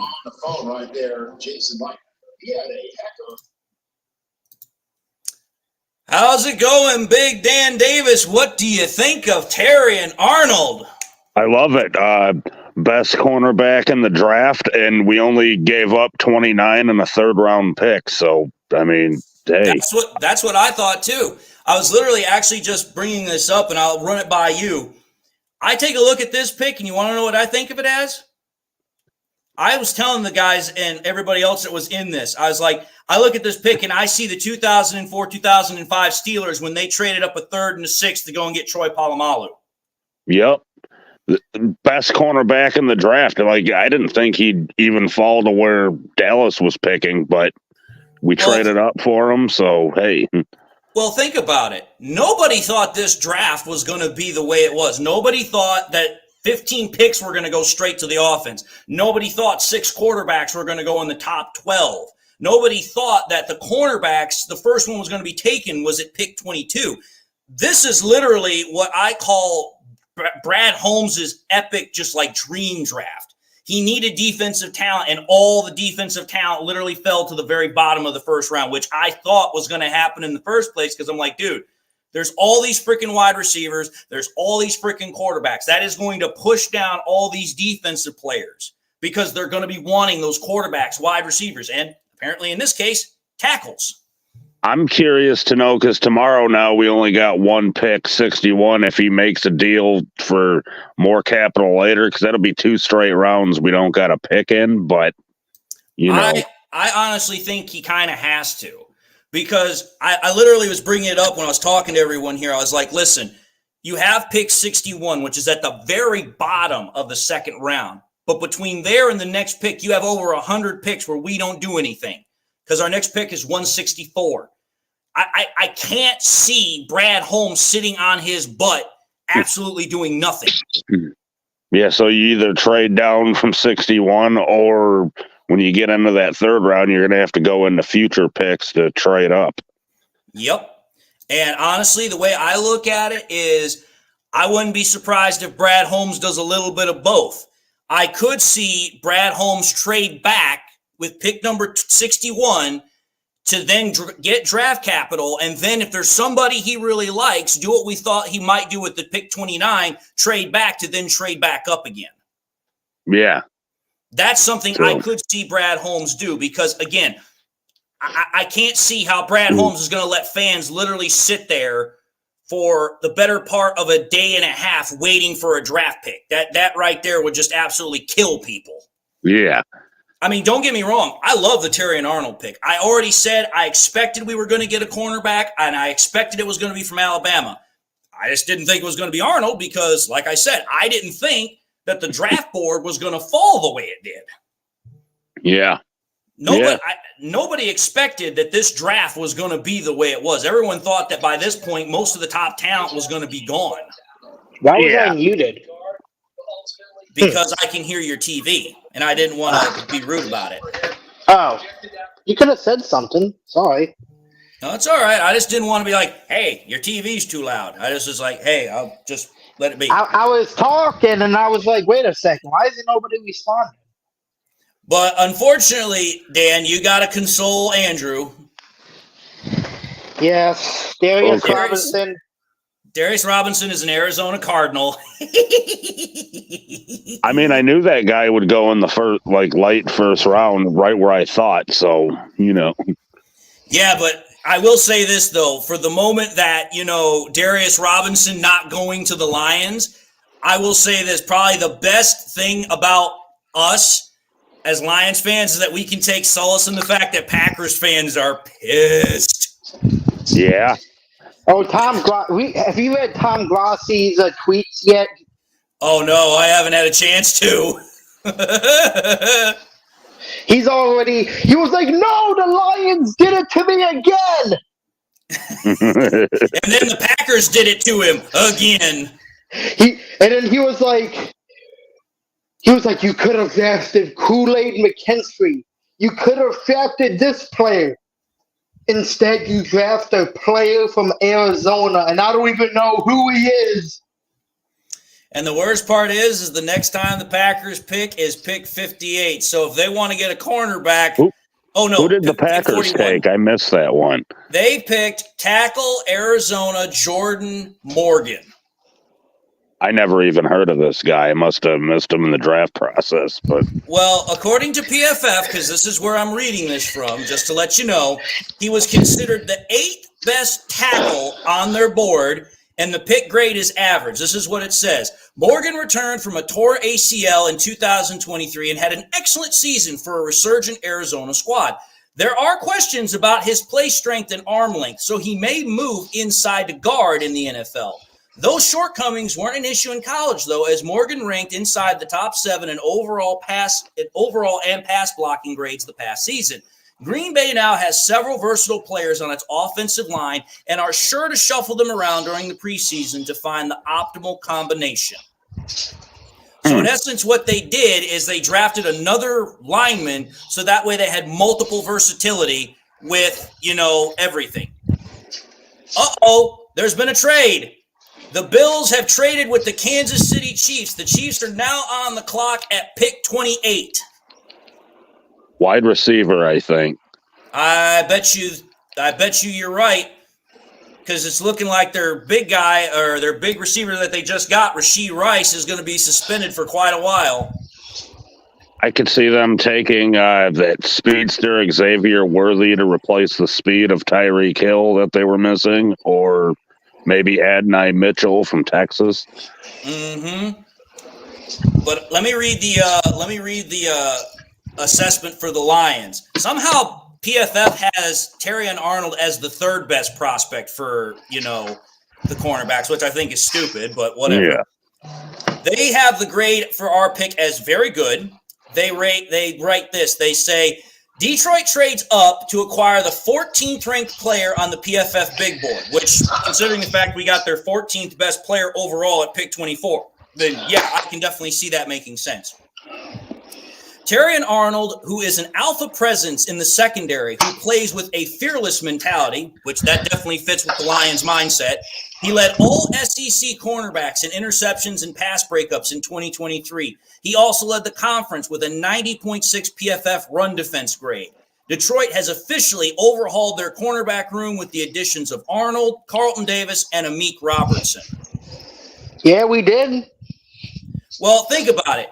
What's the one thing we know about cornerbacks? It's the same thing with wide receivers. If you're going to play for us, you have to be able to block as a wide receiver, and you have to be able to tackle as a cornerback. Yep. Which was part of the reason why I liked, Kool-Aid McKinstry so much is because he was a good tackling cornerback as well. But apparently, oh my God, they did it. Who did they take? Xavier Worthy.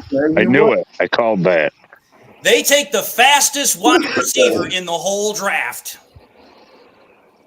The Chiefs just went out and got a literal burner.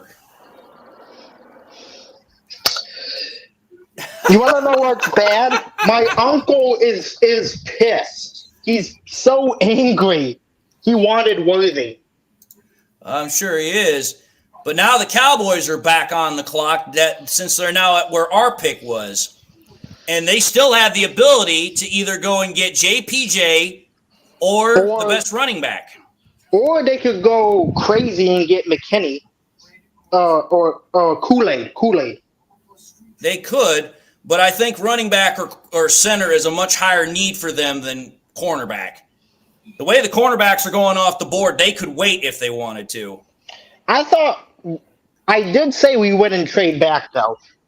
No, I knew we weren't trading back, but I didn't think we were going to trade up either. But I guess Brad Holmes must have heard that if they didn't trade up, that either the Packers or the Bucs were going to probably take him. So I guess he figured that now was the time to make the move.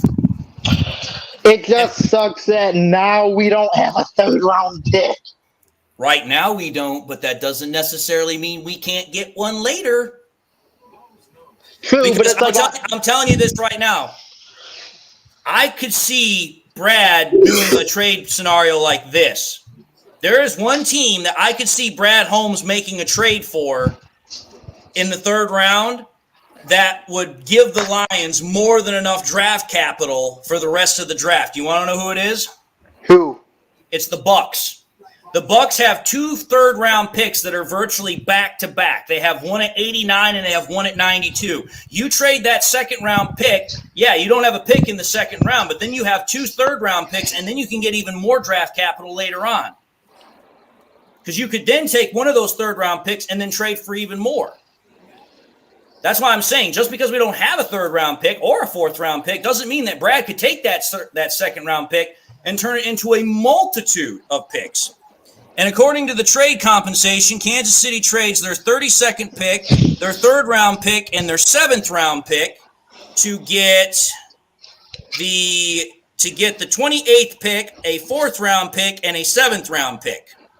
So Kansas City traded their pick in the first round and a higher 3rd-round pick and a lower 7th-round pick to get a higher 1st-round pick and a lower 7th-round pick. And a 4th-round pick. So actually, it's a rather good deal, really. They really just moved back one draft round in the 3rd to the 4th, and they got a lower 7th-round pick. So actually, that's not bad. That's not bad at all. Do y'all think the Lions are done for tonight? Because I do. Yeah, I'm pretty confident they are. I don't think Brad Holmes is going to trade up again. There's no need for him to trade up again. Sure. At this point, the Lions have what they came for. They wanted to get a cornerback that was going to be able to play for them. And again, the one thing I know about Brad Holmes is that Brad Holmes' first-round draft picks have literally hit every single year. The only one that hasn't hit really so far is JMO. But JMO, I expect, is going to hit this year. I really do. So as far as I'm concerned, Brad Holmes' first-round draft record speaks for itself. And this other thing I'm going to say is this. Brad Holmes, I don't know who said it. I don't know if it was he who said it or somebody else who said it. But if there's one thing we know about Brad Holmes, specifically about cornerbacks, is that he's a snob. He is very, very particular and picky about what kind of cornerbacks he goes after.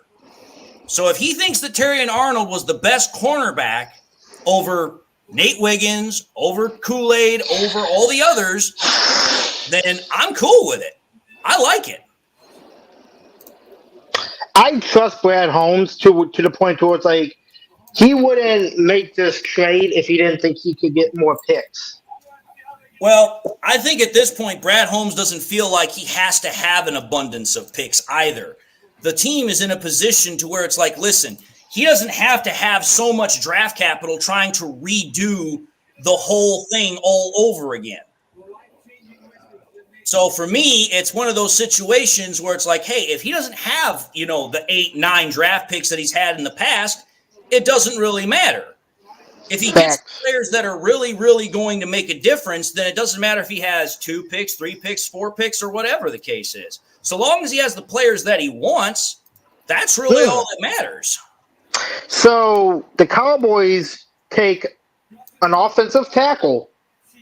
Yep, Tyler Guyton, which I'm surprised. Like, holy freaking cow. Like, I just got to count this up here because this is ridiculous here.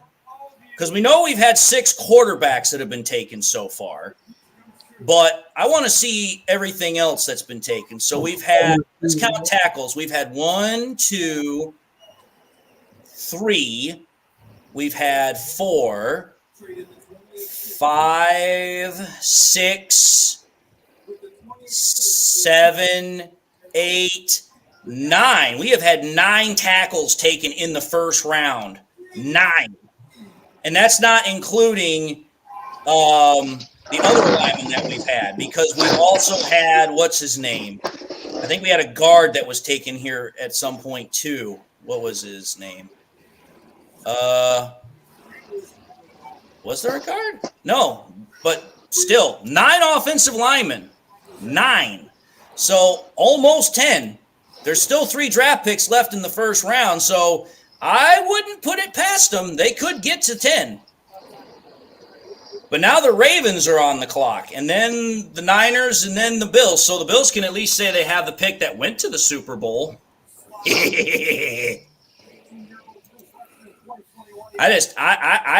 Dude, this draft tonight was absolutely surprising on so many levels. Like, I'm just absolutely bewildered. What if we still make our second round pick and use one of our future picks next year to try to trade up? I mean, it's still possible that could happen too. I'm just simply saying, like, for me, I'm curious because of the fact that, for me, we don't know what Brad Holmes is going to do. Brad Holmes is literally one of those guys where you can sit and wonder because he's not going to reveal his hand prematurely.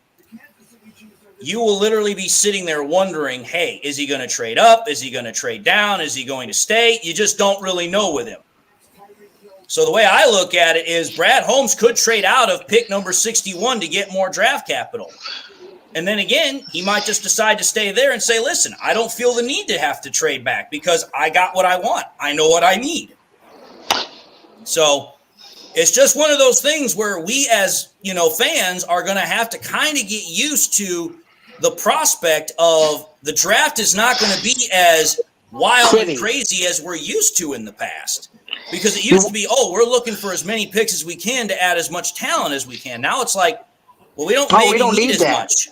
No, now we can actually kind of just sit back and watch the draft unfold without wondering, who are we going to get? How are we going to do it? No, now we can just kind of, I guess in one sense, enjoy ourselves. Which I know for some people, that's not necessarily something they want to hear. But I told you before we started tonight, if we didn't get who I wanted, I was probably going to cry or be upset. I'm the exact opposite. I'm happy. Well, the way I look at it is you take a look at what Brad Holmes did tonight. Brad Holmes did exactly what he needed to do, which was he needed to make sure that the defensive secondary was taken care of. That had to be addressed. It had to be taken care of. There was no way around that. You cannot continue in this division when the Bears literally have Rome Odunze, DJ Moore, and Keenan Allen. Then on top of that, you have the Vikings going out getting J.J. McCarthy. They have already Justin Jefferson. And then on top of that, they go out and they freaking draft what was his name? They didn't draft a wide receiver. I thought they were. But still, it's like, dude, you've got a lot of wide receivers in that division alone that are going to challenge your defensive secondary. You have to make sure that your secondary is up to snuff, that it can handle it. So for me, it's like Brad Holmes did what he had to do to make sure that the Lions can stay relevant. Now, I'm going to say this. The one thing I hope for Terrion Arnold is that he has the ability to learn really freaking quick. He did say with the cornerback position, he wants somebody that he can trust. Well, apparently he must feel that Terrion Arnold is the best one for that, in my opinion. Now, LDV Tennis asks, who are going to be the secondary starters? Here's what I see is going to be the secondary starters. I see Carlton Davis and Arnold be your number 1, number 2 corners. I then see probably what's going to happen is you're probably going to have Kirby Joseph and Iffy be your starting safeties. You're then going to have Brian Branch kind of be your joker guy who can play both safety or nickel and can kind of go back and forth between the two. That's what I see as your starting secondary right there, because at that point, you're covering every single base. You've got your 2 outside corners. You've got your inside nickel slot corner. You've also got your safeties covered. And that, in my opinion, you've got a solid group. And that's still not including guys like Robertson, Mosley when he comes back. You've still got Gilmore. You've got a lot of talent now in that secondary, which is something that the Lions have not really had a whole lot of over the last couple of years. So for me, I'm cool with it. I dig it. The Baltimore Ravens have drafted a cornerback. They drafted cornerback Nate Wiggins. That's who Taylor wanted. Yep, that was the cornerback that Adam wanted, but he is now a Baltimore Raven. Well, we got our corner, so we're good. Yep. But now the 49ers are on the clock. What do the 49ers do? Because now corner is starting. I mean, there are still a lot of good corners. I was about to say, they still have Kool-Aid is still out there. Yeah, Cooper DeJean. Cooper DeJean is still out there. TJ Tampa is still out there.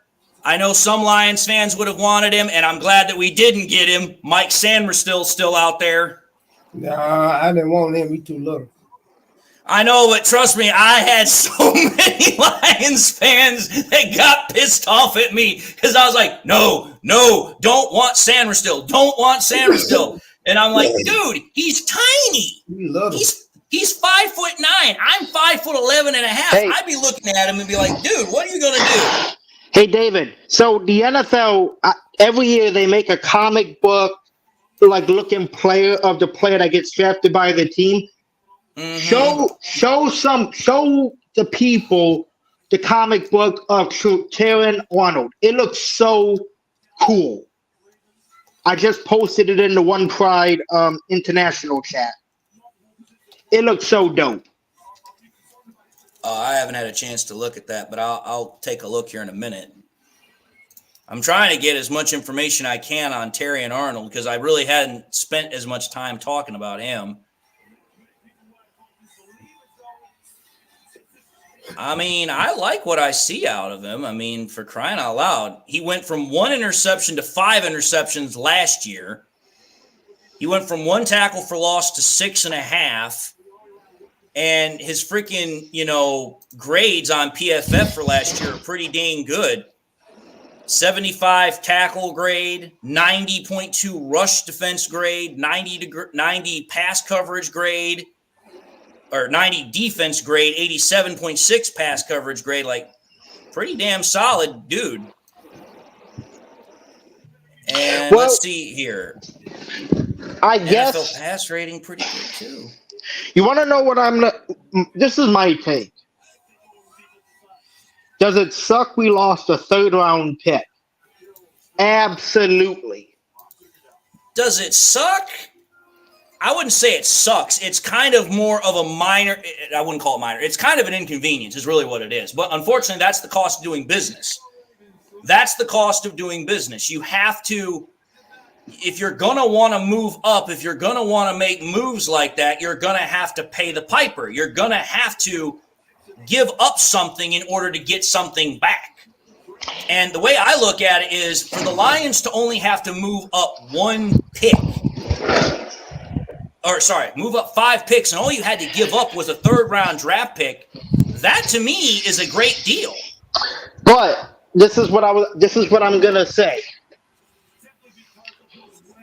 Addressing the need and getting one of the best cornerbacks in this draft makes it so worth it. Well, it makes it worth it only in the sense of, okay, number one, first and foremost, Terrion Arnold has to pan out. Again, when it comes to cornerbacks, there is a massive, massive learning curve. It's huge. And this is a league now that is heavy on passing the ball. So for Terrion Arnold, he is going to have to learn really freaking quick. Now, here's why I think that he is in a great position to be able to do it. Here's why. Number one, let's take a look at who his coaches are. You've got Aaron Glenn, a former Pro Bowl cornerback when he used to play. You've got Deshaun Townsend, another former Pro Bowl cornerback who is his direct cornerback coach. You've got Carlton Davis, who has got a lot of experience as a cornerback in the NFL. In the last couple of years, he was looking pretty good. You've then got the guys that he's going to be practicing against. You got J-Mo, and you've got Amon-Ra St. Brown, and you've got Jared Goff throwing passes. You got a pretty good core nucleus there of people to practice against to help you pick up really freaking fast. So for me, I like I said, I think that the Lions made a great decision by going with Terrion Arnold. They got a guy that's great in coverage, tenacious run tackler. He fits the mindset mentality of the Lions. And again, because of the fact that Brad Holmes is the way he is as about cornerbacks, I trust that decision. Because for me, it's like if you know the way Brad Holmes is about cornerbacks, where he's very picky, he is very, very selective about what he wants out of a cornerback, and that's the guy he goes with, then that guy must have something that he wants, that he views as a top quality. So for me, I look at it as a great decision to go out and get Terrion Arnold. I really do. And I think if all you had to give up was a 3rd-round draft pick, then, yeah, you're doing pretty damn good. So, yeah, it sucks that you had to give up the 3rd-round draft pick, but that's what you had to do. That's the nature of the business. And there's, again, like I said earlier, nothing that says that Brad Holmes can't trade back or up to get that pick back. It's just a matter of how he does it, or even if he decides that he wants to do it. You want to know what's a great feeling? And I'm still trying to get used to this as a Lions fan, because it's like I can finally relax and not have to worry about if the GM is going to screw this pick up. Because I'm like, he's already proven to me that he knows what he's doing, and the pick that he makes is going to work. So it's like, to me, that's what is a relief to me. And it makes me happy as a Lions fan, because I've never had this. Well, the way I look at it is it's relieving because you don't have to worry anymore, like you said. But at the same time, it's also a relief because of the fact that you also know they did it. Another cornerback. San Francisco 49ers take Cooper DeJean. So it took till the end of the 1st round, but now there's a run on cornerbacks. Because over the last 5, 6, 7 picks, we've had 3 cornerbacks go. See, now it makes sense why we decided to trade up for the corner we got. Well, to a certain extent, yes, it does. But what it tells me is that if the Lions had not traded up, they still could have had a pretty good pick of the lot. They still could have had the chance to get Kool-Aid. They still could have had the chance to get Nate Wiggins. They still could have had the chance to get Cooper DeJean. So I know and I'm going to say this, I know for some Lions fans that they're going to look at this and they're going to be like, well, wait a minute here. You traded a third-round draft pick to move up 5 spots. Okay, that's not too bad. But it's going to be like, well, hindsight being 2020, if you'd have lost out on Terry and Arnold, you still could have gotten one of those 3 guys because they would have still been there. And, yeah, I understand what you're saying, Olivia Tennis. That's my whole point. At that point, then, we've already seen that, yeah, maybe Terry and Arnold might not have been available, but you still could have had your access to McKinstry, DeJean, Wiggins, or any of those other guys. I'm just simply saying that for some Lions fans, they're going to look at it and they're like, okay, yeah, you got a top cornerback prospect, but you still could have had a top cornerback prospect without trading that third-round draft pick. That's what I know they're going to say.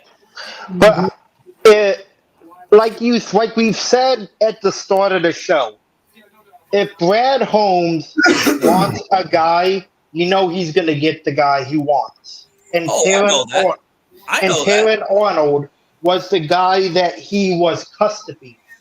No, I get that. And again, it was already reported earlier that Terry and Arnold was asked that he had talked with the Lions, and they had said had the Lions talked to him, and Brad Holmes is officially live at the podium, so there definitely is going to be a draft conference tonight. So I think what I'm going to do, I mean, at this point, the draft's pretty much over, and the fact that Brad Holmes is at the podium pretty much tells me the Lions are not going to trade up. They're done for the night. Oh. So no, hey, wow, the 49ers did not take a cornerback. They switched their choice.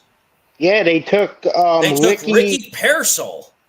Who the hell is Ricky Pearsall? Receiver from Florida. He was the number 2 slot.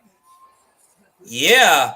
The thing is, though, is that he's considered He was like a third round 2 pick. Yeah, he was like a third round pick, third, fourth round pick prospect. They say he's the 45th overall prospect on PFF's draft board. Yeah. And the Niners drafted him at pick 31. Damn. That's a reach. That is a huge reach. And there's now a trade. The Panthers have traded up into the first round. So the Panthers have traded with the Bills, and they're now holding the number 32 overall pick, which means obviously the Bills are now going to hold the 33 overall pick. So the Bills have traded out of the first round altogether. So who are the Panthers trading up for? Wait, is it Leggett? I don't know, but I know their top need is considered a wide receiver. It's probably Leggett then. Leggett or Kool-Aid McKinstry. It could also be McConkey. Yeah. Forgot about Ladd. And there's also, I mean, there's a couple of ways the Panthers could go about this. The Panthers are probably one of the worst teams in the NFL, so they virtually need about damn near everything. Because according to PFF, they need a wide receiver, a tight end, a center, defensive interior, edge, linebacker, or corner. Cool. So they can literally go any number. No, the Bills don't get pick number 33. Wow, that is interesting. Then what the hell did the Bills get in return? Did the Panthers trade a player? Because now the Bills got 141 for 200 to move back a spot. Yeah, I'm gonna say probably, yeah. So Buffalo's 33. Yeah, that's what I said originally. The Bills moved down one spot. They moved out of the first round altogether to pick 33. So what the Bills did is they traded twice and probably picked up a number of extra draft picks in the next rounds of, the second and third round. The second round loaded. This is all your talent right here. Yep. Just came across. The Panthers are drafting Xavier Leggett. Xavier Leggett. I called it. Yeah, he said they said they were going to draft him if he was there. Well, you got to think about it. With the amount of wide receivers that were coming off the board, they probably felt that they had to get him because, well, no, they didn't have to get him technically. because it was the last pick of the first round, and the chances that the Bills were going to draft a wide receiver like Leggett, I don't think that was the most likely. They could have, but I think that what they were trying to do was, one, to make sure they got him, but they also got him on that first-round deal with the fifth-year contract option. So here's the interesting thing.